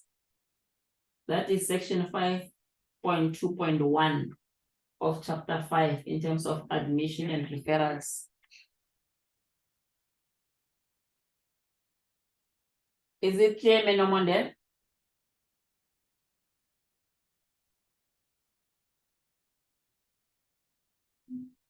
Silence means consent. So colleagues, this is what the policy says in terms of the different programs, but the charter also talks to the issue of what should happen in the event of a death, or if there is secondary victimization. I'm not sure what your policies say in terms of death, or should there be an unfortunate situation where you have a person passing at your institution.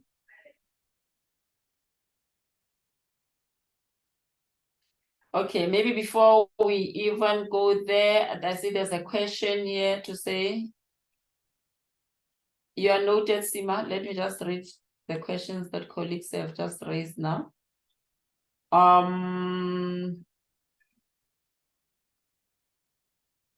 There was one on whether we at fault for not accommodating.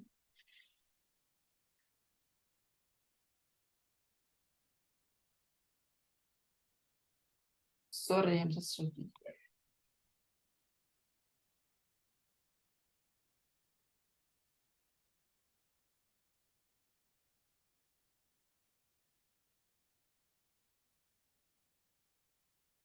Okay, Barbara is asking if no.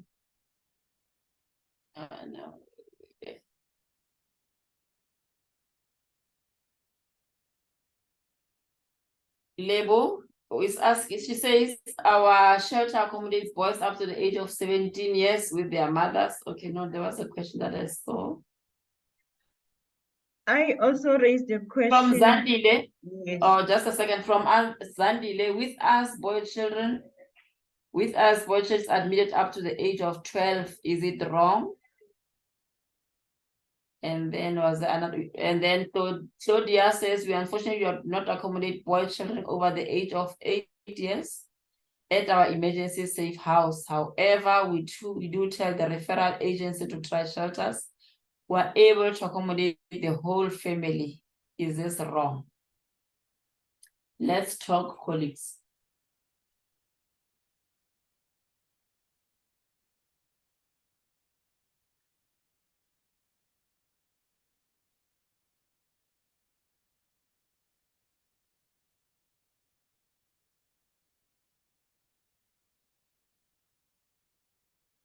With the specified clause that you read in your own 5.2.1, I didn't hear any specific mention of the age.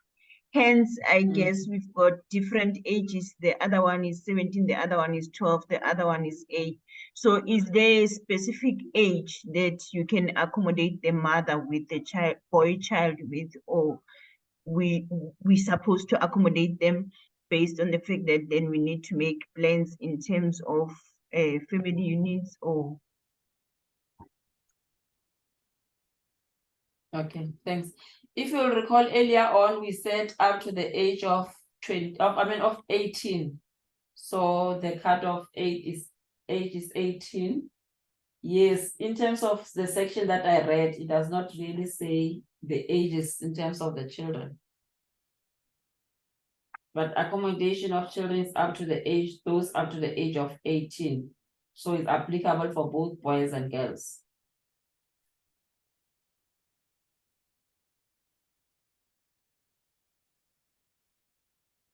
Follow-up question. What happens in a situation whereby you don't have those family units to can accommodate the 18-year-old? Because like in our shelter, and it's sharing rooms. The other ones are 4 sleeper, the other ones are 6 sleepers, and it's easy if it's only women or if it's a boy child below the age of 12. But as soon as we're dealing with a teenager, a 14-year-old, 18-year-old, it's a different story. So what happens in that situation? Then do we then refer?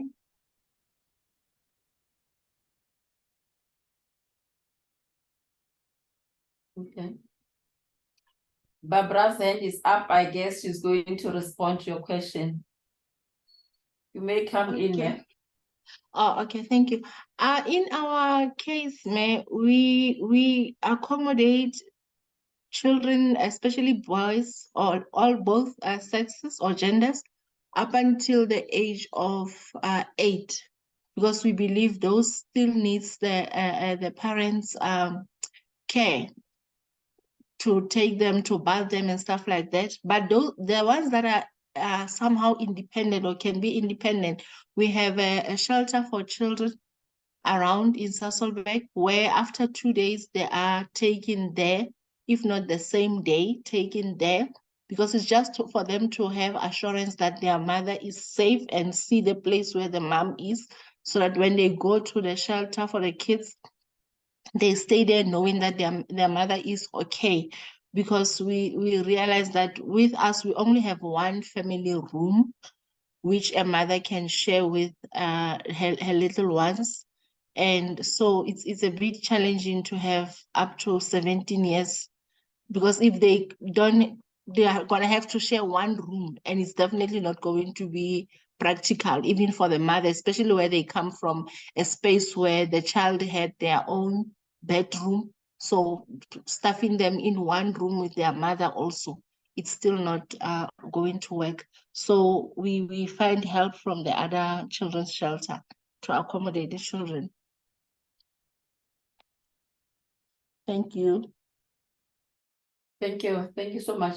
Actually, I think I made a mistake because in terms of, they don't really specify in terms of the age of boys, but the maximum, the between the ages in terms of us supporting young women who may be pregnant, for example, or those that are estranged from their families is up to the age of 17 years. So I guess even with boys, it should be 17. But yes, I agree. We cannot, if the facility does not allow us to accommodate, especially our boy children, we need to refer. I think it goes back to what we said earlier on about us looking at our circumstances as a facility or as an organization to say, we can only accommodate up to, I mean, we only have capacity for so many, and we're sharing beds, as you said. So if you cannot accommodate, you refer. That's the best bet that we can do.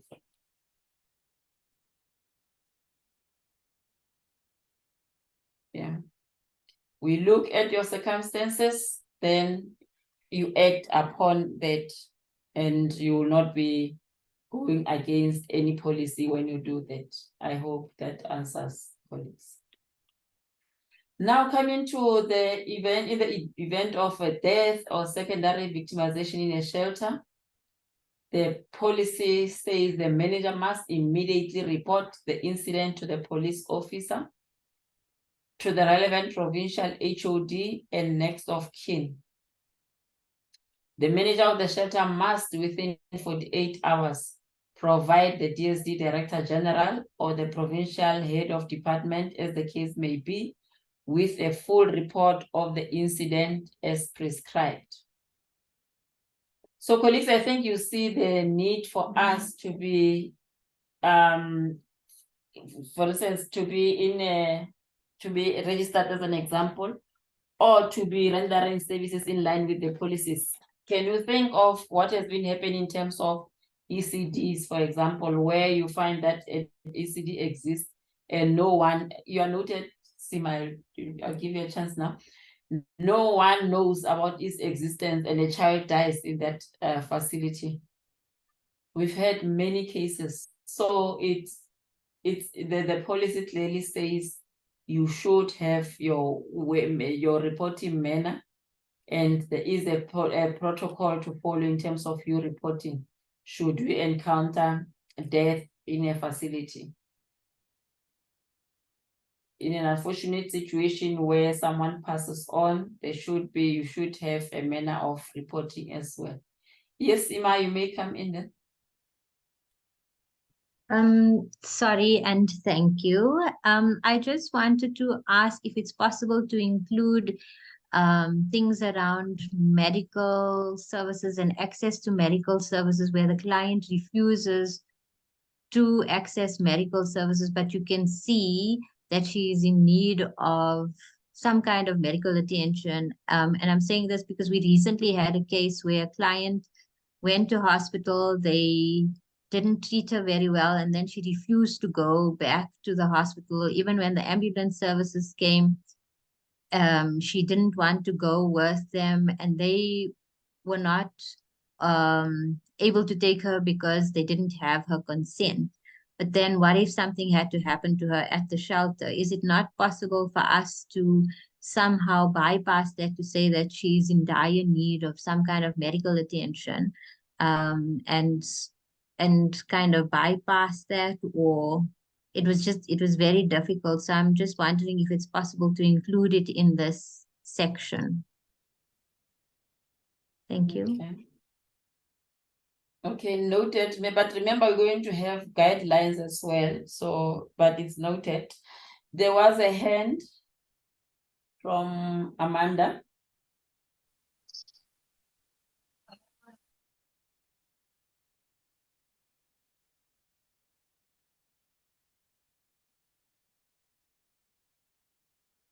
You are muted if you are talking, madam. Oh, sorry about that. Sorry about that. Can you hear me? I was saying that I'm actually in the Yes. same situation as Sima, whereby clients is actually refusing any, interventions with regard to psychologist and all of that, and I can see that she is actually in need.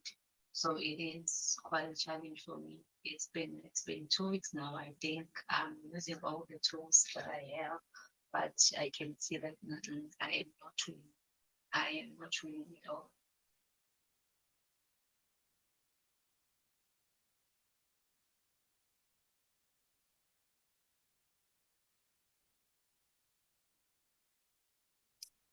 Colleagues, yeah, please assist the two colleagues. What do you do in your situations or in your facilities? Practically, what has been happening or what are you currently doing?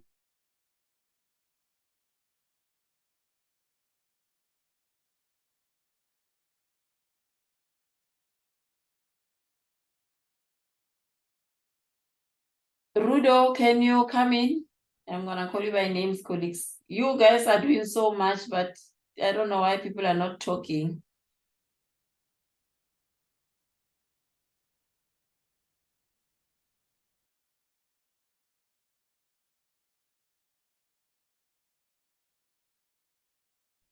Okay, who wants to share, colleagues, or who wants to respond to the colleagues?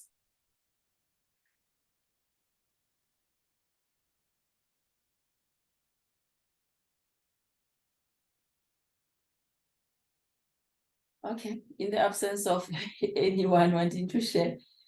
Remember, colleagues, we said you look at the situation.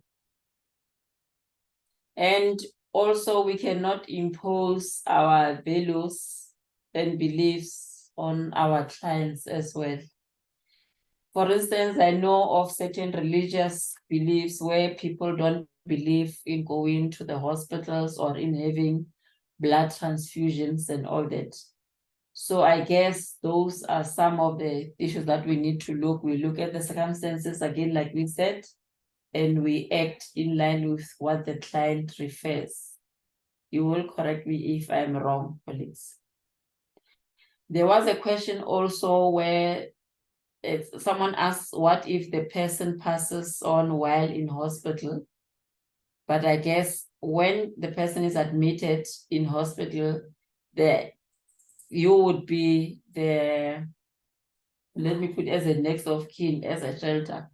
So you still have the right, or you still are expected to report to the police, to the relevant provincial HOD, so that you are also protected as a manager or as the, yes, as a shelter. You still need to be protected. You report so that it's known that you have this person in your care. The person was in hospital but has since passed on. Does it make sense, colleagues? Yes, thank you. Thank you. And then one more slide before we go for lunch then. The policy also talks to the issue of mortuary services, mortuary and funeral services, that we need to avail both immediate mortuary services and funeral services when there is a need. Access state mortuary services for victims who cannot afford repatriation of mortal remains and arrange for a dignified purpose burial.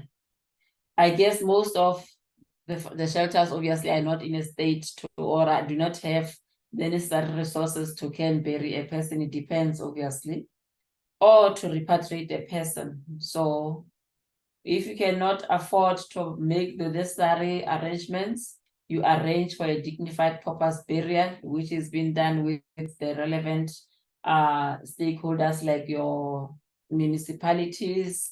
You communicate with social development for their assistance in terms of ensuring that the person gets a dignified send-off. Any questions before we break? And then when we come back, we'll just finalize the few slides that are remaining. I know this might be tiring, sitting for so long can be very tiring. So can we break for lunch? It's 13:37. We take 20 minutes. We'll be back in 20 minutes. I think there was a hand. Thank you very much. Okay, Amanda, it's fine. You are excused. It's a pity that we have to leave. Okay. So are we good, colleagues? Can we take a 20 minutes break? And then when we come back, I promise you we won't be long because some of the things will just go through. Then based on the presentation and the policy document, you'll be able to read on your own. Thank you, Mahoki. We'll see you at 2 o'clock. At 2 o'clock. Thank you. Thank you so much.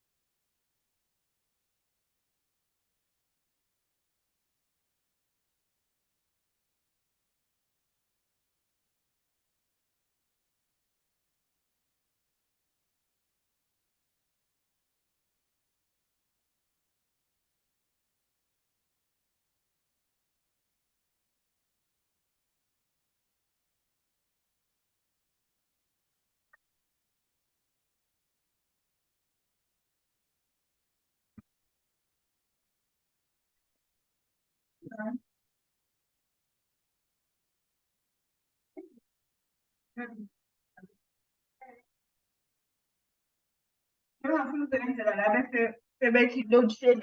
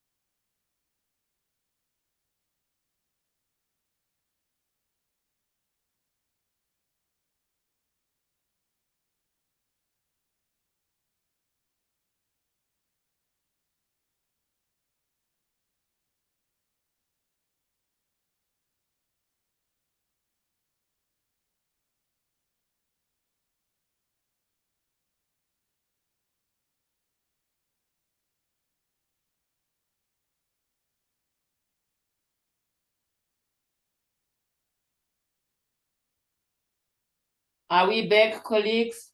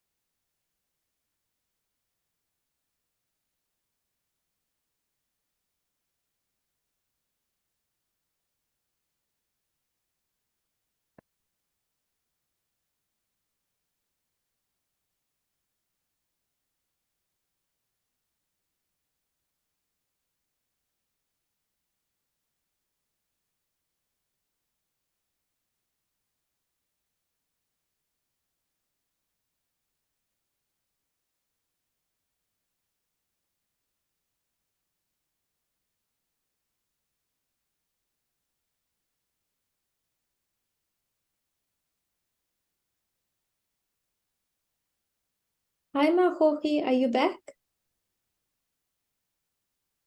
I'm back, yes, Miriam, I'm back. Can we start? I'm looking at the time. I have another meeting that was not planned at 3:30. So can we start, colleagues? Yes, please. Yeah, even people are also losing connectivity. Some have to leave for their meetings. Now coming to chapter 6 also takes us to the theory of change, but I'm not gonna go through this. You will read it at your own free time. But all that the theory talks to is that this is the diagram of the theory of change. All that it says, or all that it talks to is it basically summarizes the relationship between program activities, as you can see here, the program outcomes, and the factors predicting the well-being. So it basically talks about how program activities impact on both adults and on both child survivors' well-being. So I'm not gonna go through all this because you can even see the diagram. You cannot really read properly, but that's what what it says. In that, for instance, when we look at the issue of victims of crime, when they are provided with the basic services that they need at a shelter, is that in terms of trying us to aid them in their recovery, we need to ensure their safety. We need to ensure that they gain new skills and resources. And when it comes to children, as an example, that we will be, with the services that we render in shelters, we will be actually preventing further abuse of the children or any other things that disrupt the intergenerational cycle of violence and reduce the chances of both perpetration of and victimization of children as a result of domestic violence. So this you can read when you have the time on your own. Chapter 7 basically talks to the issue of the sheltering staff, how our staff should be, the people that should render services in our shelters, being our support staff, our volunteers, our professionals, and as well as the training that they should receive to do so. And it also emphasizes the issue of ongoing professional development and training for all the staff members. But it also emphasizes the issue of supervision as well as debriefing of our staff. Because remember, when you deal with such cases of abuse, we tend to be also experiencing some traumatic experiences. I mean, traumatic, go through some trauma as well. So the chapter focuses or emphasizes that there should be continuous debriefing. There should be continuous supervision as well of our staff to ensure that we also do not expose our clients to secondary victimization. It also gives us the types of supervision that could be dealt with, as well as the types of informal of debriefing. With in other instances, you find that you as staff, you get informal kind of debriefing, and that's one of the services that you get on an ad hoc service. Or you can have a kind of a formal process where you schedule your debriefing session with your supervisor to look at, to assist you in terms of dealing with the critical stress that you're exposed to as a practitioner. The chapter also emphasizes the issue of capacity development and training. Like I said, the issue of supervision is critical because the way we relate to our clients as professionals or as volunteers or as auxiliary workers at times is it's in a way that is not professional, or we sometimes tend to take out our frustrations of our clients without being aware of what we're doing. So it is important that we also get the necessary supervision, mainly to prevent or minimize secondary or vicarious trauma and compassion fatigue. Remember, most of us do not really give ourselves time to look at yourself and reflect upon your own experiences and thoughts. And that might also affect our professional actions. The way we relate to our clients, you taking it out on your clients as an example. So the issue of supervision is very critical. I'm not sure how many of us in this session do get a chance of having your supervision sessions, whether they are just ad hoc or whether they are formalized. We can talk about that later on.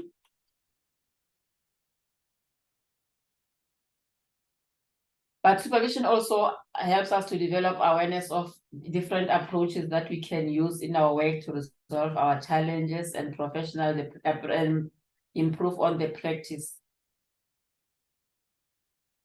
So the policy also says that all those working at any particular shelter, including volunteers, we should have the opportunity to attend training intended to support and further develop their knowledge and understanding of the field. Remember, the main emphasis of this policy is on transformation of issues. It should not be that if you've been trained 30 years or so in a shelter, or in terms of rendering a service, you do not get the necessary or the opportunity to be trained and be exposed to the new ways of doing things. Training should be ongoing because it helps you in terms of how you deal with the different issues. Can I pause on that before we go to the next chapter on finding of shelters, just to get a response on colleagues? Are they being given or afforded an opportunity of getting supervision? Are you getting an opportunity of being debriefed, so that you also deal with your issues as well? Can we get a response, colleagues? Let's share.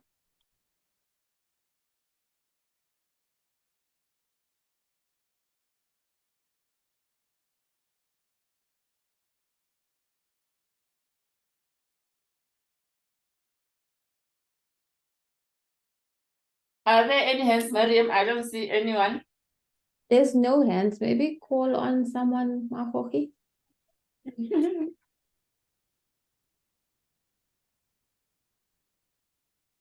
Let's hear from Mayor Glen Rose. We haven't had anything from Mayor Glen Rose.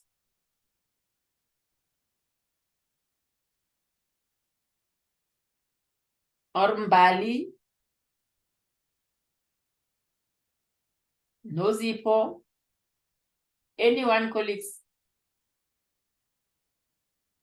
Sima has shared so much. Amanda has shared women to women. Sorry, I don't know the name for women to women. That's what appears here. Can we hear from you, colleagues? Woman to woman has a hand up. Please introduce yourself first. Good afternoon, colleagues. My name is Priscilla Smith. Oh, thank you, Priscilla. Yes. Okay, sorry. Regarding the training, that is currently one of our challenges, training for our staff. We have once a week on a Monday. Then we discuss all the challenges that we have. But as our organization currently have for debriefing for our staff, and because our challenge is also that we don't have a social worker currently. So that is the challenge that we have when it comes to and training. I think as organization we still need training for our house mothers. Because what happened is the ones of last year, people resign, and then you have your new house mother. So that is one of our organization, that is one of our challenges now.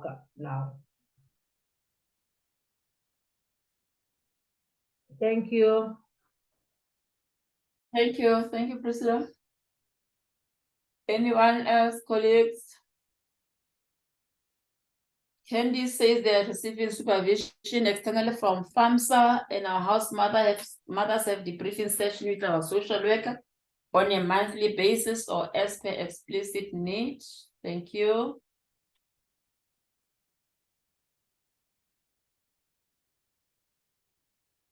There are 2 hands that have been raised. You can carry on, colleagues. Thank you, Malimatin Rudo. On our part, for supervision, we are fortunate that we have a chief social worker. So she does supervision for the 2 social workers, for the chief social worker and the shelter social worker.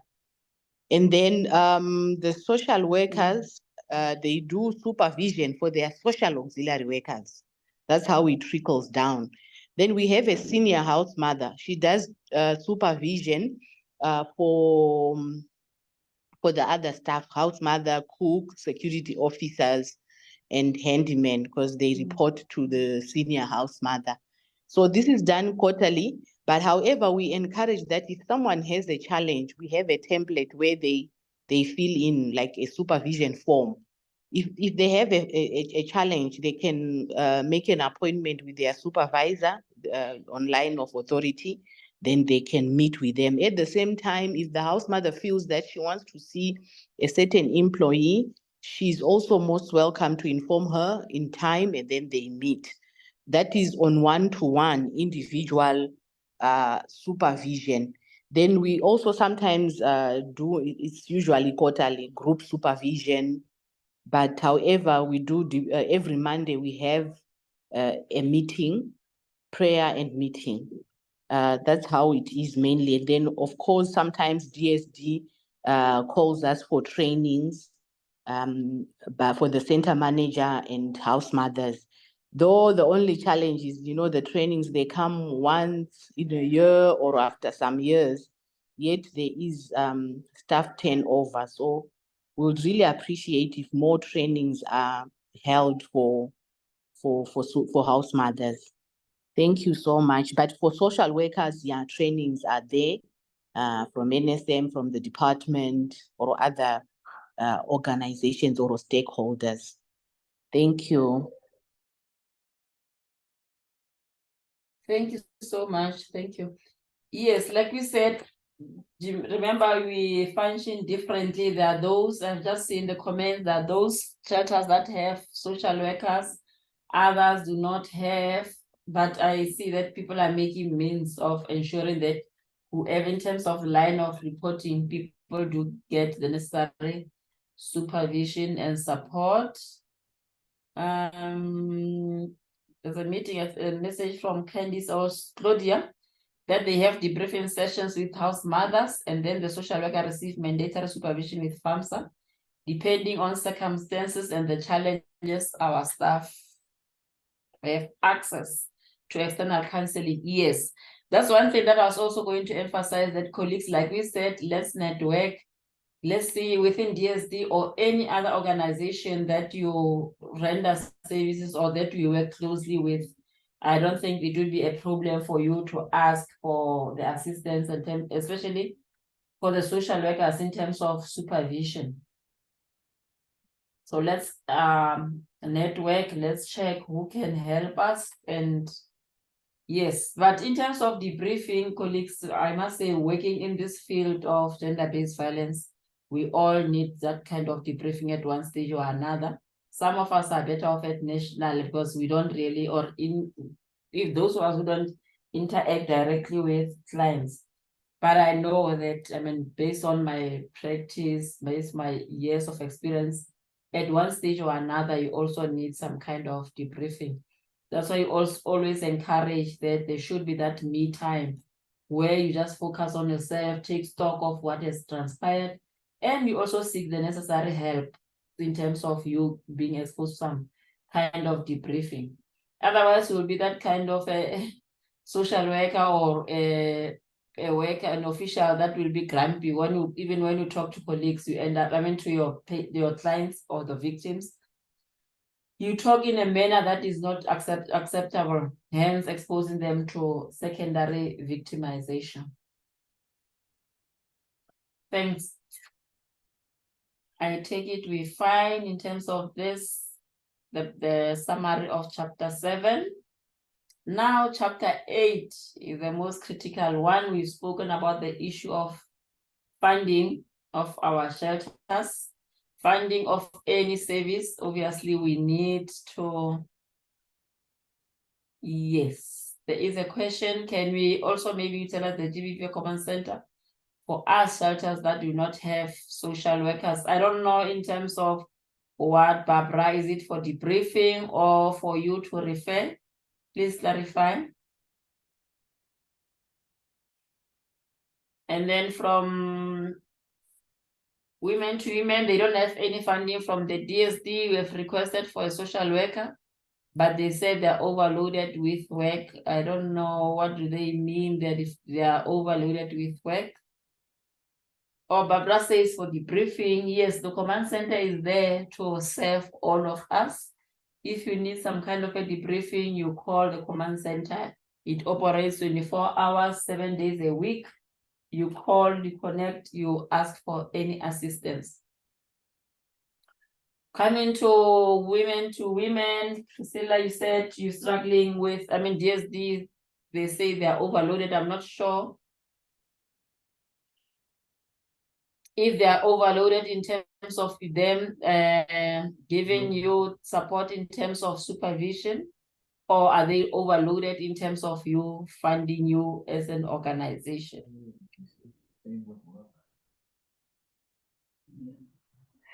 They are overloaded with work.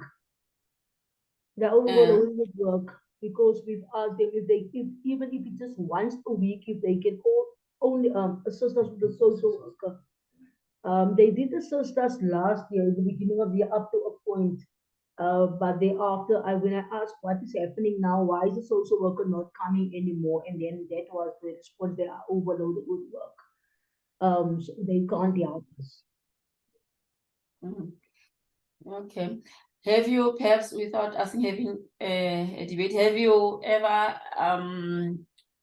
tried to get assistance of other organizations? For instance, someone mentioned FAMSA as an example. Are there any other organizations that you work with that could perhaps offer assistance in the absence of social workers from DSD? No. That is the response of everyone. But just often I spoke to Asia and I asked that social worker if she will be able, because now we also have young girls of 15 years old, 16 years old, that lost their parents and they were raped by family members. So they came to our facility and we've sent them to school. So the 16-year-old girl, she came and she asked me last week, what is the possibility if she can receive a grant? And then, so that is the challenge, because here now I need a social worker. to support us in this regard. So I asked this social worker, I've asked Ethiopia just now earlier, and then she said they also are sort of staff. So she don't know if she will also be able to assist, but she will see what she can do. So social workers, I don't know if it's here in the Northern Cape or in Kimberley, but it is a challenge.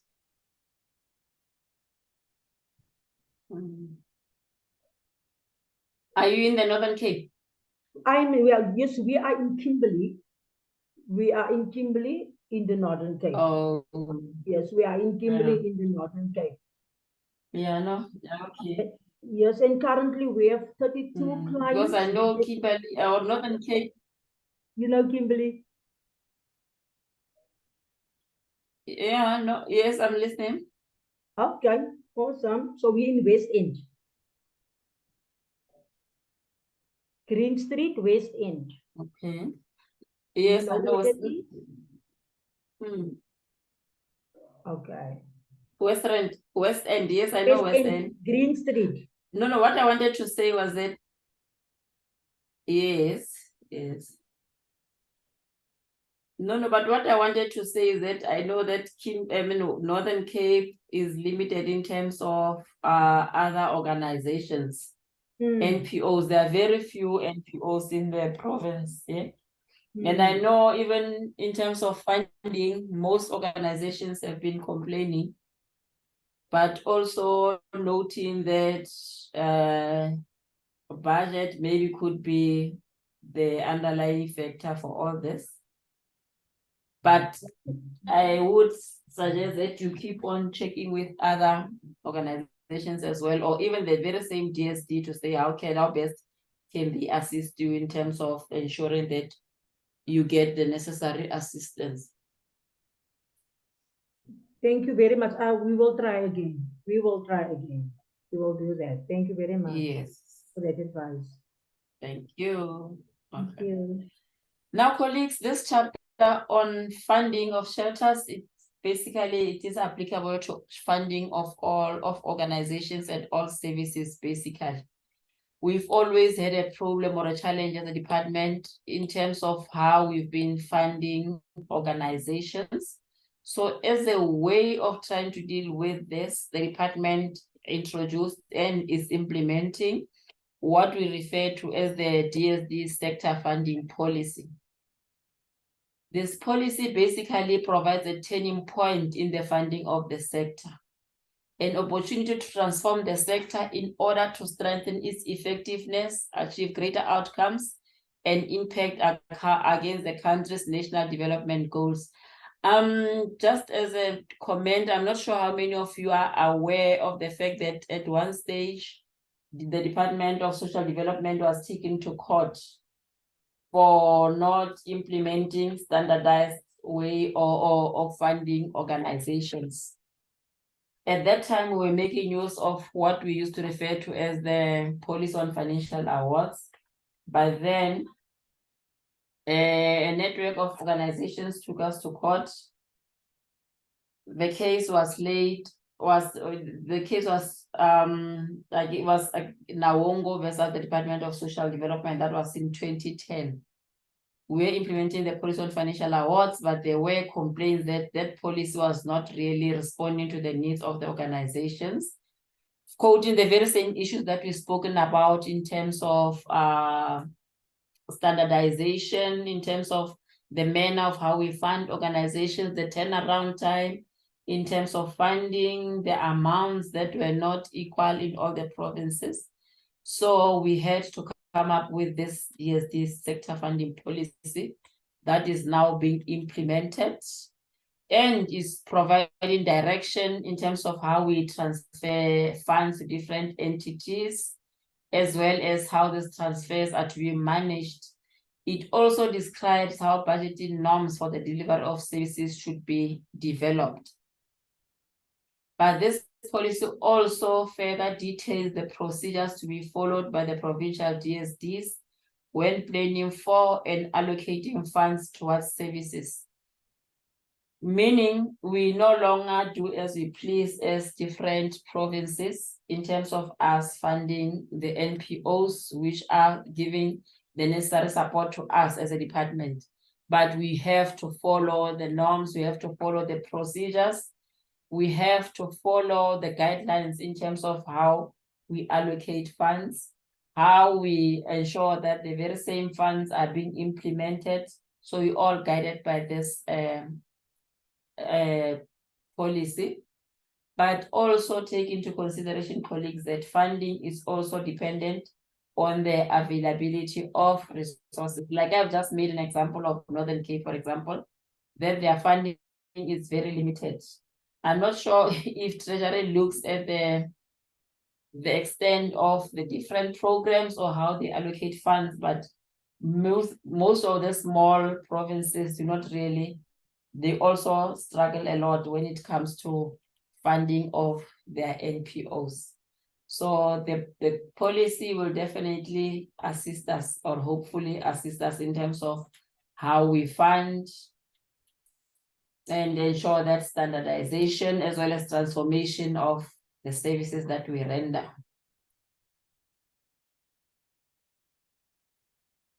In terms of sources of funding to shelters, earlier on I spoke about the president having invited the private sector to also form part of stakeholders that will enable us to render effective services through allocation of funding. But of importance also, colleagues, is for you to note that it's not only for funding, but for other implementation of the whole strategy as well, the NSP. On a monthly basis, we have to report to the president as different departments in terms of progress on implementation of the policy. Remember, I said with us, our minister is responsible for pillar 4 of the strategy. So on a monthly basis, and unfortunately, I'm the one who has to compile that report, we need to get all the responses from the province in terms of how far are you. With the most critical point now, or activity that minister is responsible for, is the establishment of shelters. So you can see that shelters are quite an important service that we need to ensure that they are there and they implement services that really attend to the needs of our clients. So on a monthly basis, we have to give progress in terms of, we've launched, maybe an example, we've launched a shelter in Namakwa in the Northern Cape. We are busy establishing one in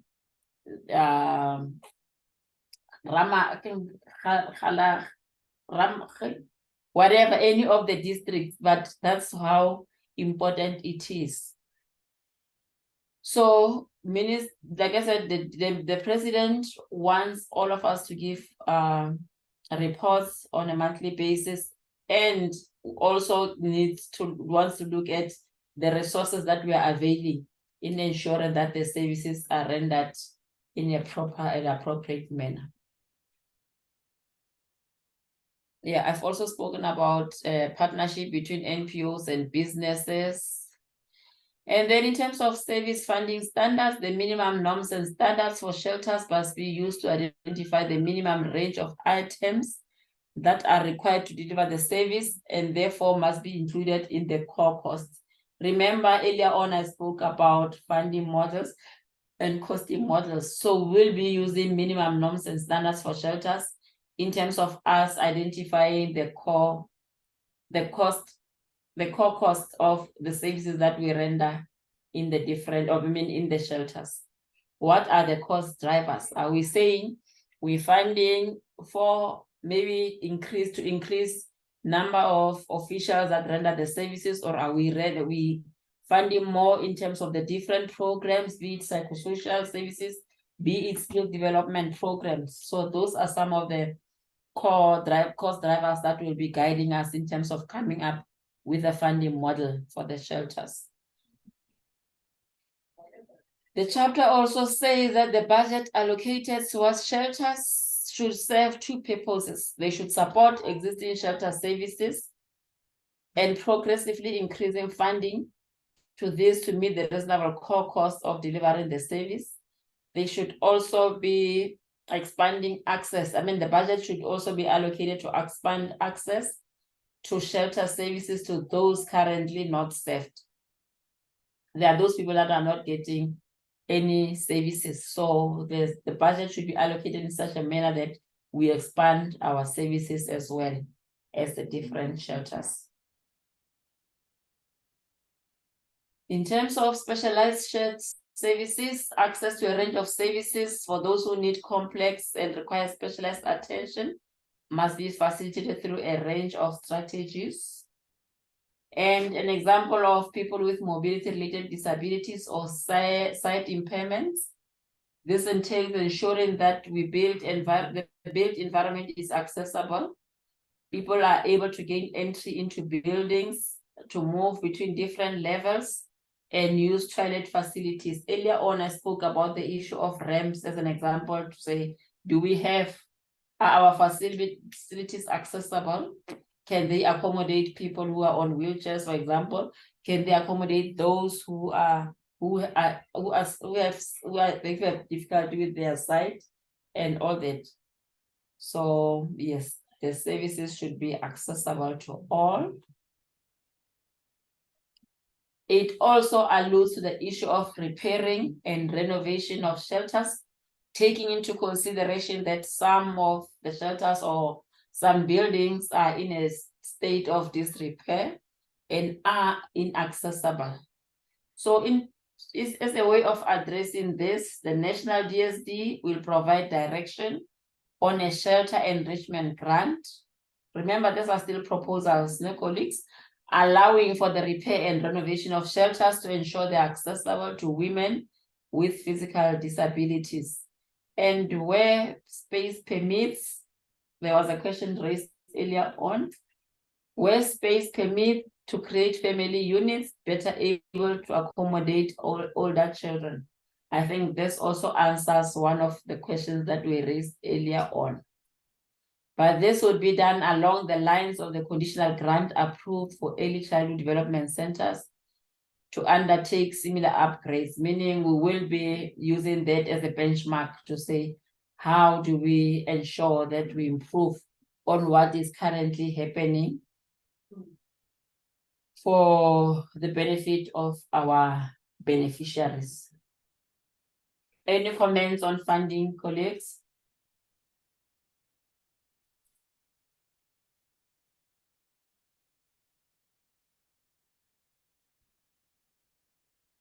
Okay, I take it you don't have any challenges. Only Northern Cape has a challenge with funding that is not funded. Barbara, by saying yes, ma'am. Okay, what I would like to know, since we're speaking of standardization, in terms of, I've seen in different provinces, DSD does fund vehicles, and in others it doesn't. So how are we going to come to the same way of doing things, especially with regard to transportation? Because some of us, we don't even have that transportation. So relying on hiring transport to get our clients to services where they need to go to is also expensive, and also risking the exposure to different transport, those people that we contracting for transport purpose, even though we're currently using our own personal ones. But I just need to understand what's the stand with regard to that, or is it only in shelters that we're not getting funding for vehicles? Okay, there were two more hands. You may come in, colleague. Hi, it's Nadia from Sahara. So I'm also questioning the standardization as well. And as I always say that some of the provinces are lagging behind with regards to, for instance, Gauteng and let's just say Western Province. We find that there's non-standardization when it comes to funding. And the other thing is that with funding, so we get, and you get an annual budget, right? And we are then told that we've got to spend that entire budget Otherwise, we are underspending. And like a query that just came this morning is that we have been underspending in that we haven't been admitting to our full capacity, which is 22.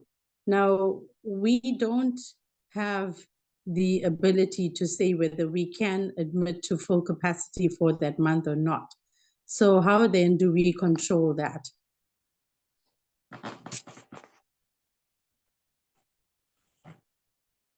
Thank you. Is there any other hand that I did not see?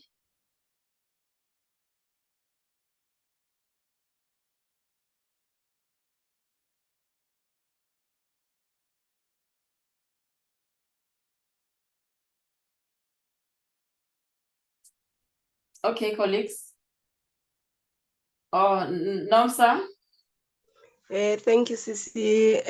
One issue from our side for Limpopo is the 3-year cycle in terms of the funding call. The Limpopo province is on a 3-year cycle for funding call, not necessarily only for shelters. Meaning that like the previous funding call for the NPOs was in 2020. And the next one, it is just closed now in September. And we know that other provinces are they issue out calls on a yearly basis. This is a policy issue that we've been fighting about, because it means any other NPOs that are, there are a lot of NPOs that are not funded by DSD, basically doing the work, not necessarily shelters, but I'm also bringing this in here. For example, our shelter is not being funded by DSD. It's only now that we are applying. Hopefully that will be funded by DSD. Thank you. Okay, thank you, ma'am. I will go back to what I said earlier on. Remember, I said with this policy in place, we are moving towards standardization. And the 3-year cycle is one of the changes that will be coming, because if you remember, there were other provinces that were funding like on a monthly basis, others on a quarterly basis, and others on a 3-year cycle. So with this policy, it recommends that, or it provides that all should follow the same route in terms of how we fund organizations. The issue of the costing model and the funding model is also what I said, that when it comes to the issue of CAS, for example, this will be guiding us in terms of, okay, if we allocate so much to the organization, there's so much will go to transport, as an example, this much will go towards food and whatever of other essentials that the clients need. But also remember, as one colleague rightfully said, that some of the provinces are lagging behind. That also talks to the issue of the allocations that they receive from Treasury, which is a disadvantage to an extent, because some of those provinces end up not being in a position to compete with other provinces. Hence, you find that in Gauteng, I mean, I've seen so many cars with the logos and whatever, that this shelter and funded by the Department of Social Development, because of the allocations that have been given to the different provinces. I think that also has an impact on the funding of organizations. But what I usually recommend to the organizations, or let's say to the shelters as an example, is that in most instances, when you guys apply for funding, you do not make projections in terms of, okay, this year, if we say we need 600,000 as an example, next year, obviously, when you look at the inflation rate, you need to increase the amount. Because once you say you only need 500,000, and when you look at the core cost of your service is 500,000, it means you are disadvantaging yourself. You will not be able to implement some of the projects because you would have under budgeted. So I always encourage organizations to say, rather inflate.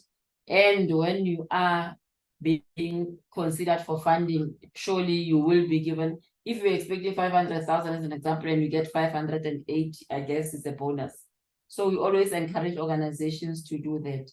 But also link up with the department just to check, are we still in line with the needs of the province, you know?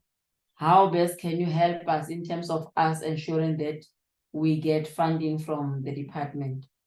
There should be that partnership and relationship between the department and the different organizations. That's my contribution, colleagues. I see here from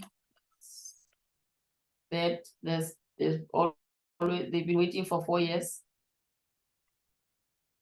Not have challenges about funding is very discouraging. It's been 4 years that you've applied for funding from DSD, and every time you follow up, there is a story. We are in Gauteng province. Yeah, ma'am, I don't want to go to the challenge of Gauteng. There's a lot that is happening there currently. Zandi, surely don't want to discuss the Gauteng story for now, but I do get your, yeah, I do get your frustration, and yeah, I think it's quite discouraging what is happening in that province specifically, because Gauteng has always been our role model in terms of, you know, we knew that we could always say that they are flexible, they can easily accommodate our organizations. But may I suggest that you don't lose hope, you keep on knocking on their doors. Hopefully one day you will be considered for funding. But what is happening currently, yeah, nobody really knows where we stand in terms of our partnership with NGOs. Colleagues, we ought 2:45. We still have 2 more chapters, but it's not a lot. Can I move on? Chapter 9 is on support to shelter residents following the exit from a shelter. You will remember that I said we need to, or as a department specifically, we need to ensure that we strengthen our partnership with the Department of Housing, as an example, and Women Settlement, so that we offer the necessary support to our clients. A study was done some years ago where there was follow-up in terms of clients or people who were residents of shelters in the past, to check what other services or what was their experience in terms of the services that they received in shelters. And most of them did mention that they still need that necessary the support. You know, they value the support that is being offered by shelters. So the plea is that we should always, like when a person exits a shelter, there should always be, you know, just to check whether a person is okay, how can we help and all that. Because remember, they may still face a number of continuing challenges based on the circumstances. So the former residents expressed their continued emotional support as one of the greatest needs once leaving a shelter. It does not mean once you're in a shelter and if you exited, you are completely healed. Like I said, some still need, they did raise the issue that they still need that necessary support that can be offered by the shelter. So meaning the services that they have received are very valuable. So based on that study, it was said that we still need to do that. But also the CGE also recommended that DSD should provide a standardized policy, Committee of Gender Equality, that we should provide a standardized policy detailing the monitoring of survivors after they've exited the shelters, just to check if the people are adjusting and what other services do they still need for them to reach that long-term recovery once they've exited the shelters. And the follow-up services should be provided by the different departments to victims exiting the shelters. For example, our follow-up psychosocial support programs, the issue of housing, like I said, does the person have a shelter or a place to go to once the person exits the shelter? Second stage shelter, subsidized or breaking new ground housing, public rental, social housing.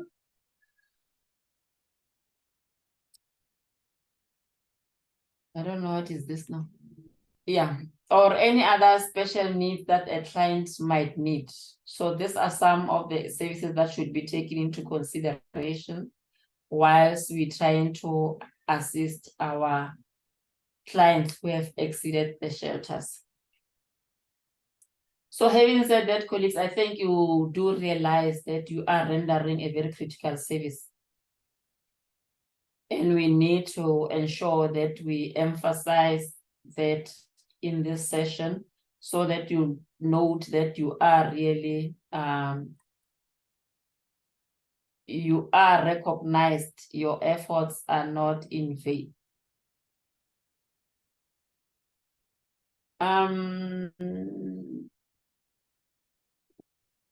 trying to check. Some shelters in Gauteng have not received their third tranche of funding due to compliance demands from DSD that needs to be obtained from City of Johannesburg. And COJ is saying these are not requirements that non-profit organized shelters need to meet. This comes from Sima. Maybe you will explain a bit or expand in terms of what you're saying. So NGOs are caught in the middle of what COJ feels is legislated and DSD requires. So meaning there are two different stakeholders in this regard, being City of Johannesburg and DSD, which to an extent now disadvantages the shelters in terms of them rendering the service. And the question would be, Sima, was the compliance part of the funding agreement for you not to access your third tranche of funding? Or is it something that just came from nowhere that we expected to comply in terms of 1, 2, 3? That could be one of. There are compliance requirements which we understand in terms of safety, etc. And one of them is to have a health permit. But now we have tried to obtain it, but City of Johannesburg is saying they can't issue non-profit organizations who are running shelters with a health permit. They did give us a report to say that all was good. Our health and hygiene standards meet their requirements, and they gave us a document in that regard. But DSD is saying that's not enough. And City of Johannesburg is saying they're not issuing those kind of permits. Those are for like hotels and not for smaller non-profit organizations. And so our third tranche actually still hasn't come through. City of Johannesburg is currently now speaking or going to be writing a formal letter to say that this is not a legislated requirement. So why are they holding us to it? But in the middle of all of that, where do our beneficiaries go? So it's not just NISA, there's a few other shelters in Gauteng as well.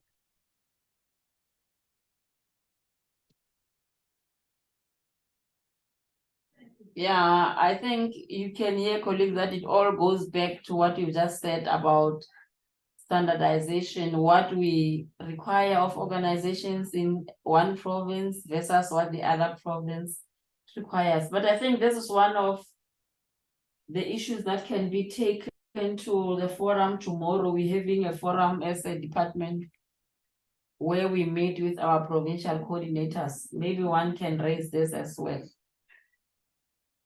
And then the response will be given via NSM. Is that okay, Sima?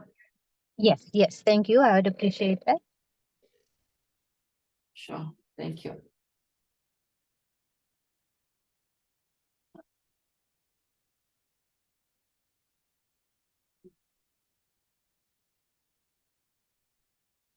I see there's a concern from Priscilla. One of our volunteers' child was removed from 7 years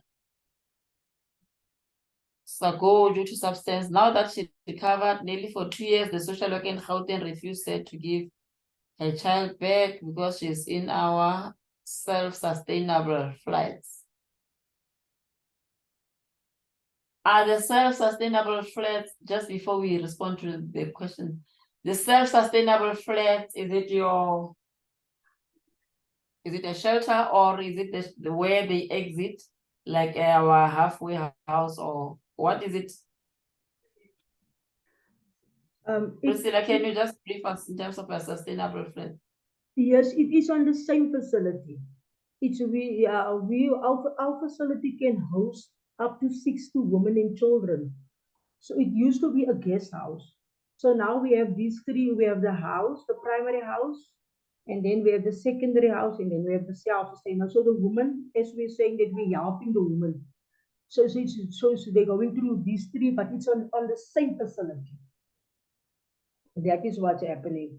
So the social work, the more we try to explain to the social worker in Gauteng that this woman is part of our self-sustainable, she doesn't. She said it's a shelter. She must get out of the shelter, and then she must get herself, even if it's a shanty, she must get herself a shanty, and she must stay there. But the same lady is currently a volunteer, a house mother, because that is how we empower our ladies as well. And she's part of a support. In fact, she's the leader in the substance support group. So she stays. So one of the advantages is she can stay also on the facility and to be here and also render the services to the clients. So, but the more we try to explain to the social work in Gauteng, she said no, she's in the shelter. So this is the kind of challenges that we have with the different stage of accommodation that we offer to our clients.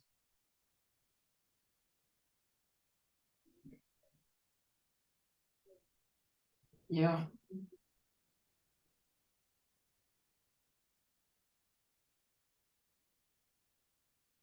Yeah, that's why I say it's also important that we have these interactions or these roundtable discussions with all the different stakeholders. For instance, if we form part of a forum where DSD is also present, surely by now you would have been heard, in the sense that you would have indicated your concerns and receive the necessary assistance. But may I check, have you as an organization perhaps communicated that to either the district manager or the regional manager of in the province? Because that could be one of the ways of dealing with the whole thing. If you're not getting pleasure from dealing with the supervisor, surely you could help through a letter to the regional manager or the district manager. In Kimberley, are you referring to the DSD in Kimberley? Should we get a letter from them to Where is explain? the child? Is the child in Gauteng the or mother is in Kimberley? The child is in Gauteng. Then go to DSD in Kimberley, let them help you. They should be the go-between the organization and the department in Gauteng, the social worker in Gauteng dealing with the case. Okay, we're going to try again. We've been Come again? we've tried before early in the year with DSD. They explained to us Gauteng is a different province, and the court. Yes. No, even if it's a different province, they need to write to the province as a province to province where they communicate to say, here is the situation. Yes. Yes. So they said to us, we must go to Gauteng and we should solve this problem in Gauteng. You understand? So Oh. this is one of the challenges that we currently have regarding this child. Oh. But we will try again. Okay, ma'am. Thank Thank you you so very much. much for the advice. I'll try again. Thank you. Thank you. Now, colleagues, in terms of chapter 10, it specifically or it basically talks to the roles and responsibilities of different departments at national, provincial, and local government. I think these are things that we know, we can see we only listed them, but this is critical that we know what each department or each stakeholder is supposed to do. For instance, as National Department of Social Development, we are expected to develop policies, legislation, programs, and at provincial DSD, they need to ensure the implementation thereof. Implementation meaning they cascade the training, the policies, legislation, and programs to you as the partners, conduct the necessary trainings if need be, but also monitor implementation of the different policies. When it comes to SAPs, as an example, referral in terms of our clients who go and report their cases, then they have to ensure that they refer the clients to the shelters. They also do basic needs, services that they need to render, such as transporting the clients to yourselves. Department of Justice and Constitutional Development, in terms of prosecution, I think this is straightforward. There are many roles that are expected to be rendered by the specific departments and stakeholders, so you will have a look at them. Department of Health, like I said, for basic health services. Basic education for our children that are admitted with their mothers, in terms of schooling, the programs that the children need, the ECD and the crashes, ECD and all that. Department of Human Settlement, Water and Sanitation. I spoke about the issue of our houses or homes for the ladies, the clients that leave the shelters. Department of Home Affairs, for example, for them issuing the necessary documentation for our women or our victims that are admitted in shelters. Public Works and Infrastructure, availing the necessary buildings. Like I said, that they've given us a number of buildings for establishment of shelters. We also have Department of Cooperative Governance and Traditional Affairs. Remember, we also have our traditional leaders that render services. So what is it that they need to do when it comes to issues of gender-based violence? But also, we also need to train some of these departments so that we don't find ourselves being compromised in terms of traditional leaders, for example, wanting to now become social workers or they offer the services like counseling or whatever, which might in some instances expose our clients to secondary victimization. We have you as civil organizations, as well as the Commission of Gender Equality, which is basically playing an overseeing role in terms of the services that are rendered in shelters. I think NSM will know, for example, that there was a time when we really had a heated kind of, or when we were in trouble with the department, as a department, to say what is it that is, or what services have been rendered in shelters? Are these quality services? What are you doing as a department to ensure that the services are of the required standard? So are we good, colleagues? I know I'm just summarizing this, but this is basically talks to those roles and responsibilities. So if you have any questions in relation to this, when you go through the policy, you're more than welcome to contact us for further details. Are we still okay? I don't see any charts or any hands.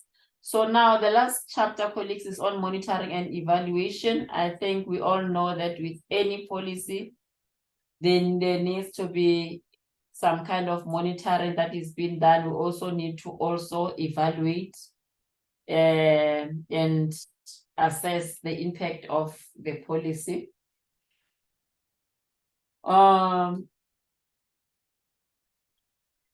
And in terms of M&E, it promotes reflection of practice and enables shelters as well as national and provincial GSD to learn about what is ineffective and to adjust programs and policies accordingly. Remember, we're also funding you, those that are being funded by the department.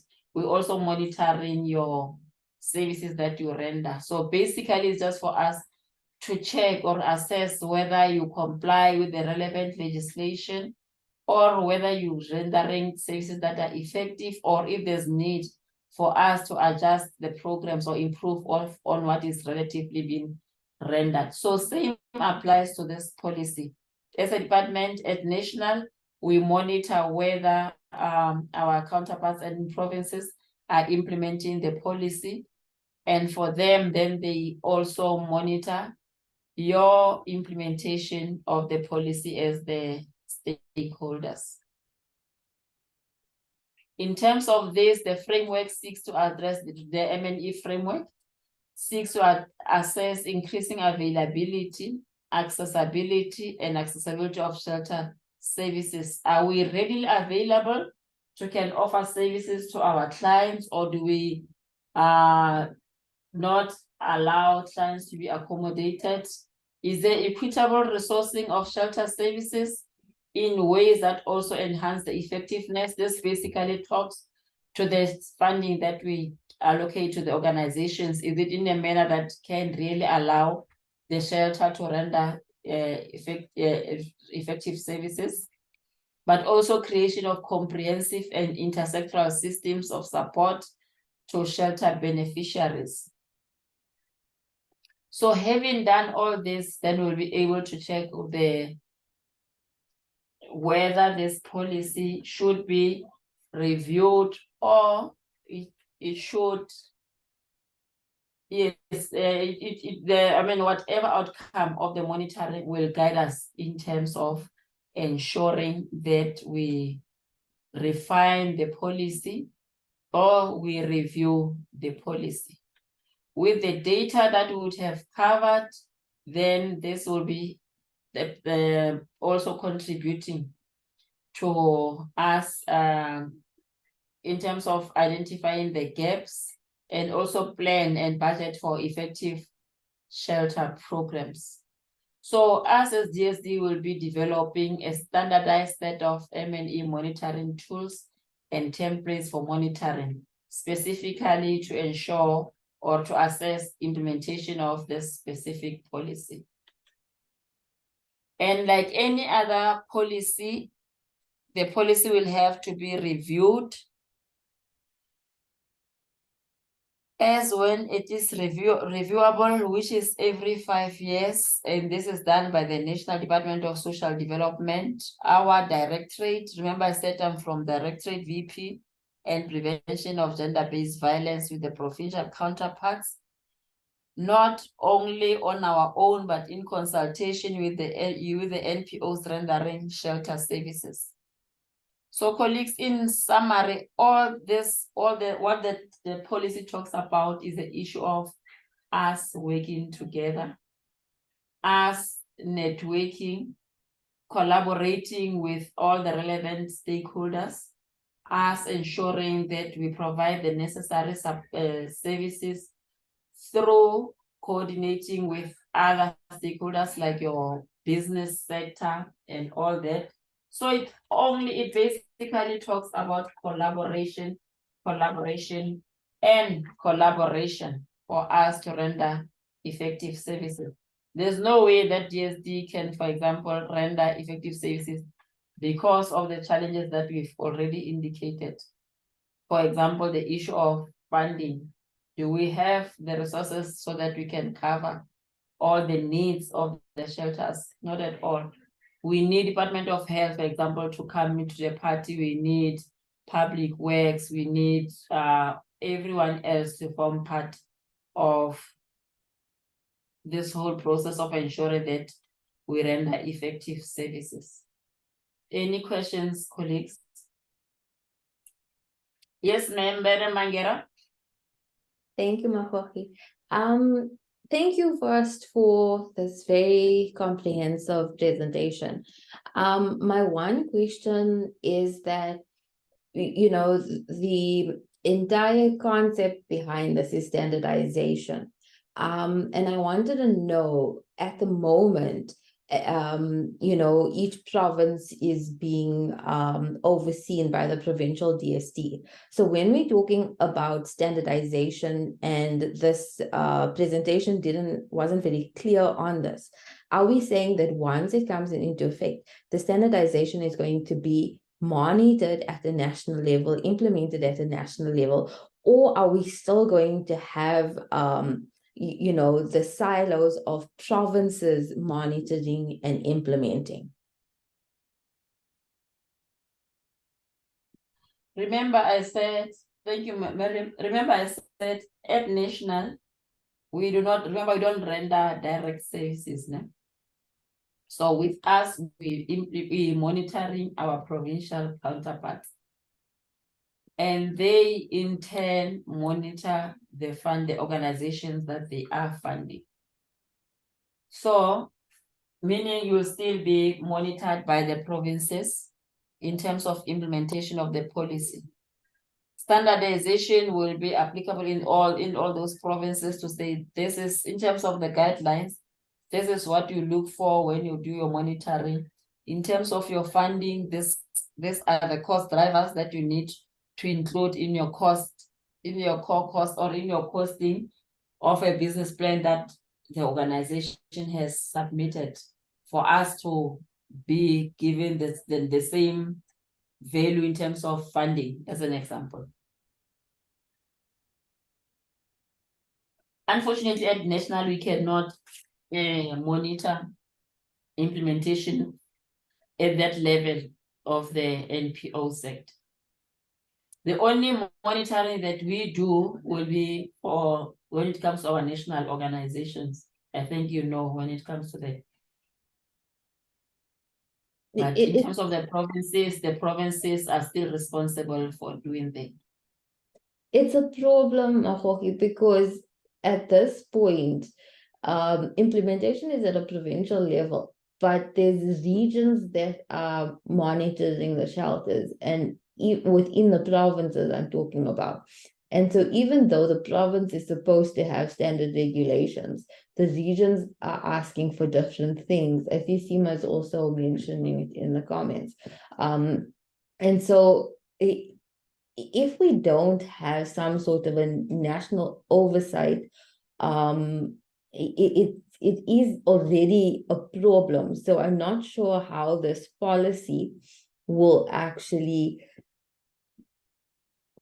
fix this, because it's just a matter of giving new regulations, basically. But then the way it's being implemented is the issue.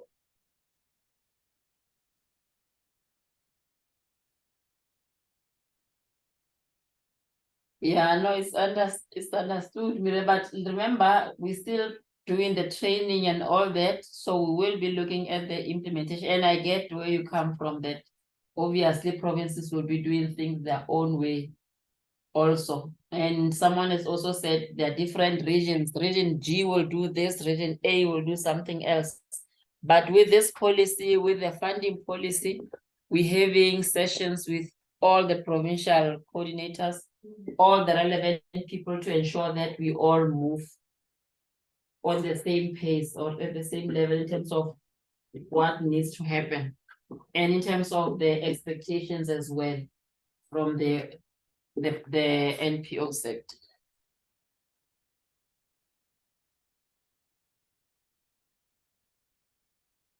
Yeah, in the absence of any other questions, colleagues, I've come to the end of the presentation, but all the concerns are noted, the comments are noted.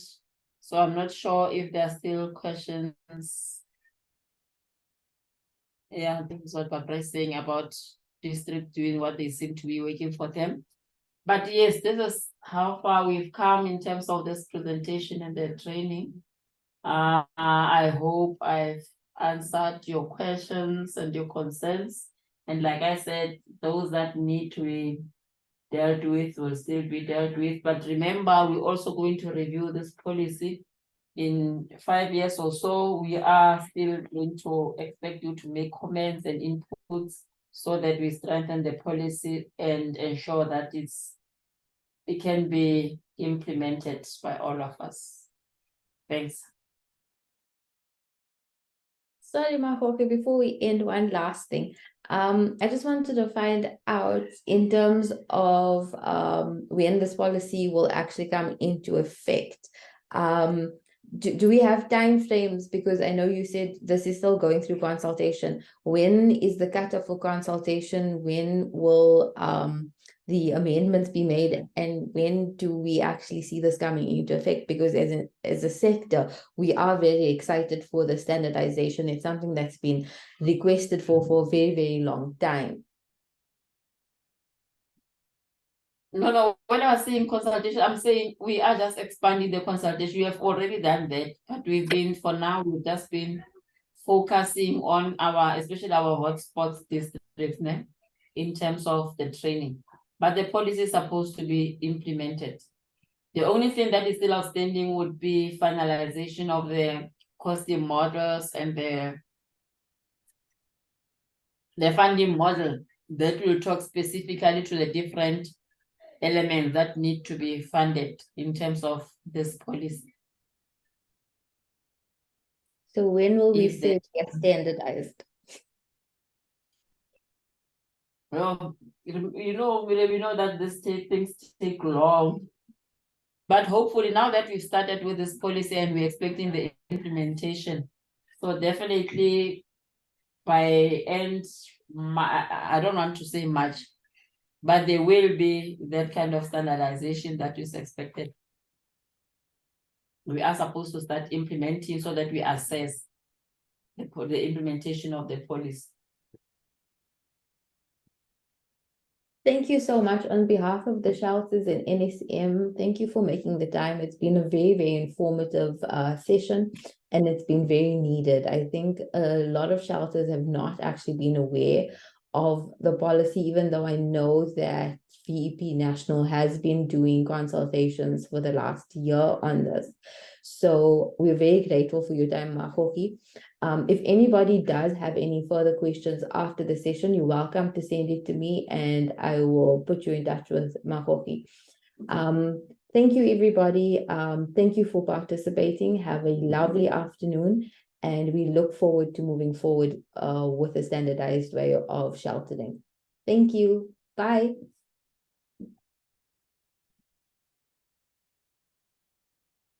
Thank you so much, Miriam. Thank you for organizing this session, and thank you, colleagues. Thanks for your participation. Like Miriam said, if you have any questions or any comments, you are welcome to send them through her. And Miriam, for any other issues where you feel we did not really give you the necessary answers, we can communicate outside the session. But for now, thank you so much, colleagues. Goodbye. Thank you. Thank you. Bye. Thank you. Thank you. Bye. Thank you. Bye. Bye, everyone. Thank you.